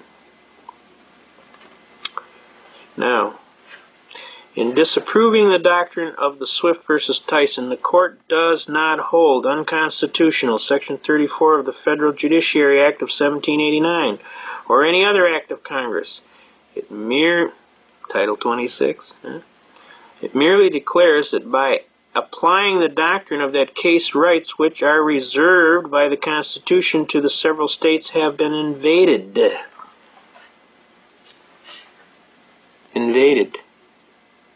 That's why they can get away with having Title 26 without having no asterisk. They don't have to have it in law. They're claiming it's an act of Congress. And if you voluntarily enter into it, guess what? You bought the whole farm. A federal court exercising jurisdiction over such a case on the ground of diversity of citizenship. What am I talking about? Diversity of citizenship. I'm talking about dual citizenship, right? Is not free to treat this question as one of so-called general law, but must apply the state law as declared by the highest state court. Swift versus Tennyson, overruled.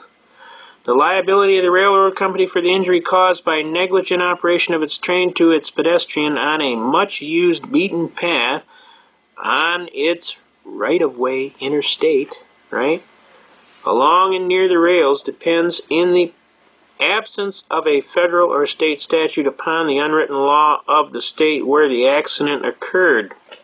Now what they're trying to do here is they're trying to justify the existence of this duality of citizenship between common law citizen, which you are, most of you, and this natural national citizen, which would fall under Title 26 United States Code.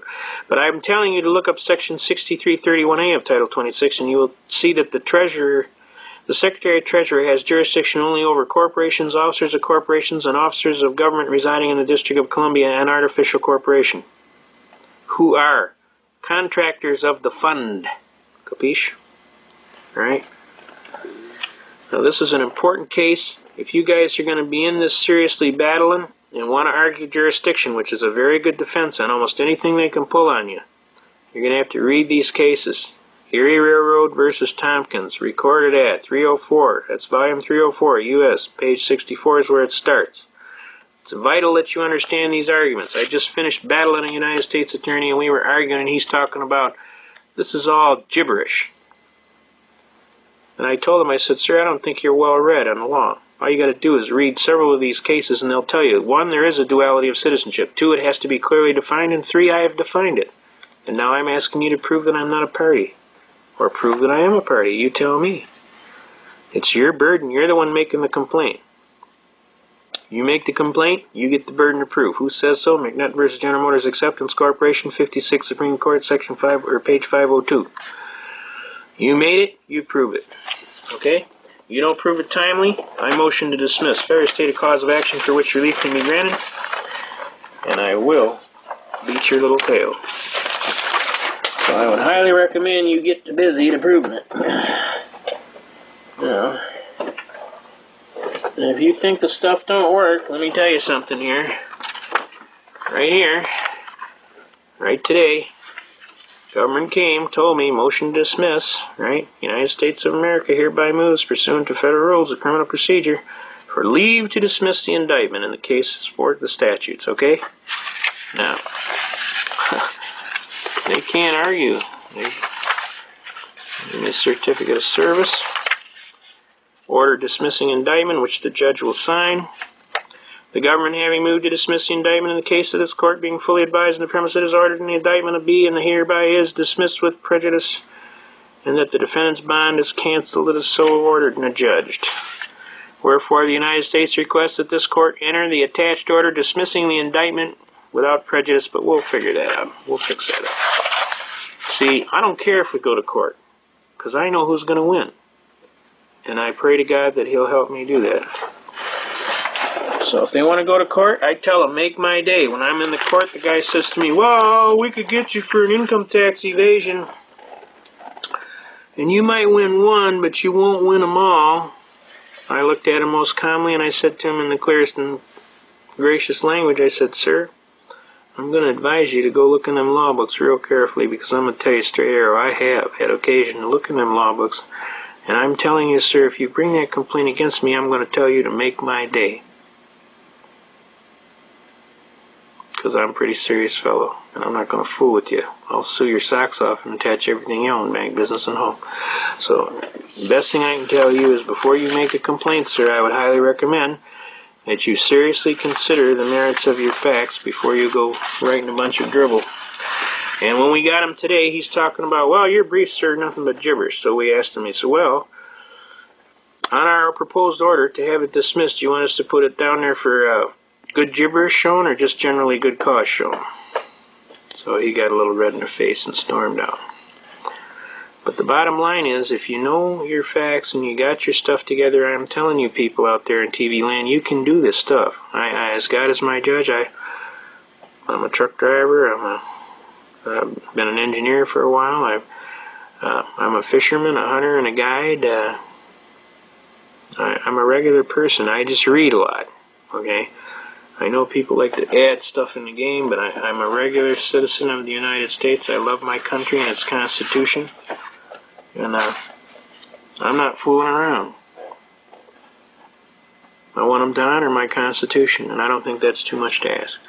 I think a lot of fine soldiers paid for it. We've had a lot of patriots. Some of the finest people I've ever known have paid for it. I especially tout Donald Costu, who was the editor of the Constitutionalist newspaper and the initiator and starter of the Justice Pro Se movement in this area. He was a great man. He was a courageous man. He was found shot to death in his home with a bullet in his nose because obviously he stuck his nose in places it shouldn't have ought to been. He was a tireless defender of the people and the Constitution. Many a time we cruised the countryside doing meetings hither and yon. He wore a white cowboy hat, which we used to joke about. Good guys wear white hats. He was an exceptional personality.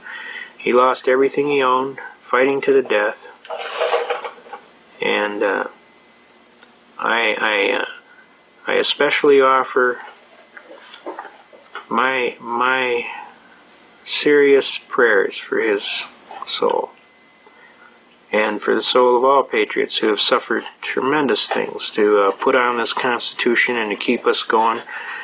The people with the WWCR radio there, God bless you. Radio Free America, Tom Ballantyne, Bill Cooper, the infamous Jack McLam from Vampire Killer 2000. There's some serious battlers out here, folks, myself included. There's quite a few patriots all around. I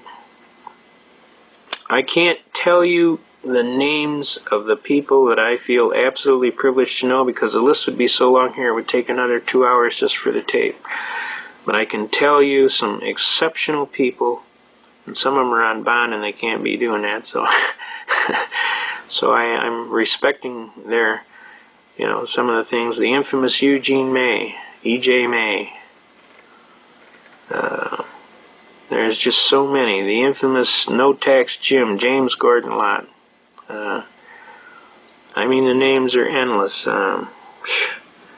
So I'm telling you folks out here, there's a lot of good people out here that are pulling for you, that have risked a whole lot, have gone to jail, have stood out in rain protesting.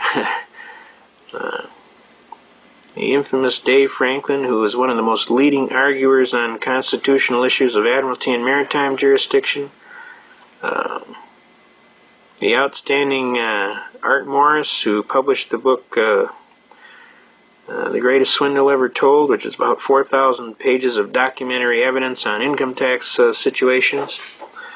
We're going to share you a couple of arguments in the end, and then we're going to kind of close it off here until the next time. But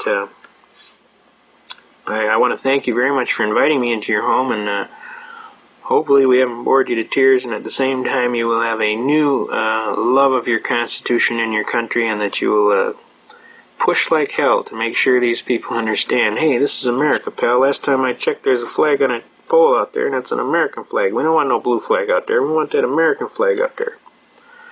And we got a Constitution, and we're going to keep it. If you don't like it, move.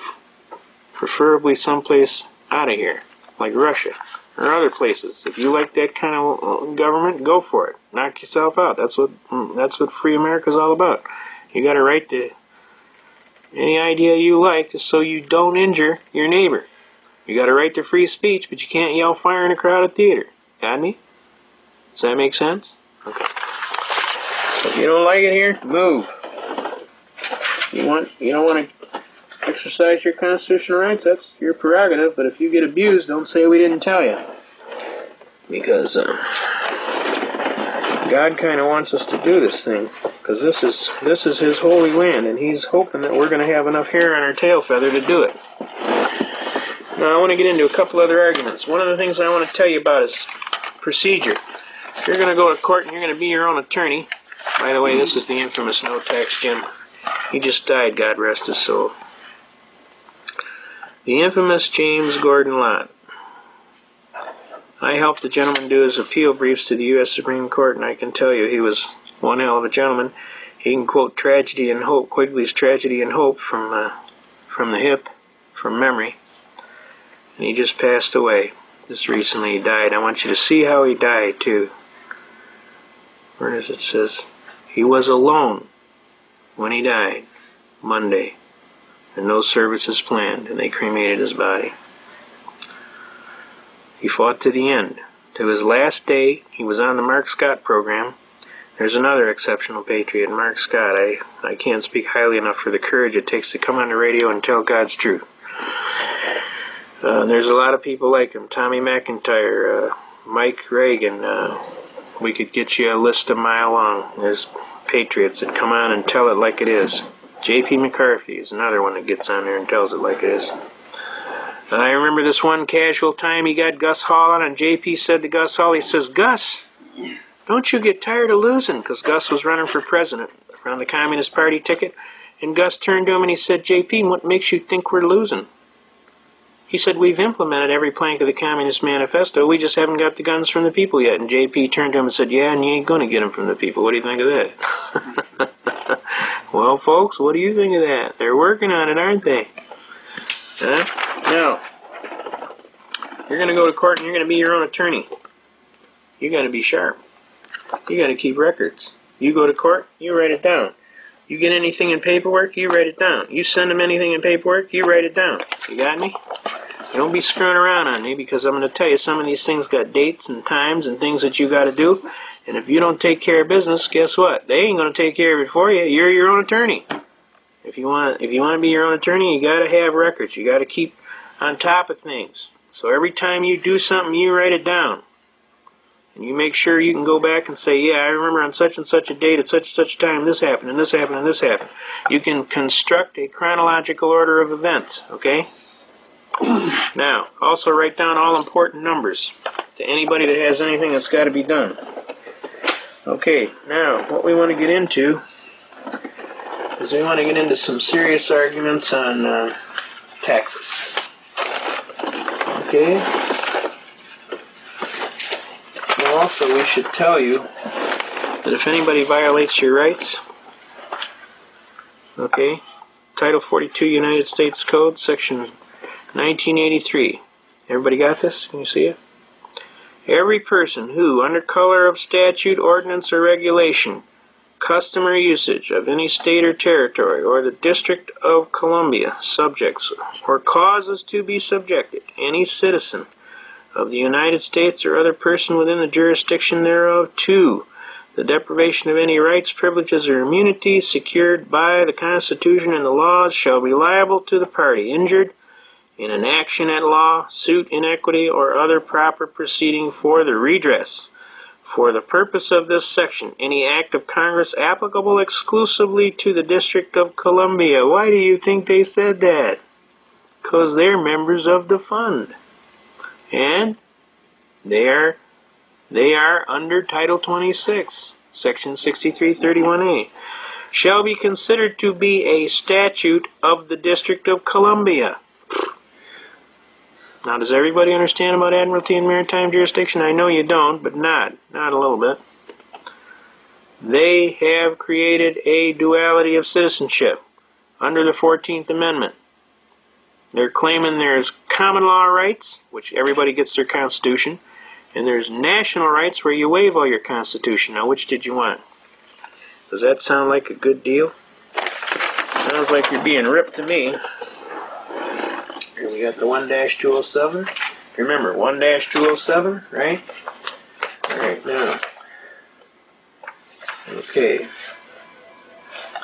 Where are we at here? We want to show Jack McLam's magnificent books, too. Vampire Killer 2000 and the Aid and Abet newsletter. We need to get these out to every police officer in the United States of America.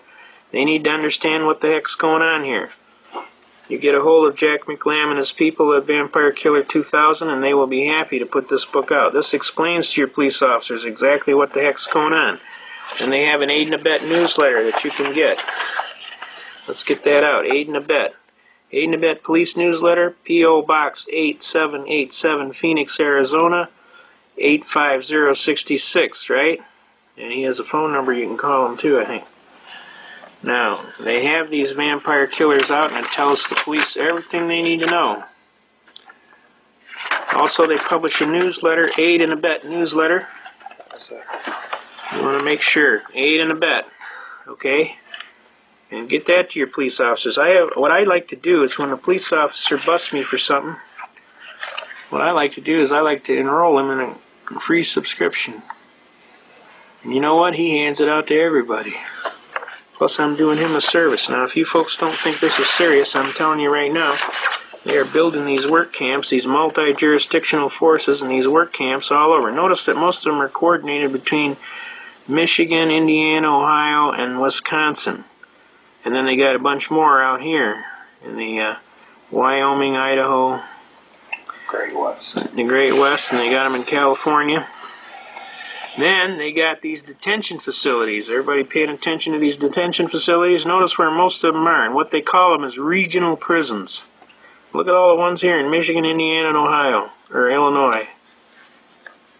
There's a bunch of new ones since then. Yeah, there is. I know there is. They prop up and they call themselves... Okay, and then they got battle groups, United Nations battle groups. I mean, we've had reports of Russian troops being in Michigan all summer. And we got positive sightings by people that are retired military colonels and above. And we know they were at Camp Grayling this summer. So I'm telling you folks, the time to wake up is now. Wake up, America, before it's too late. Before you lose your God-given rights to some foreign potentate. You might think that you look like a sucker. I mean, you want to buy any apples off that cart? I ain't buying no apples off that cart, because I know they're all rotten. Okay? Now, we want to get into... Militia? The next thing we want to get into is the militia, right? And then we want to get into taxes seriously. And that'll be the close for today. Now, those of you who have been in militia groups and everybody's getting all panicky, let's understand a few things about the militia. Whether you like it or not, you are in the militia in the state of Michigan. And I will tell you right where it says that. Article 17, militia, right here. What does it say? And this is from the 1850 Constitution, all the way back in our state to the Northwest Territories treaty. They have a militia, but this is an example of what they're talking about. The militia shall be composed of all able-bodied male citizens between the ages of 18 and 45 years, except such as are exempted by laws of the United States and of the state, but all such citizens of any religious denomination whatever who from scruples of conscience, all right? In other words, if you're a conscientious objector, may be adverse to bearing arms, shall be excused therefrom upon such conditions as shall be prescribed by law. And they have conscientious objector statuses, okay? Then you go to the 1908 Constitution, just to show you that this is the God's truth here. 1908 Michigan Constitution. The Michigan militia shall be composed of all able-bodied male citizens between the ages of 18 and 45 years of age, except such as are exempted by laws of the United States or of this state, but all such citizens of any religious denomination who, from scruples of conscience, may be adverse to bearing arms, shall be excused therefrom upon such conditions as shall be prescribed by law. Okay? Now, that's the 1908 Constitution. Now you come up here, now this just lets you know the trend here. Now, we're in the 1963 Constitution. Oh, I wanted to show you a little diverse thing here. This right here. Common law and statutes and continuance in Michigan. The common law and the statute laws now in force, not repugnant to this Constitution, shall remain in force until they expire by their own limitations or are changed, amended, or repealed. So the common law is prevailing. The militia, here we go. I knew we had seen it. Now notice, folks, as the thing goes on, it gets shorter and shorter. Here's your militia. This is Article 3, Section 4. The militia shall be organized, equipped, and disciplined as provided by law. That's all you get now. Now, when you look in the beginning of this Constitution, there is a empowering statutory phrase that says, all constitutions before, everything they had in them are carried forward to this Constitution. And that's how they're allowed to do this. So, what would happen in this case, because they haven't clearly defined it here, they would have to go back in the law to the previous Constitution, which would be the 1908 Constitution, which we just read to you. This one right here. So this one would be the militia shall be composed of all able-bodied male citizens 18 to 45 years of age. So that would be the controlling one, because that's as prescribed by law, just like they said. Does everybody see that? Now, the bottom line here, folks, is a lot of people are all upset about the militia. All the militia is concerned citizens that are worried about their Constitution getting flushed down the toilet. We're not putting up with that stuff. We want people to understand that we love the Constitution, we love our country, and we're not screwing around. Alright, here we go. Generally, the militia shall be organized, equipped, and disciplined as provided by law. Now let's get into that. The single section is substituted for all of this relating to the militia in the present 1908 Constitution. Remember I told you about empowering? The existing article ties the legislature down to an outmoded concept of what the militia should be. You believe that? Boy, our forefathers would be rolling over in their grave. Details as to organizing, equipping, and disciplining the militia are left to the legislative enactment in the interest of the flexibility and future requirements. Ah. Does that mean future requirements, if it got nasty and down and dirty, we would have our militia come back? Sounds good to me. I could go for that. The bottom line is the people that know what's going around are not screwing around. They join the militia. Here we go. Article 9. Let's pull this out. The militia, organization and discipline. The legislature shall provide by law for organizing and disciplining the militia in such manner as they shall deem expedient, not incompatible with the Constitution and the laws of the United States. But they're not doing it, right? The legislature shall provide for efficient discipline of the officers commissioned and non-commissioned, and the musicians and/or may provide by law for the organization and discipline of the volunteer companies. Volunteer companies. Notice that. Volunteer companies, huh? Officers of the militia shall be elected or appointed in such manner as the legislature shall from time to time direct and shall be commissioned by the governor. The governor shall have the power to call forth the militia to execute the laws of the state, to suppress insurrections and repel invasions. That's what our forefathers had in mind when they had a militia. Now, if they're going to invade us, they're going to change our money, they're going to shut down our Constitution. That's why the militia needs to be organized. That's why you need to be down there talking to a militia. That's why you need to be joining the militia. I don't care what church you go to. I don't care what color, national origin, ethnic background you come from. You need to be down to the militia, and you need to be talking to them folks about, this is the United States of America, and I will protect it and its constitutional form of government. And by doing that, if we do it in sufficient numbers, most probably what will happen is the New World Order scammers will realize, the people woke up, we screwed up. We'll have to wait another 300 years to try and pull it again. And let's hope that's what happens. If that isn't what happens, then the militia will defend the Republic, just like what our forefathers intended. And we will defend the Republic, as we always do, with vigor. And we will have a government by Constitution. That American flag will be on that pole out there, and anybody that wants to try something different, hey, knock yourself out. But plan on a very severe battle, because we will never give up the United States of America, its constitutional government, or our American flag, or our American heritage. So this idea that you're going to wear us out, tie us down, otherwise skew us around is nothing but a lot of hoodoo. It ain't going to happen in your lifetime. As a matter of fact, your lifetime may not be that long either. Because we try traitors in this country. And the bottom line is the penalty for treason is death. And it's not our purpose to threaten or coerce or otherwise intimidate any person, but we want you to understand that this is the United States of America. This is a country governed by constitutional law, that constitutional law prescribes penalties for criminal acts, and that those criminal acts can be punished by lawful means.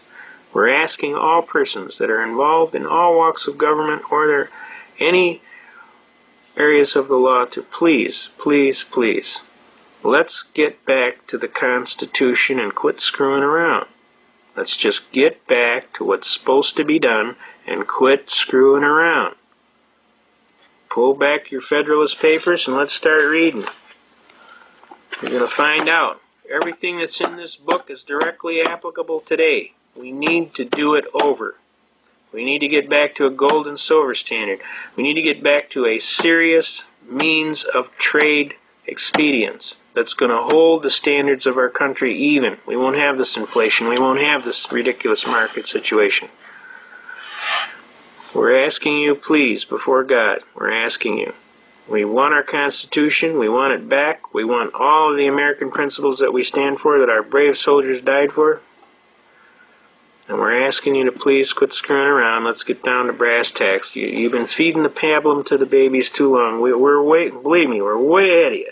You may not think so, but I'm here to tell you, we're way ahead of you. You're going to wake up someday and you're going to be shocked. We're going to be all standing out there smiling. Because you're going to be the one that's asleep, not us. We know what we're talking about. We're not fooling around. We want you to honor our Constitution. God bless America. We want you to keep us safe. We want to be into the 21st century stronger than we were in the 17th century. We're not fooling around, so please. Now we can go into this book, and this book clearly establishes they never wanted to have a militia or a standing army. They only trusted. You listen to some of these arguments in here. Okay? But it is said that the laws of the Union are to be the supreme law of the land. What inference can be drawn from this? Or what would they amount to if they were not to be supreme? It is evident they would amount to nothing. A law, by the very meaning of the term, includes supremacy. It is the rule which those to whom it is prescribed are bound to observe. This results from every political association. If individuals enter into a state of society of laws of that society must be the supreme regulator of their conduct. If a number of political societies enter into a larger political society, the laws which the latter may enact pursuant to the powers entrusted to it by its constitution must necessarily be supreme over those societies and the individuals of whom they are composed of. It would otherwise be a mere treaty dependent on good faith of the parties, and not a government, which is only another word for a political power and supremacy. But it will not follow from this doctrine that acts of larger society, which are not pursuant to its constitutional powers, but which are invasions of the residuary authorizes of the smaller societies, will become the supreme law of the land. These will be merely acts of usurpation, which is kind of what's going on, and will deserve to be treated as such. Hence we perceive that the clause which declares the supremacy of the laws of the Union, like the one we have just before considered, only declares a truth which flows immediately and necessarily from the institution of the federal government. It will not, I presume, have escaped observation that it expressly confines the supremacy to laws made pursuant to the Constitution, which I mention merely as an instance of caution in the Convention, since the limitation would have been to be understood through, though it had not been expressed. Though a law, therefore, for laying a tax for a use of the United States would be supreme in its nature, and could not legally be opposed or controlled, yet a law for abrogating and preventing the collection of a tax laid by the authority of the state, unless upon imports and exports, would not be the supreme law of the land, but an usurpation of power not granted by the Constitution, as far as an improper accumulation of taxes on the same object might tend to render the collection difficult or precarious. This would be a mutual inconvenience, not arising from the superiority or defect of the power. Now we want to get into some serious arguments here. We want to go to page 108, about the middle of the page. Except as to the rule of apportionment, the United States have indefinite discretion to make requisitions for men and money. That means they can ask. But they have no authority to raise either by regulations extending to the individual citizens of America. That's why we don't have a Title 26 that applies to you.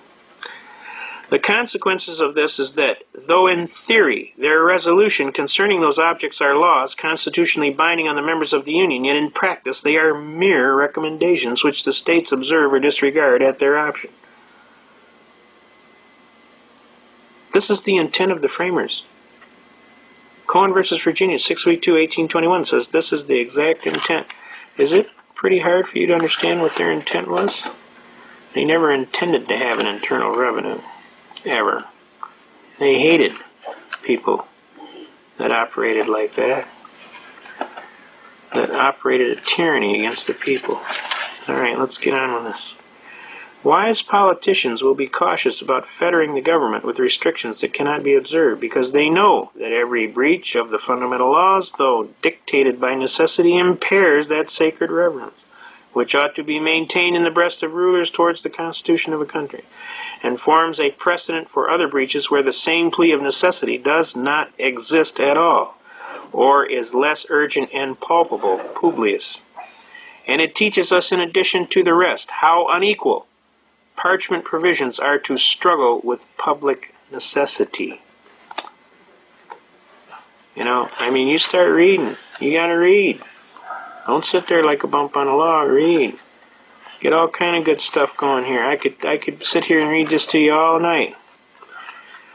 This Constitution and the laws of the United States which shall be made in pursuance thereof, and all treaties made or which shall be made under the authority of the United States, shall be the supreme law of the land, and the judges in every state shall be bound thereby. Anything in Constitution or laws of any state to the contrary is notwithstanding. The indiscreet zeal of the adversaries to the Constitution has betrayed them into an attack on this part of it, as also without which it would have been evidently and radically defective. To be fully sensible of this, we need only suppose for a moment that the supremacy of the state's constitution had been left complete with a saving clause in their favor. In the first place, as these constitutions invest the state legislature with absolute sovereignty in all cases not excepted but the existing Articles of Confederation, all the authorities contained in the proposed Constitution. Remember I told you about how they tied them together? So far as they exceed those enumerated in the Confederation, would have been annulled. See that?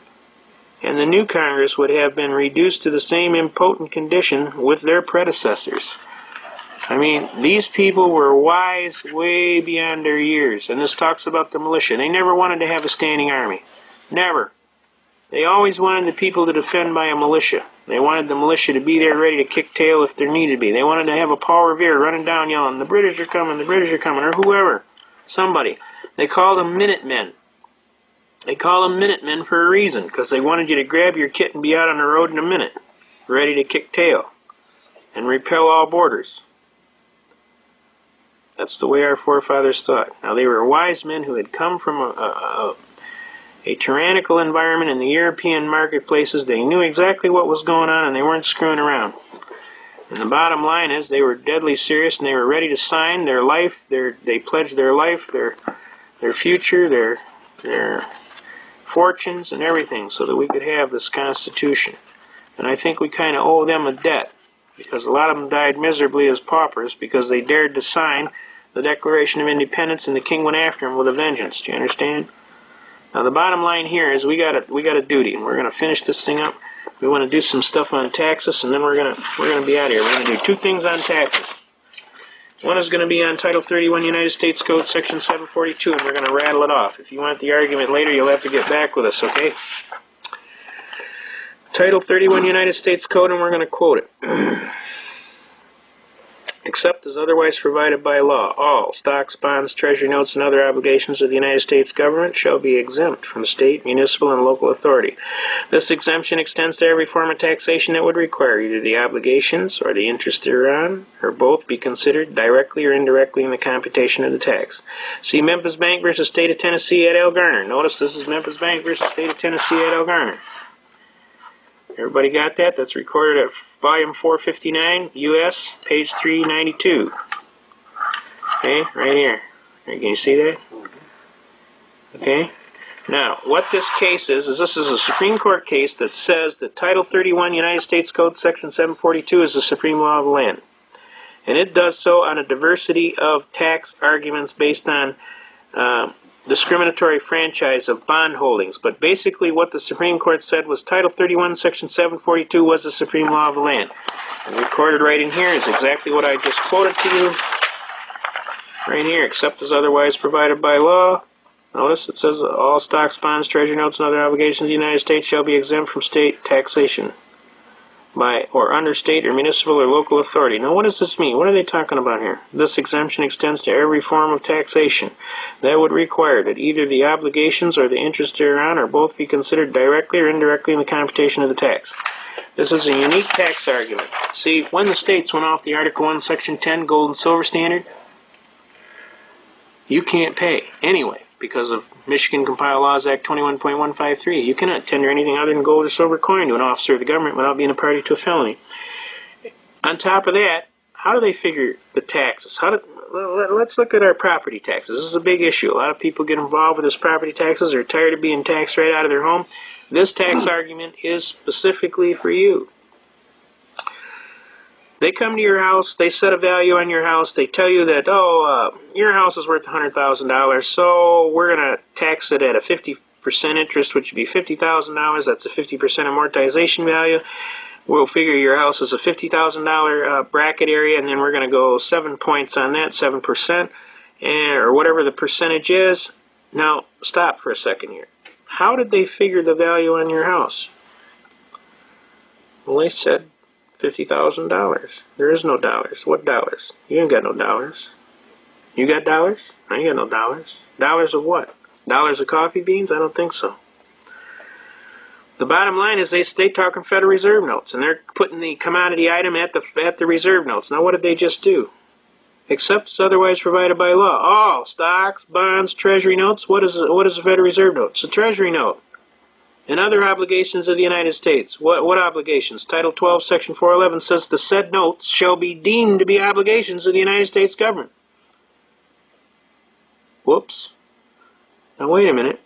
Let's look at this again. Except as otherwise provided by law, all stocks, bonds, treasury notes, and other obligations of the United States shall be exempt from taxation by or under state or municipal or local authority. Does that mean they can't figure a tax by using obligations to the United States government? You're right. You're absolutely right.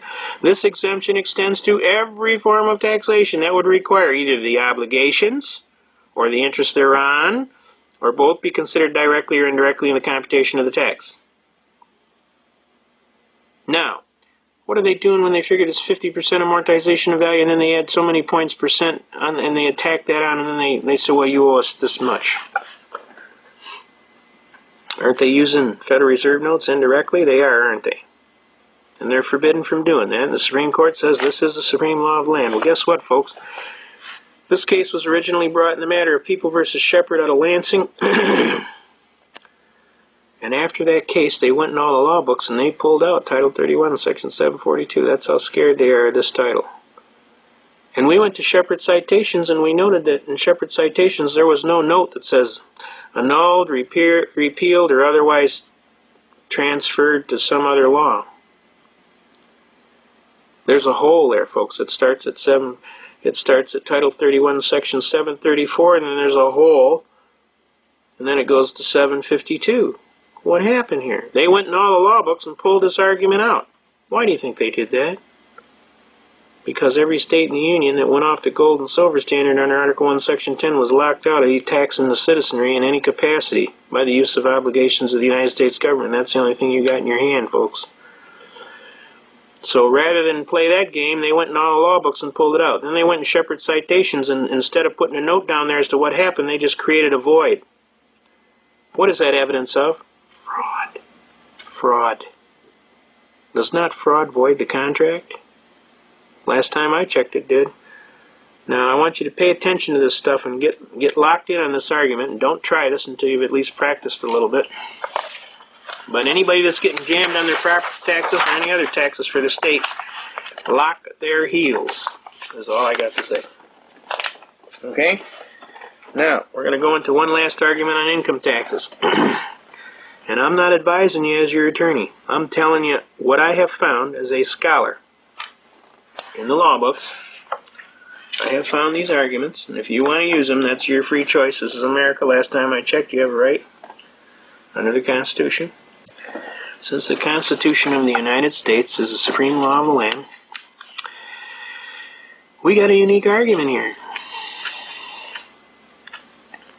It says in Article 1, Section 9, Paragraph 4, most clearly, no capitation or other direct tax shall be laid unless by the enumeration or addition hereinbefore directed to be taken, and that's in Article 1, Section 2, Clause 2, which says income taxes and representation shall be by apportionment, which I will show you.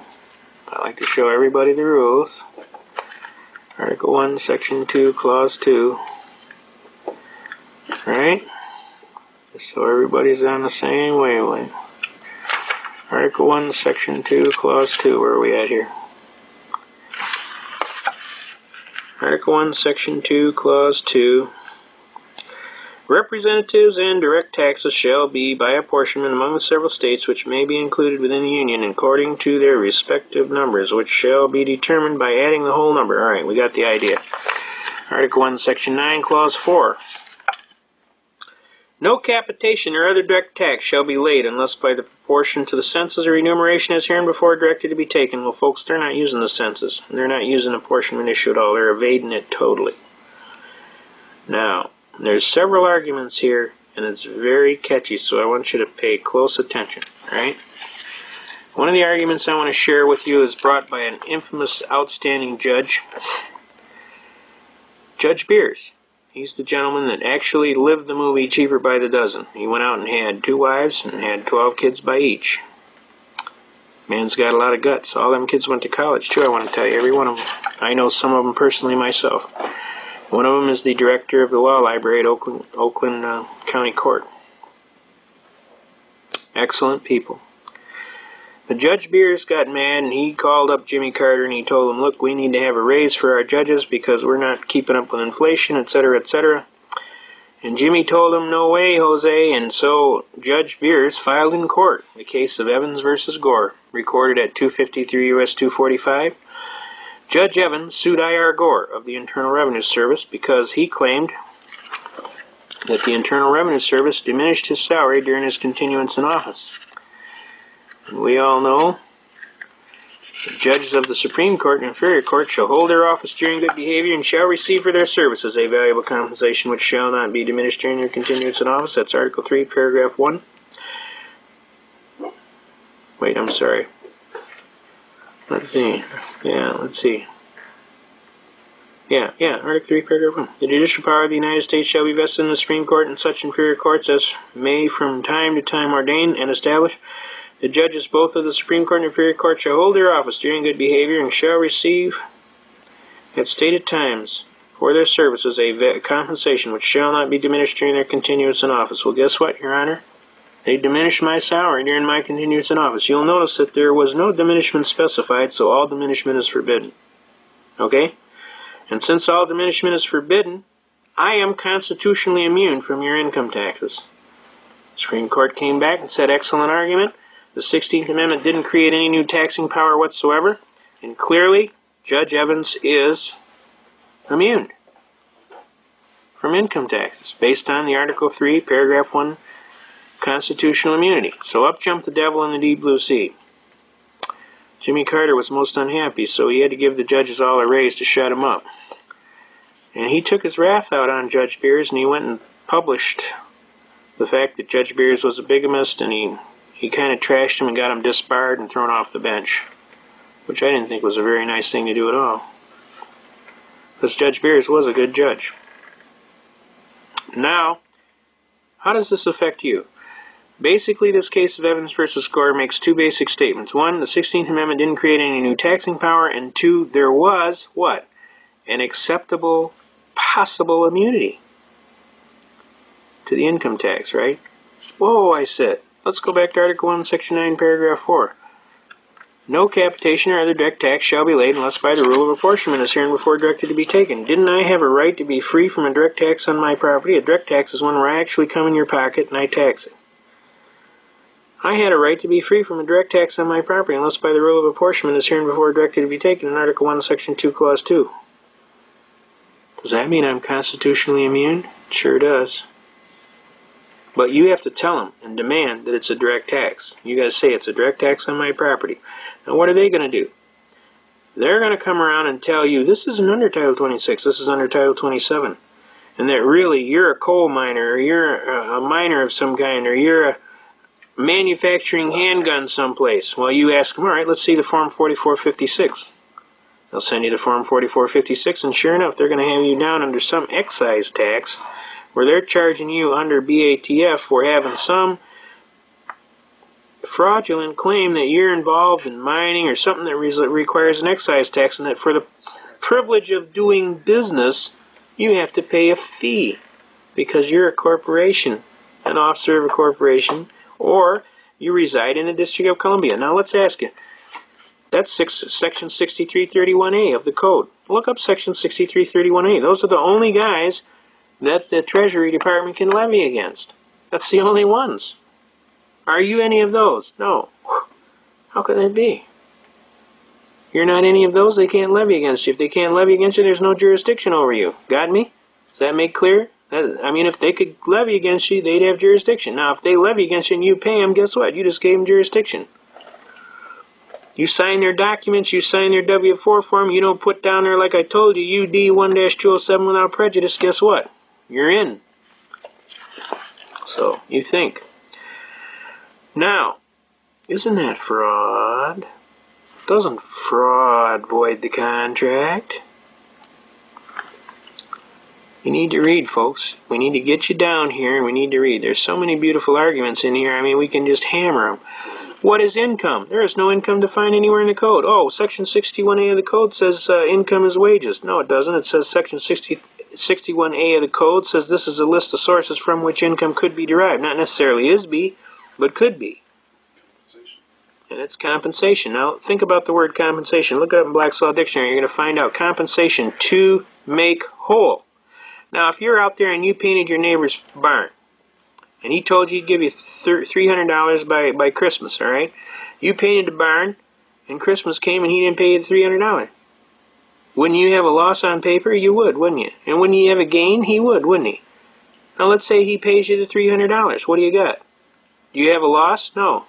Does he have a gain? No. What happened? An equal exchange of property. What happened? You changed your time of life property in labor for his consideration.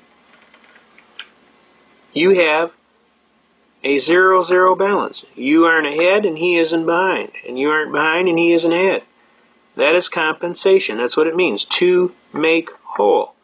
Now, what happens if he doesn't pay you? Doesn't he have a gain?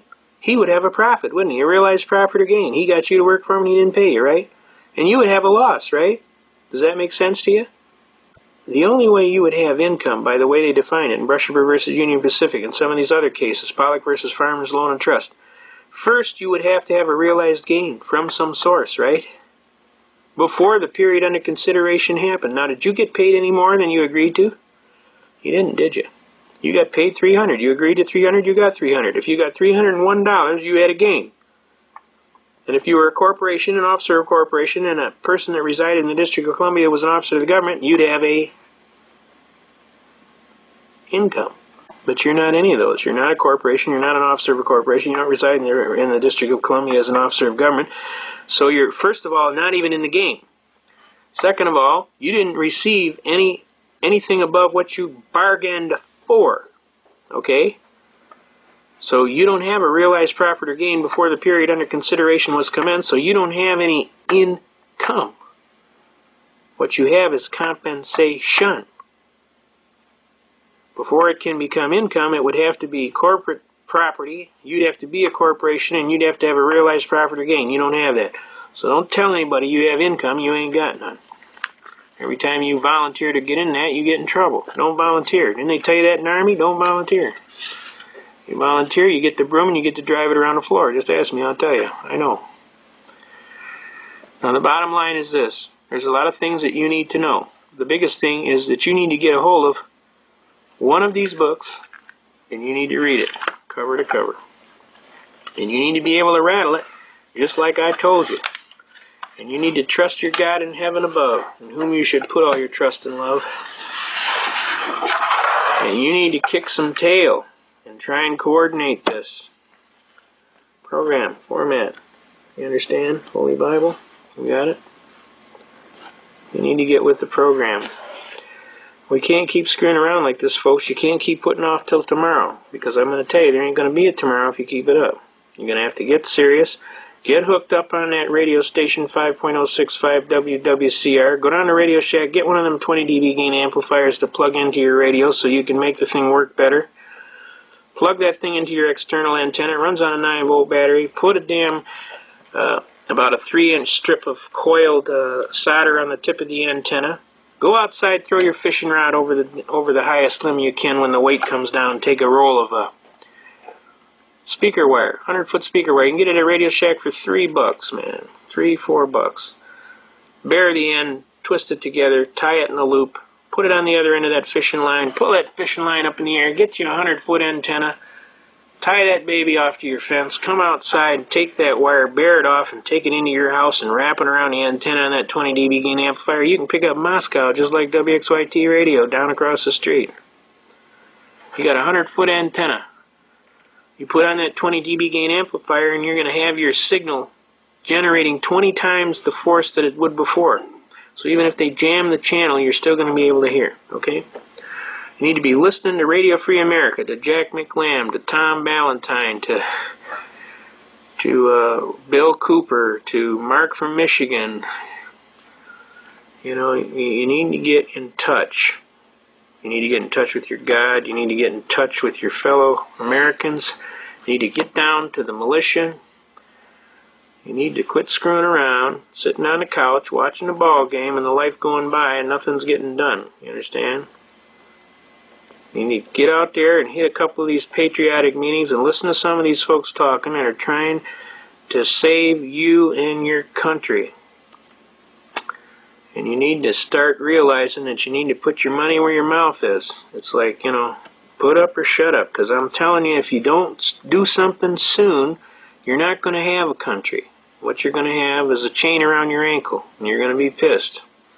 So I'm telling you, the time is now. You know, you want to be a son of liberty or a daughter of liberty, the time is now. Do not put off till tomorrow what you can do today, because there won't be a tomorrow if you do. Just start putting one foot in front of the other, make up your mind you're going to do this. Go get you one of these constitutions. And let's get serious business about America, and let's bring her back to the way she was. We need to pull that baby back into the wind and take that ship out. Leave that flag flying high, and we tell anybody to their face, we leave you to your proofs, pal. You touch my flag, and God gonna get you tonight. Don't touch my flag. Don't touch my country. Don't touch my Constitution. I'm gonna wish you God bless America. We love you, America. I love Jack McLam's phrase, never to the New World Order. It'll never happen in your lifetime. You gotta quit smoking that stuff. It ain't no good for you. You may think you're going to get away with it, but I'm here to tell you it ain't going to happen in your lifetime. You just keep wishing in one hand, doing something in the other, and see which one fills up faster. You're going to find out real quick. The United States of America is the most serious country in the world. Our people are the most generous, kind, and aggressive. And I'm telling you, we love our country, we love our flag, we love our Constitution, and we're not giving it up for anybody, especially a bunch of Yahoo bankers, okay? So, let them understand. Let the word go out and let them find out. We're not fooling around. So I'm going to wish you good night. God bless America. Long live the Constitution. God bless all of the fine folks that are standing up and being counted. God bless all the fine soldiers that have given their very life and are still to this day giving their life. Now, come on, folks. Let's not fool around here. You go down there and you grab a hold of one of these congressmen and let them understand, hey, I don't care what about your Bill 666. You're not changing the Fourth Amendment. You're not doing nothing. You got that? You want to get elected next time? You better listen up, pal. We might even just charge you right in an open court of law with an open indictment for treason. Now quit screwing around with my Constitution. And this congressman's got this idea that we don't need the Fourth Amendment anymore. His name is Bill, or William, McCollum, spelled M-C-C-O-L-L-U-M. He'd like to hear from you about the Fourth Amendment. You need to call him and tell him, do not touch my Constitution. Period. Do not change the Fourth Amendment, not even a little bit. We want our right to be free from an unreasonable search unless with a warrant, duly signed by a judge of the court, duly before a sworn magistrate where the guy swears that this is a true and fact case, this is the evidence to be seized, the person to be charged, and we want him to be able to hold that right up and say, we're not changing that today, sir. And if you got a problem with that, find another job because you're fired. Got me? We're all going to learn a new term. It's only 2 words. Now listen closely. Can all of you say constructive fraud? Constructive fraud! Did you ever get the feeling as you're staring at the ceiling that this game of life we play ain't fair? Seems as fast as we can make it, there's a hand that grabs and takes it till they find us in a grave somewhere. Like a rodent on a treadmill, we keep pushing for it uphill, but we never seem to get too far. Well, if you think you're being taken, then you're ready to awaken to the truth of what we really are. We're all indentured, servitudal slaves, overburdened and bewildered feudal knaves, who have lost our sole posterity through ignorance and apathy, and now we're being taxed out of our grave. Carl Miller is an expert on the Constitution of the United States and the Bill of Rights. He has studied law for over 25 years and has a courtroom win-loss rate of over 90%. He is not an attorney. Carl prefers to represent himself as he delights in tying federal prosecutors in knots, often winning the praise and respect of the judges at the same time. Carl is a highly decorated hero of the Vietnam War, serving in the elite Apache troop as a paratrooper and crew chief. The famous movie Apocalypse Now and the best-selling book Apache Sunrise are based on the true-life experiences of this group of brave and patriotic Americans. Carl Miller was inducted into the top-secret project Blue Book, and he considers it an honor to have served in several operations supporting Lieutenant Colonel Bo Greitz, including Operation Eagle Snatch. Carl is a veteran of hundreds of dangerous parachute jumps, breaking his legs or ankles 6 times, shot down 4 times, personally shot twice. Carl has miraculously escaped death numerous times. Carl credits divine intervention and God's providence for the preserving his life unto this day so that he may complete the most important mission of his life, that of teaching others the importance of the Constitution of the United States and how to use it, and by using it, thus preserving it. Carl has taught hundreds of people, including housewives and truck drivers, the fine art of arguing the Constitution and winning in court. Carl says it's easy once you know how, and a whole lot of fun, too.